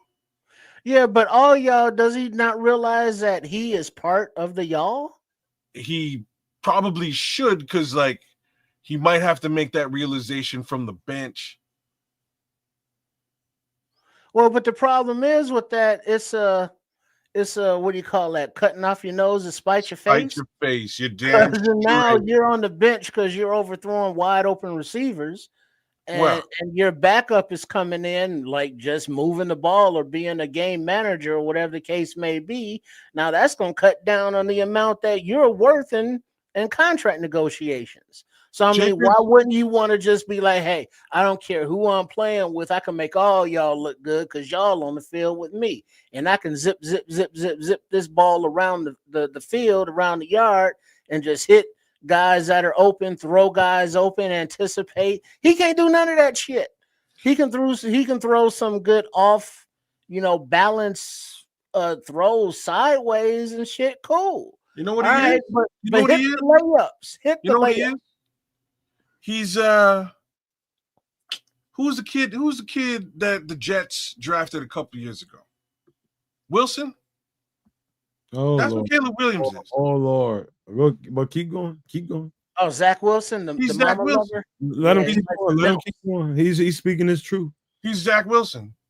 He looked good when it's fancy dancy. But when it comes time to actually play the sport, play the game of football, he ain't getting it done. Can he get it done? Well, no, but you have like Slick. I'm not calling you an apologist, but he says, I don't agree, guys, at all with the Caleb narrative. We aren't good enough and the talent is subpar. We need better trenches. Talent, simple as that. No. But he's been standing back there with a clean ass pocket, not hitting wide open receivers. What else does he need? Hey, Slick, that ain't it. That ain't it. Hey, Slick, that ain't it, cuz. That ain't it. How many sacks were there today, Slick? Because I don't think there was a single sack. Was there a sack today? There were some pressures. A couple of pressures here and there. But like, what are we talking about? We're talking about a kid who went through 68 sacks in a season. If you're coming out of a game clean, relatively clean, that offensive line is doing their job. I cannot sit here and blame Braxton Jones tonight. No. It wasn't Braxton Jones. I wouldn't let nobody. But that's not the point. I will not let somebody blame the offensive line. I will not let anybody blame the receivers. I will not let anybody blame the defense whatsoever. Now, you can complain about the running back room because outside of DeAndre Swift, couldn't nobody do shit. And they knew it. And the running back room, as I've been saying for a long time, we've been saying it, is insufficient. Period. The truth is, the reason we are not proclaiming victory is because Caleb Williams did not execute football plays when he should have. That's the bald-headed truth. Take that shit for what it's worth. Like us, don't like us, I don't give a fuck. But that's the truth, because I'm tired of sitting here capping. So, Paul, you're saying something valid today, and I'm gonna take it one step further. Like, if you're saying that there's zero inside run blocking, I'm with it. We don't really like. I don't know what the expectation was suddenly that DeAndre Swift was going to become a great interior rusher, because that's not what he does. It's like just facts. He's not particularly skilled at that. That's not his forte. So if there wasn't any blocking in that regard, there's only really one guy you can blame on that, and that's Ryan Poles, because he went out and he got 2 Pro Bowlers and a center. You know what I mean? Like, he went and he spent a bunch of money to get the job done on this offensive line. If that still ain't working, you got to take that up with Poles. But if we're talking about pass pro, like, 2 things to talk about.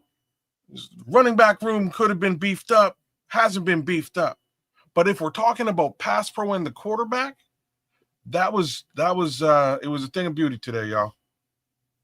You know what I'm saying? It was a thing of beauty. There's 2 sacks on the game tonight for Chicago. The Vikings sacked him twice.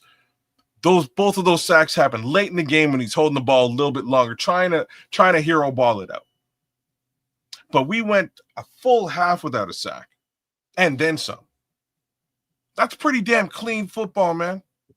And if you complete what was given in the first half, the whole outlook changes on the game, because now the Vikings are demoralized and their play calling is different because they're fighting from so far behind. But it seems as though once, I guess maybe they get off the scripted plays, once they got that deep into the game, then it was just kind of like, it was like Caleb didn't know what the fuck the plays were. Don, you love Ben Johnson, man. You want him back so bad that you jumped on the Nomad Network to talk trash about him. That's how bad you want him back. So it's weird. And now, obviously, with the look on Ben Johnson's face, he knows he's seeing a quarterback that ain't right. And, he's going to have to make some moves. I don't know what those moves are. That's why I don't make that $13 million a year, and he does. So he got to figure this shit out, because the honeymoon, I think, ended like a couple of hours ago. So now the full heat of the Chicago media and fan base is gonna be like, "Hey, thought you were supposed to be good, asshole." Hey, you know what? I gotta say this, Trip and Kids, man. It's a lot of we love everybody in here that supports us, that's here right now. Thank you all for being here. We love the shit out of y'all. And whether or not we agree with each other, that's a whole different subject. But we love and appreciate the shit out of y'all. But I can't exist without speaking facts. I gotta speak facts. And the truth about it is there's a lot of people that are on social media, they're in chats, they're arguing with people about how good this person is or that person, or how good somebody isn't. And they're going back and forth, and they put all that cachet on the line. They put all that cachet on the line just because they're certain somebody is this. And they've been arguing every single day since this person was drafted. And now all of that seems to be compromised. And you're getting that energy right here in the chat. The truth about it is Caleb Williams was going to struggle early in this season. I'm going to defend him right now. And I'm going to say, give it another game or 2. Let's see if things change. Because I knew, based on what I was hearing in the camp, that he just wasn't as good as we was expecting him to be. He wasn't taking well to what Ben Johnson was putting down. And that is, he's being called out for his shit. And he's being forced to play under structure he doesn't like. And I've been saying the entire game, you guys, watch how he operates under center. See if that looks good, because that's going to tell you the tale. And every time he was under center, for the most part, is when the struggle came. When he was successful, when he was in rhythm, he was playing in shotgun. Ben Johnson's the guy that you all wanted so badly, and we got him. I think he's a great schemer. He's great. But in order for that offense to work, that quarterback has to play under center, and play under center very, very well. And as of now, Caleb Williams has missed that bus, and it cost us this game. That's the truth. Fucking don't like me. Don't like the channel. Talk shit about us everywhere. But fucking stick the truth to your ass. He is not operating well under center. That is Ben Johnson's offense. Take that shit. That's the truth. That's what you saw today. He did not operate well under center. Structurally, he was not prepared for that game. And he got to a point where he just turned off. And he was just like, fuck this shit, and just threw balls. That's what you saw tonight. The defense did its job. The offensive line did its job. The receivers did their jobs. This job was this game was on Caleb. You're a billion% right. The running backs, for as lackluster as they were, did their jobs. You know, they would get 2 yards, 3 yards, you know, third and short, you know, just keeping the sticks moving. And that's all Caleb had to do, but he was not doing it. And now when the Nomad does the all 22, which the Super Nomaniacs and the members on the higher tier will, I'm sure, be aware of and proud of, and look anxious and forward to seeing. But they're going to be wide open receivers all over that goddamn field. And there's going to be time where Caleb had time in the pocket to hit those wide open receivers all over the goddamn field. But he is not doing it consistently. You know, he'll make a play, cool. On time, cool. Yeah, more of that, no more of that. Then he'll roll out and make a play. All right, cool. We need it when we need it, but we don't need it all the time. And then it's just over his head, at his feet, behind him, up in front of him, leading him to get crunched the fuck up. I mean, that is not a professional quarterback stuff. And he's not a rookie. You know, JJ McCarthy had more of a claim to be a rookie than Williams, even though they're in the same draft. You know, Williams played all last year. Shit. So it's come to a point where it's like, yes, maybe the offensive line had some penalties that shot us in the foot. Yeah, maybe special teams gave up not converting on a field goal attempt and getting that shit blocked. Okay, cool. But did your quarterback hit his passes? Well, he hit the first 10, maybe the first 11. That number 11 was a negative pass. And then that was kind of the downhill right there, because then it went to like negative yards for the rest of the fucking game. And it's like, well, how do you go from that extreme to that extreme? You know, can we at least get something in the middle? Because what we're seeing now from our starting captain quarterback is not good enough to get it done. And I'll put it that way, politically correctly. You know, in other words, you know, he's fucking sucking it up and stinking it up out there. Go ahead, kids. Man, I'm glad. First thing I'm gonna say is there will be no besmirching of Doug Flutie on the channel. Leave Jim Sanders alone. I'm just saying it, Jay. I'm saying it. He's speaking his goddamn truth right now. I'm refuting the truth, because the homeboy got more great cups than you could possibly believe. He ain't got no super. Actually, I think he got a Super Bowl. I think he was on the bench in '85. He didn't win the Super Bowl himself. Well, let me ask you this before you get off into the Flutie Flakes tangent, because I'm so heated. How long does Ben Johnson watch Caleb do that on the field and not make any kind of changes or won't be long, Triple R. I know where you're going. Will not be long. I'm giving Caleb under Ben Johnson another game, and if he sees signs of that, I don't think Ben Johnson. You know, Ben Johnson, he wasn't here when they drafted Caleb Williams. He took Caleb Williams on, and he didn't come here to lose. He knows how structurally good this offense is and what they can do when it's executed the right way. And if he doesn't see that Caleb Williams is really taking the strides that he needs, he's had a camp, he's had a game. Now, this is why I'm not being hyperbolic about it. I really do believe that, okay, give him a couple of games here. You know what I mean? Give him a couple of games. Let's see if something changes the next game. But what I saw tonight didn't encourage me to want to give him another goddamn game like that. Like the next game, if we start getting into those kind of struggles for a quarter or two, in my opinion, you pull him, and you don't pull him with the intention of leaving him on the bench and saying we're done with him. You pull him and show and put somebody on the field that can really execute it, and hope that quarterback on the field can put as an example on the field what you should be looking like. That's all you can hope for. But your intention is to put him back in the game. But if it's right about now, I'm not in the business of trying to watch Caleb Williams develop for a whole year and we getting our ass kicked. Fuck that. Put somebody in the game that can get it done. That's where I'm at. If he got to sit down for a little while, let his ass sit the fuck down. That's where I'm at. I gotta laugh because that's the realest shit that could ever actually be articulated out loud. And you and I, the real reason why I'm laughing is that ain't gonna happen.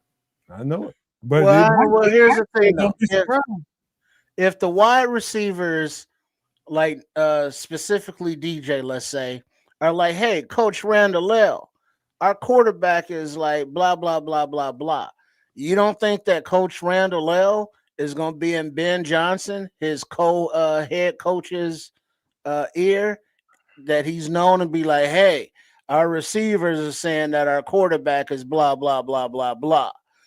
So it's not like Ben Johnson doesn't see it with his own eyes, but I'm sure if there was that kind of discohesion in the locker room, he's going to hear about it. So why do you think he doesn't like DJ Moore? Because DJ will call his ass out. Well, because DJ wasn't very welcoming when Caleb got drafted, because he was saying bye to Justin after his best year of his career yardage-wise. Cole Kmet was pretty much the same way. And so the reception that they gave Caleb was like, yeah, whatever, Rook, I don't give a fuck where you was drafted. Come here and prove yourself. And I think that rubbed Caleb, the wrong way, from the rip, where that wasn't as welcome. And so he's like, well, fuck y'all too then. And it's lingered. Right. Hold on, Trips, and it's lingered. Caleb quietly takes everything that people say on social media as a slight. And he says it. I keep track of that kind of stuff. Who said what, when, all that kind of stuff. And DJ had his best fucking season with Justin Fields, so you can't blame him for that. He had his best fucking season as a pro. So you get mad at DJ Moore for that, then you petty. You petty as a motherfucker. Because who would blame DJ Moore for feeling that way? Who? I'm a fucking owl. Who would blame DJ Moore for feeling that fucking way? It's not just that. Also recognize that DJ Moore didn't drop off the map when Tyson Bagent showed up. Remember them games when Justin Fields got hurt and Tyson Bagent happened to take over the reins? I ain't saying Tyson Bagent is Superman. I'm just saying that, you know what I mean? Or even the answer. I'm just saying that in those instances, DJ Moore didn't disappear in those games. He was a featured number one wide receiver, and Tyson Bagent, for the most part, utilized him as such. That don't happen anymore. He's an afterthought. There was a play earlier in the game that didn't get much attention at the time because it went to, I believe, Rome right across the middle for a first down. But on that same play, DJ was breaking on an out little corner route wide open. You know what I mean? That could have been a touchdown. Let me hold on. That ball did not get thrown. Let me see. Fact, this ain't fucking Twitter, bro. All the Caleb hate is who hates him. This ain't Twitter. You ain't in no fucking tongue wrestling match. Did you just watch the same game we watched? God damn. Why has it got to be hate? Because we criticizing him. Nobody hates Caleb, bro. Is it a bad game or bad plays is a bad game? I mean, if DJ or Braxton or Brisker or whoever else has a bad game, somebody's gonna say, "Hey, they had a bad game." That's not hating. If it was DJ Moore, you hated them to play better. If it was DJ Moore, if it was Cole Kmet, if it was Romo, don't give a fuck who it was. If that fucked this game up, we kicking him right in the nuts right now, dead in his balls. But guess what? It wasn't. It was Caleb Williams So don't be fragile in the motherfucker. Take the shit, man. Because the receivers were open, the offensive line protected enough, the running game ran enough to have the victory for this Monday night game. But there were just too many bad passes that were not completed. That should have been. He's self-destructed. By himself. Self-destruction. He had it for I swear to God, man, all self-destruction. this old fragile ass, I can't take Caleb Williams criticism when it's warranted, is making me want to quit doing this shit, man, because I'm fucking tired of this. Yeah, man, I'm not looking for excuses to not criticize the kid when he shits the bed. If he shits the bed, I'm going to call it like it is, and that's what we saw today. And we don't want him to shit the bed. That's the problem. That's why we're mad at. That's the frustration. Because we see world where people want to be fucking lied to, and you on the wrong channel for that. Well, but the thing is, they can see the good plays because they will point to those and highlight those and go, see, look at how good he can be. Look at how good he can be.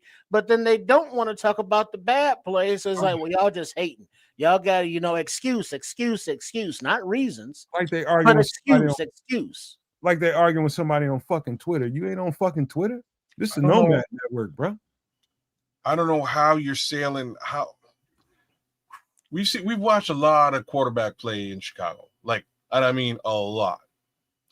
I ain't never seen nobody sail balls like that before. Out of nowhere, it's like, what the fuck? To a wide open receiver, I've never a quarterback. I've never seen that before. And it's consistent. You know what I'm saying? Like that's the worst part about what I'm talking about. It's like if it's like a one-off deal. Oh man, he just missed that. You know what I mean? He just missed that pass. It's okay. We watch that. Flush that down the toilet. Next play mentality. It's cool. But it's consistent. He airballs people frequently. Kids, look at what he's consistently. Look at what Grizz is saying, Kaz and Trips. We was happy as pigs and shit in the first half. Yeah. Ain't no hate. All was coming out, in stride, in rhythm, on time, to the open receivers, moving the sticks. You know what? Let's be real though. Even in the first half, there was evidence of everything we're talking about. But at the same time, we're winning. And we're just sort of under the auspice that at some point they'll get back to executing the offense effectively, and away we go. At some point, we'll get back to what we did on that first drive. And it just never happened. It just progressively got worse and worse to the point that, again, you're dirtballing screens. You're airballing screens. That's crazy. Hey, Kaz, I'll give you a chance to give. I know you're a little partial. We all a little partial to Scrolls because we love him. But I'm going to give somebody a chance to give him an ass spanking that he deserves right here for saying. I'm going to give somebody a chance before I do it because I'm going to give him a real good one. I'll leave this one to you. I love my man Scrolls, and I know how much he loves it. I love Scrolls, but I know how much he loves himself some Caleb Williams, and you know as well as we all do here. I give him a good ass. Somebody got to read. we all know how much we want this kid to work. MC Fact, there's no hate here. We want this kid to be the guy. There's no refuting that as a fact. I just don't know if he's the guy. And the thing is, hey, Trips, I would tell you guys something, man. I would feel different about all that I'm saying right here, right now. And it probably does sound like we're coming down hella hard on Caleb Williams. But I'm going to speak for myself here when I say this. If I didn't see the body language on the sidelines between whether it was Caleb Williams or Ben Johnson, that told me the story that I needed to know. There's some shit there. It's not right. And that leads me to a certain conclusion as a former player that I know that combination between those two, something's missing. And shout out to Daryl with the super chat. Caleb Williams wasn't accurate enough to throw a pick. That's bad. No, that's cold-blooded, but like it's factually true because there was a straight up pick six waiting to happen right in the hands of oh man, I don't remember whose hands it was, but it was right in somebody's hands, screaming down on a screen pass. And he basically dirtballed that thing was a dirt ball, and that's why it just wasn't accurate enough for him to get on it and run it back. But yeah, man. All right, And for let me start anybody- here. I'm gonna give it to you. I'm gonna give it to you, Trips. Kids and Trips. I'm gonna start with you, kids. Really quick answer. Wait, I got. Hold on. For anybody who's saying don't get emotional, kiss my ass. And here's why. Because we get fired up for these games all off fucking season, and now it's game time. And we see victory right there. And to have it just snatched away by your team, because the Vikings did not win this game. The Bears lost the game. You're damn straight. And if you don't get emotional or fired up about that, maybe you should go knit a quilt and watch some fucking soccer or some bullshit. I don't know what to tell you. But the game has been open for 2 fucking hours. And if we don't vent the emotions now, we're going to throw our pets. We're going to smack around our significant others. And we're going to, like, at the school drop off in the morning, we're going to do unsightly things to the people holding the fucking signs. So if we can't come together as a Nomad Network community and vent some of the obvious fucking frustrations, maybe you should put some cotton in your ears and go sing Kumbaya some fucking place else. Man, hey, Carl Martin says at Nomad, he says, did Ben Johnson have the chance to go to the Raiders and chose? Obviously he did, but I don't know what that has to do with any of this we're talking about right now. I just don't know. If you're trying to insinuate that he came here because of Caleb Williams, I don't know if that's the truth. We don't know what his. Well, he did sort of, right? I don't know. I don't know what the fuck his intention was. Let me give you a little insight into that intention, and I respect the F out of it. He wanted to come to Chicago, who just drafted a quarterback, because he wanted to be the guy who changed that narrative. He wanted to be the face of the change of the QB, the no 4,000-yard passer narrative. That's what he wanted to be, and I respect all of that. Unfortunately, I can't necessarily hang that hat on Mr. Williams. Not looking at what I'm seeing. And like my guy Samo says some stuff here. I'm gonna read what you said, Sam. I'm gonna you put it out there. I'm gonna put it out. It says, fact of the matter is that Caleb is the least NFL ready developed of the top quarterbacks. Which we said when he was coming out. Thank you, Samo. Bo Nix, Michael Penix, Drake May, Jaden Daniels, and now JJ McCarthy are all better than Caleb is right now. That's saying big things. Samuel, you're gonna have to tussle for that comment, though. You're gonna have to tussle. Yeah, somebody gonna find you for that one, Sam. But I'm not that somebody, because I wish I could argue with it. I need proof to argue with it, and the proof is fleeting. I don't see any of those. Did you for your own with your own eyes? We watched the same football game tonight. Did y'all see JJ McCarthy airballing fools? And because you know what? We took this kid number 1, which is fine. If he plays better, which is fine. But we didn't take the goddamn haul. And now we're getting emotional because we know that it's not just one game that he fucked us for. Because if he does not improve and live up to billing and standards, we're fucked as an organization for several years to come. So kiss my ass again. And he said the realest thing that could be said. I'm saying this season, hoping to God he gets it right next year, but he just went beyond next year, and that's a problem, y'all. And Samuel ain't ducking no smoke. He said they could prove me wrong, and there's no way to prove the man wrong. There is no evidence that would suggest differently. Again, I will ask all of you guys the same question I just asked a minute ago.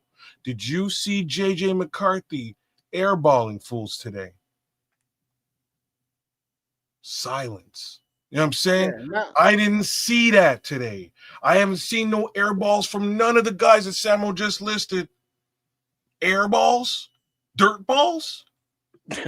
Hey, I got an even better one for y'all, man. I don't know that a easier layup win for a quarterback. I don't know that there could have been a better one than what this defense did for Caleb Williams and made sure that he had opportunities to put this game away. He had opportunities to put this game away. He did not. He did not. That's just the facts. I don't give a shit what nobody got to say. Be mad at me for telling you the truth. We live in a world where people don't want to be told the truth. They want to be fucking lied to, and you ain't getting lied to over here. You're going to get the fucking truth, like it or don't like it. Well, here's the thing, though. They're not going to like it when all 22 comes out that, the Supernomaniacs and those on that membership tier can see. Is there are open goddamn receivers. There is time in the pocket, but there are no completed passes to those open receivers with that time in the pocket. And that is very frustrating because it's like, hey, throw it to the open guy because you got time and he does not fucking do it. And it's been year after year of Justin, throw the ball. Justin doesn't throw the fucking ball. Great. Now we get this kid, instead of the Hall or instead of any one of those other quarterbacks listed above. And it's like, well, how come you're the only one that's not doing anything that looks good all the time? And just to be able to brush that off and be like, he'll be better next week. Get over it. Kiss my ass. Shit. Man, So Slick Sophistication hits something, and it's just you got to pull it up. Okay. Yeah, Caleb Williams didn't bring himself to Chicago. You know what I mean? Oh boy, we going there. Let's go there. I'm just being real. Like, it's just Slick put it up there, and I had to look at it, and I stopped, and I was like, we're putting a lot on the young man's shoulders. But who put a lot on the young man's shoulders? Well, I thought he wanted that smoke, that weight. Oh, to he who is Poles. And it's like, hey, Ryan Poles, you're golden boy at quarterback. What the fuck, bro? It's so much deeper and longer and wider and vaster than even just the QB. But if this kid doesn't work, like, man, Chicago, y'all just extended that guy. I didn't give no. Be honest with you. I'm gonna read what Samo says. He said, if we really want to keep it real, no man has been right about Caleb since 2023. I defended Caleb, but so far his play on the field has been stories off the field have been proven no man right. Man, listen, I didn't care nothing about that. Be honest with you, all that kind of stuff. What we agreed upon, Samo, when we was looking at that film was who was better, right, structurally ready for the NFL. Under center playing the NFL offense, and was clearly Jaden Daniels when we was looking at that draft. And I agree with that still today. Today, I still say that's the truth. And I won't step back from that at all. All the stuff that he was doing off field, the fingernail polish, and how he was acting, jumping in the stands. I spoke to all of that shit, but that had less to do with anything for me. What was more important was who was more pro ready and who can get to the NFL and have success right away. And it was clearly Jaden Daniels. Me and you both agree with that, Samo, and I think Chris did too as well. And so that I ain't running away from, but all the other shit, fuck it. It's what it is now, man. But the truth is, we were right about that. It wasn't just me, it was all of us.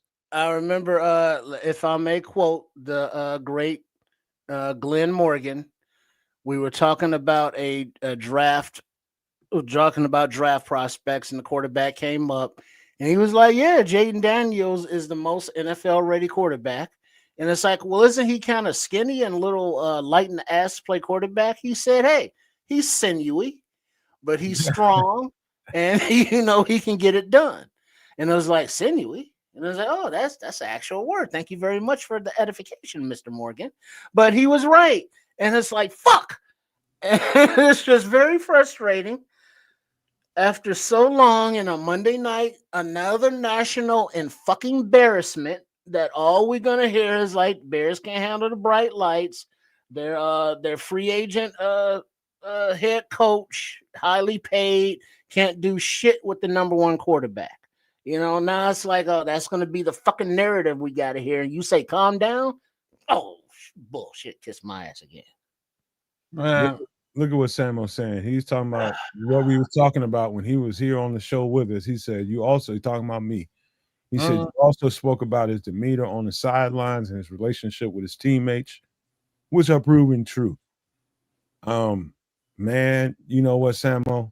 I ain't ducking no smoke either. Did speak to that, and that's the fact so far. It's ringing true. So you saying nobody in this Bears locker room would go to Caleb Williams' birthday party? It was. you know what's weird? Before you say something, kids, I got to say this. This is something I think I said on the show, and I told you before privately, kids. I think I was talking to one of my homeboys, and we was talking about Caleb Williams, and he called me. He was just like, "Hey, man, he was talking about a play, and he was like, go to this, and he knows I got all 22. He wanted me to go to a play, and he was talking about this is when Tevin was still here and all those guys, his first year, and Caleb got fucked up, and he got sacked, he got tackled, and usually a good quarterback that has his teammates behind him, those offensive line, they're gonna run to his rally and they're gonna get him off the ground. Not a one of them turned to him.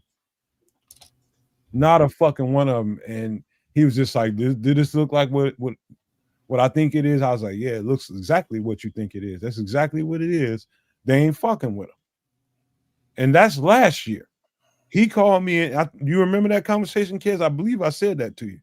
I know exactly what you're talking about. I remember the play you were talking about. Caleb Williams is sitting he's lying on the ground, staring up into the sky, and the offensive line was just kind of minding their own business.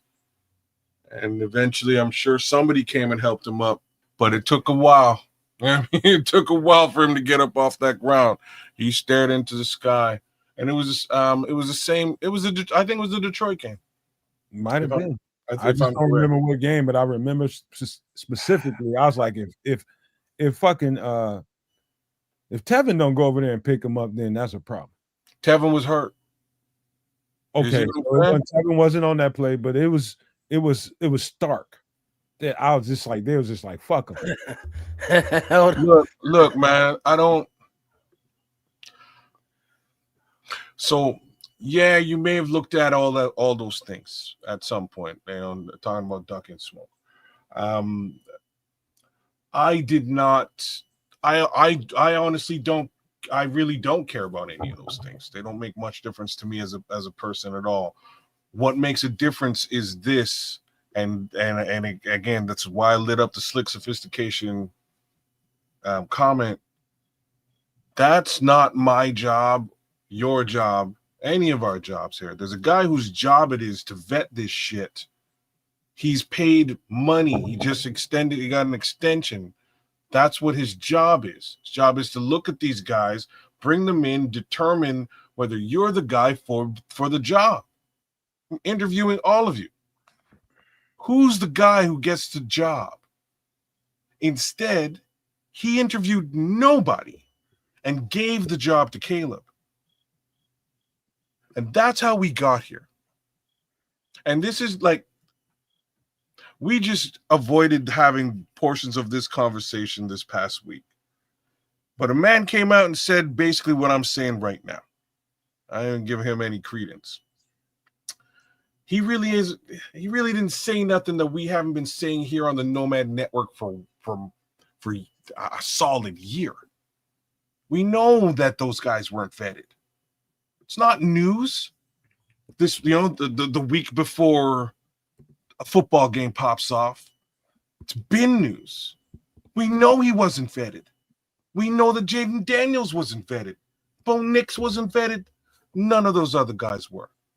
And that's half the battle. That's the crux of the issue. It's the same issue that we ran into with Mitch Trubisky. The other three quarterbacks weren't vetted. either in that scenario. Guy fell in love with Mitch Trubisky because of his Toyota, Honda, whatever the vehicle was. I don't know. I don't know what really drove Ryan Poles into this particular love affair. But that ain't football. Football's a measured case scenario under which you figure out what's what and you run with it. That's why you have scouts. Damn. I don't understand how we got here. Bro, let me tell you. Maxima? Go ahead, Trip. I want to say when the Nissan Maxima or some shit. But yeah, that's how we got here. So the thing is, this is a post game, so obviously we're going to be a little emotional, going to be a little hyperbolic, and I'm not saying specifically that Williams isn't going to be good or better. It's just today he fucking sucked. And hopefully going forward, he'll be able to get that squared away and ship shape and flying right and all that good shit. Because otherwise it's like, what now we're in other issues. So all right, let's breathe a little bit. Let's look forward to the positives of the game, or of why the Bears beat themselves and how to avoid that, namely penalties. Okay, I would say read the comment here, but I don't want you to snap too hard. Caleb and Daniels have identical QBRs in week 1, but Washington defense played all 4 quarters. Okay, well, true. All right, so the defense. That was where I was getting to. I was going to start with the penalties. However many penalties it was for 150 yards, which is outlandish. All right, so you clean those up. You clean up the part of the penalties, the false starts. So whatever the cadence issue is, that's been being worked on since Ben Johnson got here. Now when week 1 under center running, cadences, this should not be a surprise. This should not be uncomfortable, because I thought those were the goddamn videos that Caleb Williams posted over the summer where he was working from under center and doing all that good stuff. But okay. So we can still get better there. And defensively, they were able to get a few runs, but the run defense was much better than it has been. They didn't allow as many gashes for as many yards. They did get a pick 6. They did get several sacks with pressure, aside from the sacks. Now, they did let McCarthy skip up into the hole and get a few first downs with his legs. But they were active on defense. They were pretty stuffy against the run, and they were pretty stingy against the pass. But they were just out there too long and not getting a big play and getting off the field when it mattered. And then with the offense, started going 3 and out, 3 and out, 3 and out, 3 and out, 3 and out, 3 and out, 3 and out, 3 and out, 3 and out. That shit adds up. And so by the end of the game, the defenses have lost their fight, their fire, their energy, their passion, because they're like, look, we've been balling this whole fucking game and offense ain't doing shit, man. Fuck this shit. And that's just kind of an attitude that gets pervasive over the team that you do not want. That's bad for a team because it's detrimental to winning. So, I mean, there are other areas that could have been fixed, Santos with the field goal or calling the field goal on Ben Johnson's part. So there are other areas that if you fix those, we still win this game without Caleb being pinpoint accuracy wise. So it's not all doom and gloom, but for right now, kiss my ass. So Tritza gave you that long ass answer just to say this.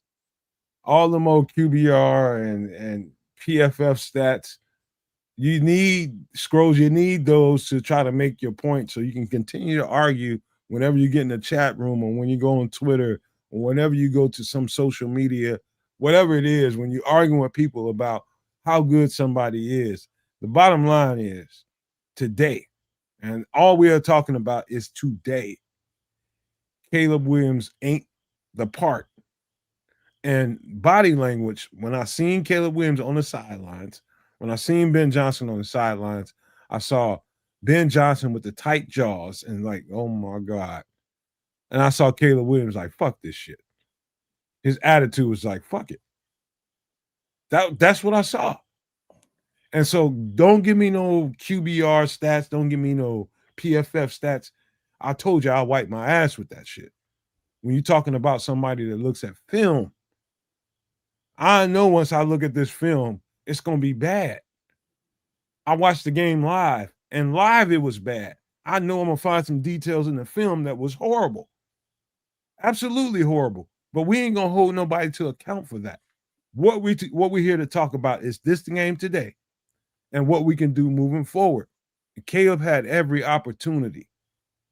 He just, I don't know what happened, but whenever he got out in the center, he just got discombobulated. That's the flat out facts, bro. That's the scrolls. That's the facts. When he was in shotgun, he's more comfortable. So if you want to make an argument to somebody on social media, I'm about to help you. You want to make an argument, say Ben Johnson should scrap his offense. As much as y'all talk all that shit about how good Ben Johnson is and what his offense can bring to Chicago, tell him to scrap his offense to suit Caleb Williams, who's more comfortable in the shotgun. And a number one offense in all areas, scoring, running the ball, and all that good shit. Tell him to throw that in the trash because Caleb Williams is more comfortable in the shotgun. There you can have a conversation with people. You can make a strong argument to say, hey, the offensive coordinator should morph his offense to fit the quarterback or the talent that he has. You can make that argument. But don't come in here talking about what his numbers is and his QBR or what PFF said. I'm going to wipe my ass with it. So but the thing is, you can't make that argument when you, and it's not just about taking freeze frames and saying, well, that's not fair because you didn't show the pre-snap or, the coverage or whatever the fuck. But when you're actually looking at the game that I was doing while calling the game, so I wasn't able to really focus on anything specific, but just seeing it's like, hey, that guy's open. I can see it in the flashing of just watching what's going on. And it's like, well, he's got time and he's not throwing to open receivers. That's got nothing to do with the defense. That's got nothing to do with the penalties. That's got nothing to do with Ben Johnson. That's just a quarterback being able to complete a pass. Nothing extraordinary, nothing supermanish, just a pass. You know what I mean? So if we cannot do that, that is an issue that is just not going to go away with some coddling. I'm fucking pissed. Man. All right. So forgive us all. No, don't forgive you. No, no, there is no forgiveness for this. This was a loss that was self-inflicted, for fuck's sake. You're not wrong. Don't get me wrong. I'm just saying forgive us. And the reason for me saying this is because we kind of knew this was going to happen, and I don't expect him to be right for another 5 games if that happens. And we need 5 games here to determine whether this is going to be a thing or not at all.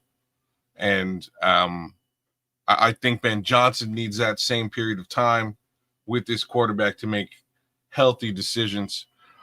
Big shout out to the homie 10 Bears. Haven't seen you in a minute. 10 Bears, good to see you in the chat. Well, let me give you some. Let me give you a little food to go off of, Caleb. Kids. Thanks. If we're, this is Scrolls. He says if we're only talking about Caleb's mistakes, then okay. But we're talking about Caleb, or are we talking about Caleb or the Bears? Dog, it was clear to me. All 22 is going to reveal something else, kids, but it was clear to me why we lost that game. And I'm putting I'm putting the Look, tail. there's other factors. You know what I mean? There's other factors. What was more clear to you? Is it Caleb or not? You Man? know, brother, you know what it is. I'm not trying to say you're wrong.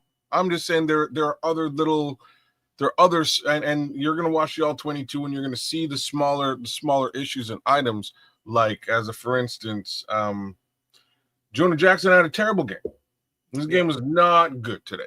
You know, if I'm picking on somebody that had a bad game today, that's definitely somebody to have a conversation about, right? Like, he was whiffing blocks, he was letting folks run past him. The sack on Caleb that went down, and we were all kind of like, oh, Drew Dahlman. It wasn't even Drew Dahlman. Like, Drew Dahlman had his guy, and he's expecting a combo block with Jonah Jackson, and Jonah was like, "No, man, I'm not, I'm not. You know what I'm saying? I'm not helping this combo. We ain't playing pool." And he let him basically swing by, and there goes the sack. So he had a terrible game today. You know, DeAndre Swift didn't have a great game, but I'm kind of going to blame a little bit of that on the offensive line from a run blocking perspective. What else? Like, yes, you know, Scrolls. I will defer and give you a little bit of runway and say that, yeah, maybe the defense should have played all 4 quarters standing on their heads, but you also have to understand that when you are playing defense, standing on your head, flying around with your hair on fire, and repeatedly nothing burgers on offense are occurring, nothing's happening, not like, you might get a first down in a series and then punt. That's going to not only take its toll on you and your teammates, but eventually being on field all day long, you're just going to get tired. So, you know what I'm saying? Like, yeah, 27 points on the defense in the second half. Yeah, those guys were tired. They were on the field the whole game. You know what I'm saying? Like, that's what winds up happening. So let me read my boy Jay Grizz' comment. He says the Boo Birds was out in full force at the end of the game. I got a question for anybody. I don't give a fuck who you are. I got a question for anybody who thinks, okay, who do you think those Boo Birds were for? Do you think those Boo Birds were for because we just lost the game? You got probably a semblance of the crowd out there was just like, I'm tired of getting, like me, after we lost that game, I was just upset. Or was it pointed in a certain direction? Were those fans in that stadium expecting a certain something from a certain somebody, and they fucking were disappointed? You know exactly where I'm going. Those Boo Birds were real. They were aimed at somebody and something. Where were they aimed at? Keep your heart. Tell your heart the truth. Don't tell me no bullshit. Well, it's got to be aimed at the whole team. I mean, sure, we want to point at Caleb. Of course, he's the quarterback. He's missing open passes. Yeah, you're gonna boo him. Yeah, you're gonna boo Santos because you can't, make a 50-yard fucking field goal after you just got extended as well. And the college kicker with the big leg, was let go. And now your counterpart makes a 58-yarder setting records in your stadium. Okay, you're going to boo his ass a little something too for getting that blocked as well. You're going to boo Jonah Jackson because it's like, dude, hey, you fucking suck today. And it's like there's no ifs, ands, or buts or ways around it. But, it's just a letdown because of the amperage and hypeness that we've all built up because of, the acquisitions of this new coaching staff and these new players. And it's like, all right, we're going to turn a different direction, but we're seeing the same trepidatious mistakes that we've seen before. It's like, all right, we get our quarterback on a roll, but then it's like we're seeing the same mistakes from the quarterback that we have seen all of last year under 2 or 3 different coaching staffs or however many the fuck. So I mean, yeah, that's gonna be boo worthy, especially if he went down there and all that traffic spent all that money to hype up your team and get let down like that, man, yeah, boo his ass. Boo all man. their ass. Hey, let me tell you something, man. And Jay Grizz, thank you for your comment. You don't go into this game at home in Soldier Field, game one, and the defense whoop that offense's ass like that. You don't go into this game and the defense totally dominate the offense, totally dominate, and go out there and lay an egg on offense. You don't do that and not expect to get your ass booed the fuck out of the stadium when you don't finish this game. You didn't finish. You didn't execute when you were supposed to. You and tell me it ain't. You can't Most of blame it's the on the defense. quarterback. Most of it's on the quarterback. I'm fucking saying it. You're right, man. You can't the defense held JJ McCarthy to something in and around 60-odd yards passing in the first half. The run game wasn't super effective either in the first half. Make matters even more poignant. A pick six, so an interception and a score, that's huge. And they lost the game. You know what I'm saying? Like that's to me, that's wild, man. That is crazy talk. Rich boy with the $10. Thanks, Rich boy, man. Oh, you got money, Rich boy. Damn. Caleb didn't have his best game, but a missed field goal didn't help. Like, man, yeah, we can blame the Cairo Santos kick all we want, but that was just one attempt. And this is what I'm trying to say. The defense turned the ball back into Caleb's hands 4 or 5 times, and he got nothing done. Couldn't hit anybody. And this is part of the conversation that we have to actually have, man, is like, man, can he get it done? Hey, kids, the funny thing about all of this is I don't know that you all realize it, and I'm talking to you two guys, myself included, and everybody in the chat. Everybody's watching the show, whether you're chatting, you're in this live stream saying something, or you're watching it somewhere remotely and you're not saying the damn thing because you can't, because whatever you're doing, you can't. This is really therapy for us right now. I'm venting. Kiers is venting.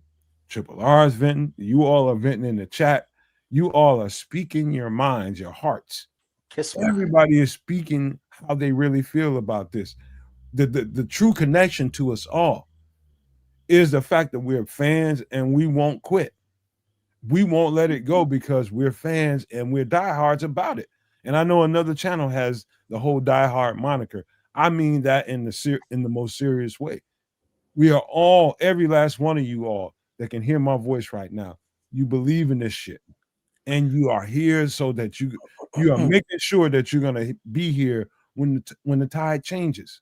And what you saw today was the hopes that the tide was about to change. And you still feel like that. I still feel like that. But what we're talking about today is a simple fact that, okay, this was fucked up. And the reason why it was fucked up, we're pinning the tail on the donkey. And it's a whole bunch of people that don't feel like we should criticize that. Oh, we supposed to just let that go and just act like that didn't happen and just don't blame them for shit. Don't do that, because that's the world we live in. We live in a world where everybody needs to be lied to feel better. Fuck that. I'm just as much a fan as you are. I can't tell my truth. Chris can't tell his truth. Trip can't tell his. The people in the chat can't tell theirs. Anybody that thinks that you're going to be cowed because you don't want to hear the truth, motherfuck you. I'm just saying. Now to flip the script to pull it the other way a little something. Let's give a shout out to Deo Odengbo. He was quite active. He was getting pressure. He was stopping the run. He was looking pretty stout out there. Shout out to Big Dex. He was clogging up the middle when he was out there doing his thing.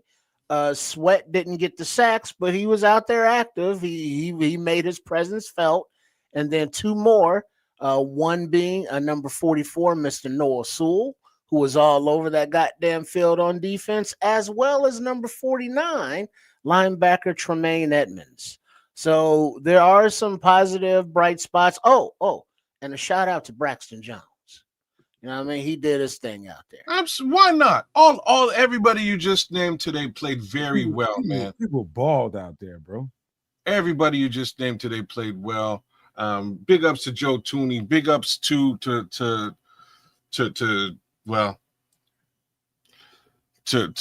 Dahlman and Darnell Wright. Darnell did get a penalty, but again, for the most part, pretty clean operations throughout the day. That linebacker core was all over the field today. Even Ruben, when he came in, had some stuff going on. Tariq played a decent game, but he's got to be a bit more disciplined, man. He is who he is. Just has to be a bit more disciplined. Sad that we lost potentially Nashawn Wright. He had a good game as well, man. He really kept Justin Jefferson on his toes for the better part of this game until he went down. I think that's part of where things went a little bit sideways for the secondary. Again, secondary was potentially a little bit decimated just us walking into this game. We also didn't have TJ Edwards. Fair amount of attrition in that case due to injury, but still major question marks over Dio Dangbo. Who is he? What is he gonna do? He ain't done shit. Well, guess what, y'all? He went out there and whooped ass today, man. He went out there and burned everybody today. You know what I'm saying? Anybody who had anything to say about him, and that includes yours truly. Outside of Noah Sewell, he probably was the best player on the field. I know how much you love Noah Sewell. No, I'm just saying outside of I know what you're saying. Happened for Noah Sewell. I'm just standing on what I said about Noah Sewell when nobody. Cool. I'm saying that Dio Dangle had a game today. Want to hear it? I'm just telling you. And that's cool. I'm saying Dio Dangle proved the haters wrong today. That's what I'm saying. I think it's huge and it needs to be said. Folks were hating on Dio with all good reason, including myself, because I didn't see none. I had nothing to talk about other than I don't know who he is or what he's doing. Did he deserve that big ass contract? I don't know. And that goes clean across media, fandom. Nobody really had any receipts. Looked like it today. Bro, he came and provided receipts today. He was taking names and whooping ass. And that's what we saw. And I'm very appreciative of what I saw from him today. And I expect it to continue. And I can't wait till Austin Booker gets back because we're just going to see even more of that. Right? Mm-hmm. Big ups to the man. Big ups to Dale. He deserves all the respect that I can. You probably should also layer out there. We ain't talking about you. We're talking about all the reporters from every major channel out there. We should have got an edge rusher. Poles missed his opportunity. We should have got this. You know why Poles didn't go and get the edge rusher? All y'all people talking that shit. You know why he didn't? Because he talked to Dennis Allen. And Dennis Allen was confident in the pieces that he had. We're going to be able to get pressure one way or the other. We're good. That's why he didn't do it. Poles he's not being, you got people calling them names and talking shit about him. And you'll be able to talk shit about him for other reasons. But for this reason. I got a whole laundry list stuff. Yeah, of course. But I'm talking about for this reason alone. The reason why he didn't go and get what the fan base is yammering on social media about, we got to go get this person. We got to go get that person. Poles is doing this, clickbaiting you to death with all these videos about if he doesn't do that, he's this, he's that. He showed you today because he talked to Dennis Allen. And Dennis Allen was good with the pieces that he had. And Dennis Allen showed and proved today that he was right about what he thought, that we can get pressure on anybody. And he showed everybody that. So I want to hear all that bullshit. No more. We missed on Zadarius Smith. Keep that clickbait shit to yourself. Yeah. Yeah, because Tano even had like a little sack, coming up from the practice squad. Did we miss on Tank Bigsby? Check your Twitter.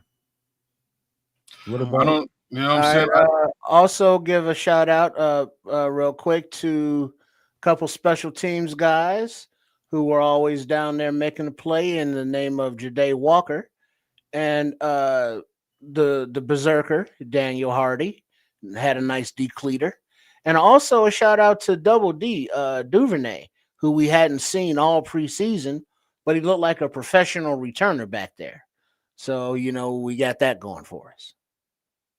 So Jake Ridge just caught the world up on what I just dropped, and yeah, Eagles traded for Tanks Bisbee a little bit earlier there. Like I'm saying, I don't, and the Eagles have Saquon Barkley. You know what I'm saying? So like he's just gonna sit on the bench. They also have, I believe, Kenneth Gainwell back there too. So one more time, he's Tank Bigsby's a little bit further back in that depth case scenario. Maybe he doesn't. Hey, maybe he doesn't fit Ben Johnson's system, but I'm pretty sure Ben Johnson needs an actual north-south back, and I think Tank Bigsby would have worked out. I didn't know he was available for trade. I don't know what the compensation was in that respect, but these are conversations that I think should be had because 3.1 yards ain't gonna do it. And one more time, I'm not gonna sit here and blame. I'm gonna be the devil's advocate here. I'm not gonna sit here and blame DeAndre Swift for doing and being who he is. You know what I mean? Like, I'm not gonna blame him for that. But I am gonna look at the coaching staff, more importantly, the GM, for not adding another back into the room that can help DeAndre Swift, that can help them drive the ball further. I don't get what, my boy Ben Johnson came out last week and said, "Hey, I like the room. We can go get Britton Brown if we need to. We can elevate him. We got Britton Brown." Kez, we were the absolute only podcast and the only channel in the Bears community. I've checked that was speaking out loudly about this running back room ain't sufficient. The only channel. You want to talk about accuracy? What did you see tonight? The question is, this be the last conversation we have before we get out of here, because we do got another show to do on Wednesday. We'll be talking about all this stuff. I'm back and at it tomorrow, but let's keep going. Yeah, you're gonna be doing. Hopefully, we won't get into a Bears. No, but we will. Yeah, I'm gonna try not to. Man. You gotta try not to do that. We will. Listen, the problem is, the question most people should be asking is, how come you didn't see as much Kyle Monunga as you wanted to see?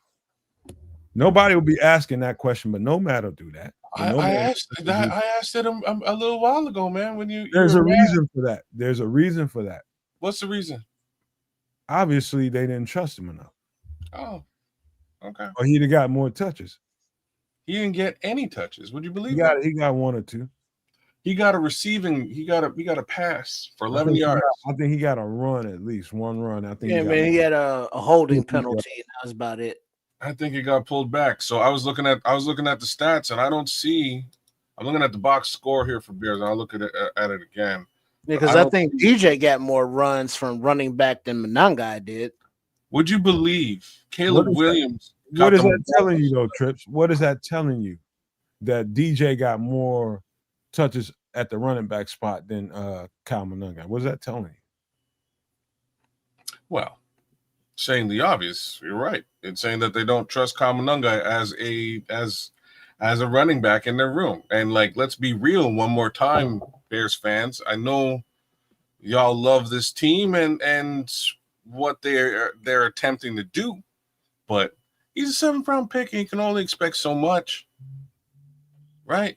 Like, yeah, and Minister's saying he produced a little something when he got the ball, but he didn't get the ball, like that. And I'm asking, why didn't you believe that Nomad was saying that Monunga is a kind of back that gets lathered up and you feed him, and he gets better as the game goes along. Well, he wasn't utilized in that capacity whatsoever. The runs consisted of that little dive left, little dive right, little thing up the middle, and that was kind of about it. You ran that a few times, and that was the extent of the running game. So I see Kama Nungai for one pass for 11 yards, which is super decent. He's got 11-yard average. I do not see a single rush listed here. I swear I saw him run the ball though. Like maybe it was called back due to penalty of some kind, but I swear he at least got one run. In any event, I don't see that here in the box score. So maybe I'm wrong. I just don't know. But I can't say about the play call selection, Minister. Well, on the runs, yeah, but there were plenty of plays called, pass plays that were open that just weren't executed. So from a call selection perspective, sure, maybe it could have been better, but you're bang on, Trip. When it came down to it, from an execution perspective, he's like Ben Johnson scheming receivers and or tight ends open. There's open case scenarios there that were completely neglected, overthrown, underthrown, not executed effectively. So I don't, it was definitely an unfortunate game for all parties across the board. My real question at this point is, and this is what 10 Bears was asking, how long does stuff like this go on? Because the facts are they're paying a lot of money, and I mean a lot of money for Ben Johnson. Caleb Williams is making a lot of money too, but he's on his rookie contract. So. What are you saying? Oh, not you're saying, but could you imagine if something happens and we wake up one morning and there's been a trade? Oh, this is Chicago. Oh Lord. Did you just start that?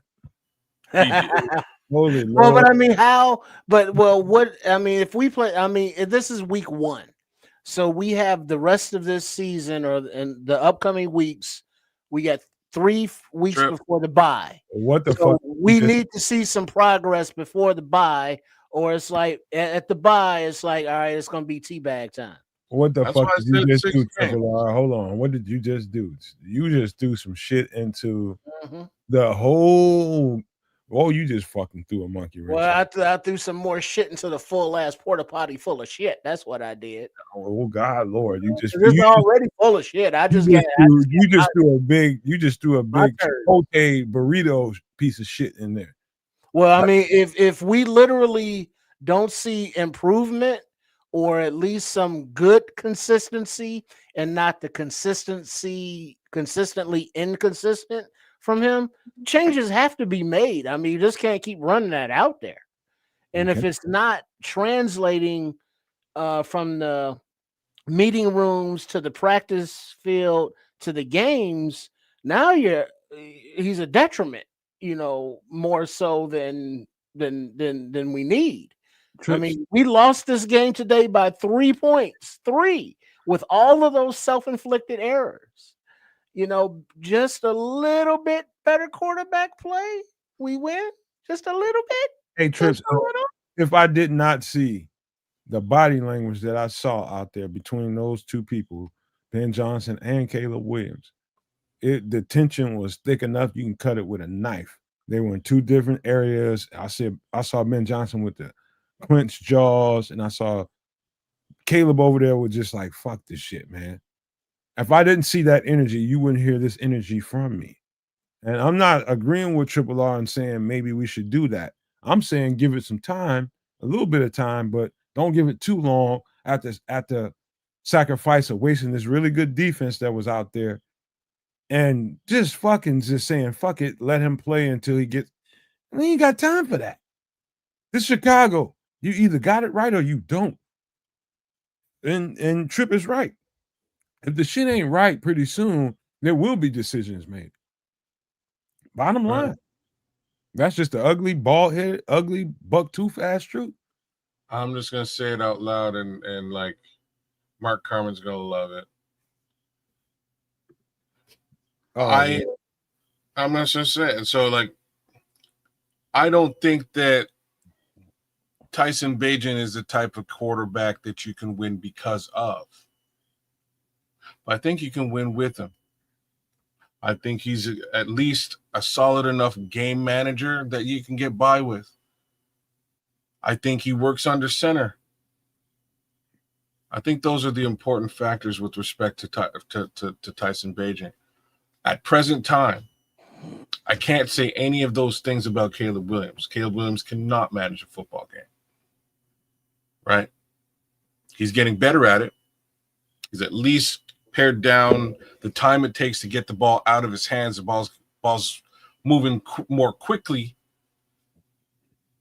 But there's clear and evident issues here that must be managed. So I don't know. Kez, was Ben Johnson brought here to win, yeah or nay? I don't know. Yeah. Hold on. He got $2 million dog, this one is not a yay or nay answer because I don't trust. And wait, he was brought here to win. I don't trust Ryan Poles as far as I can throw him. I wish I said that. I'm pissed off for even asking you. Trips, was he brought here for $13 million to win or lose? Oh yeah, he was brought here to win, and part of that winning was the development of Caleb Williams. That's really what he's here for. If Caleb Williams doesn't take to that development, I mean, we see the results on the field, and that's not good enough. Brother, and so, all right, that's why I'm saying, all right, you get 4 more weeks until the bye week, and if we keep seeing this bullshit, yeah, you got to sit him down, not bench him forever or trade him at that point, but you got to sit him down because this is about the team, the Chicago Bears, winning as many games as they can this year. And if they can do that better with T-Bag or Case Keenum or whoever the fuck, yeah, that would be beneficial for the team this year.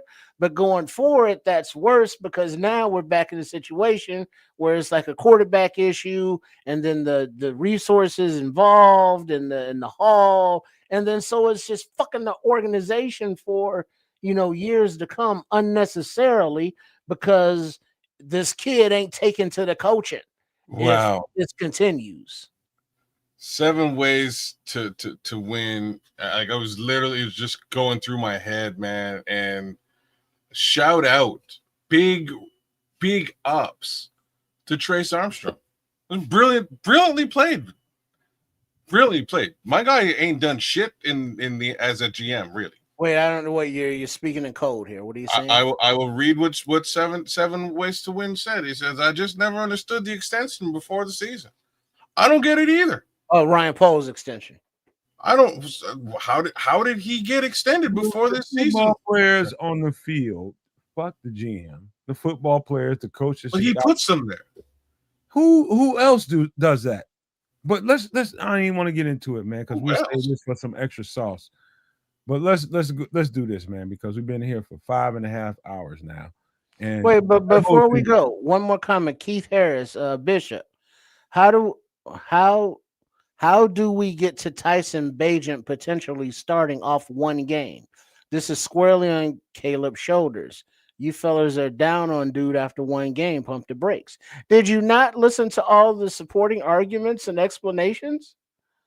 I mean, maybe you should go back and just kind of go back through there because I think we explained why we are down on Mr. Williams and how we hope that he rebounds. So, yeah, but if he doesn't rebound, then you got to look past him because it's not about, well, we just got to take our time and Caleb will get it eventually. Yeah, he'll get that shit from the bench. And if he don't get it from there, he'll get it someplace else because, I mean, business-wise, they're just not going to keep him out there being a detriment when you got receivers and weapons all over the place that aren't getting the ball when they're open. Hey, Bishop, do you think if Caleb didn't look as bad as he did tonight, I would be putting my foot on the accelerator with a heavy-ass cinder block? That was bad looking, man. That's just the only way you can look at it. And it could have not been so nice looking, and I'd have been okay with it because I would have saw strides because, okay, you missed something here, you missed something there, and that's okay. But it was awful. It was fucking awful. And it's a reason why we have this kind of energy right now. It's fucked up, and it shouldn't look like that at this point. You seeing QBs that were drafted in the same class as him, faring very well at this point, and we're looking at a guy that just doesn't seem like the shit's clicking with him here. I don't know what it is, man, but I can't sit here and I'm not capping for nobody. I'm not gonna try to pile shit on him either. But when it's right, I'll say it when it's right. I'll say it when it's wrong. It was fucking wrong today. It was fucking wrong today, and in a really bad way, man. The Tyson Bagent conversation came up because we're looking future looking. How long is Ben Johnson going to deal with this, and what does he do when he's done? But we gotta go, man. We gotta get ready. We're just let me finish. We'll shut her down. That's just with respect to what Bishop was saying there, and funny comment here from the good minister Charles Johnson. The agent has shown what you are hoping to see from Caleb Williams. So like Trace Armstrong is showing up Caleb Williams here in this respect, and I thought that was pretty funny. But let's call it a night, man. We got another couple of weeks to go, and we'll see what Caleb and Ben and the gang have for us. Hopefully, it looks a little bit better as we progress into the season. All he can do is get better from here, because yeah. I wouldn't want to be in that practice with him, but how about this, man? Thank everybody for being here. This was a very emotional show for me personally. I wasn't feeling that well because I had sinus. I still got sinus stuff going on right now, and I live reacted to the game like I'm supposed to live react to a game. I'm talking about me personally, and take it for what it's worth. You all wasn't personal. I was just telling the truth as I saw it, and so we'll leave that there, and I'll pass it to the Canuck in Canada, man. Let's see what we'll do to close this thing out. Let's give out some pleasantries. Let's get ready to bounce out of here. Yeah. So that was a football game. There will be others, and there will be different outcomes, and we'll follow that throughout the season because that's what we do: win, lose, or draw. We are Bears fans to the bone. Were we critical of today's game? I think we were, and I think we are 1,000,000,000% justified and valid in being critical. And we'll be critical again next week, right? Whether it's a win, a loss, or a draw, that's what we do. So respect to all y'all for joining us on the journey. Respect to all you guys for watching the game with us. Bigger respects to my guy, Triple R, from Sports Chicago Style. You should go check the channel out. Give him a like, share, and subscribe. You did a fantastic job calling this game here today. With a little bit of side commentary from my guy underneath me, Nomad, as well as myself. Give us both a little bit of your love, and we'd appreciate that. Thank you for the super chats here tonight. Too many folks to really go through and give respect to, but 7 ways to win. One, big ups to you. Thanks for coming through. Thanks to the Bishop, AC Adam, Mr. Mayhem. The Scrolls was with us. Thank you for coming through, all y'all. The good minister was with us as well. He's a supernova maniac, y'all. You guys should be too. Big ups to our guy Crimson for being here early, as well as Paul Rodriguez and Joseph Archer. I got the Superflex show tomorrow night, 6 Central, 7 Eastern. Come check me out. We'll talk some fantasy football and round it out across the NFL and have those types of conversations and see how things went. I think D Nice ate my lunch this week, but hey, it could be worse. It's always next week. And that same saying goes for the Bears. So we'll see what happens next week. And again, bear down. Big ups. And Triple R, what do you got to say? Yeah, I was just reading something about the officiating because that was very piss poor as well. Tonight's game, there were so many calls that were not calls or should have been calls. Fair enough. Yeah, very much so. But not an excuse, but a reason on top of others that we lost by 3 goddamn points. But it is what it is. We will settle down. We will sleep on it. And take a breath and prepare for the next game of which comes up, I believe, Sunday. Don't even know who it is, but we will talk more about that on Extra Sauce this Wednesday, 2 nights from now, here on the Nomad Network. So a shout out to Keds the Canuck, the channel for your super flex, your fantasy football funness. Shout out to all the Nomaniacs on the Nomad Network for all of the fine programming.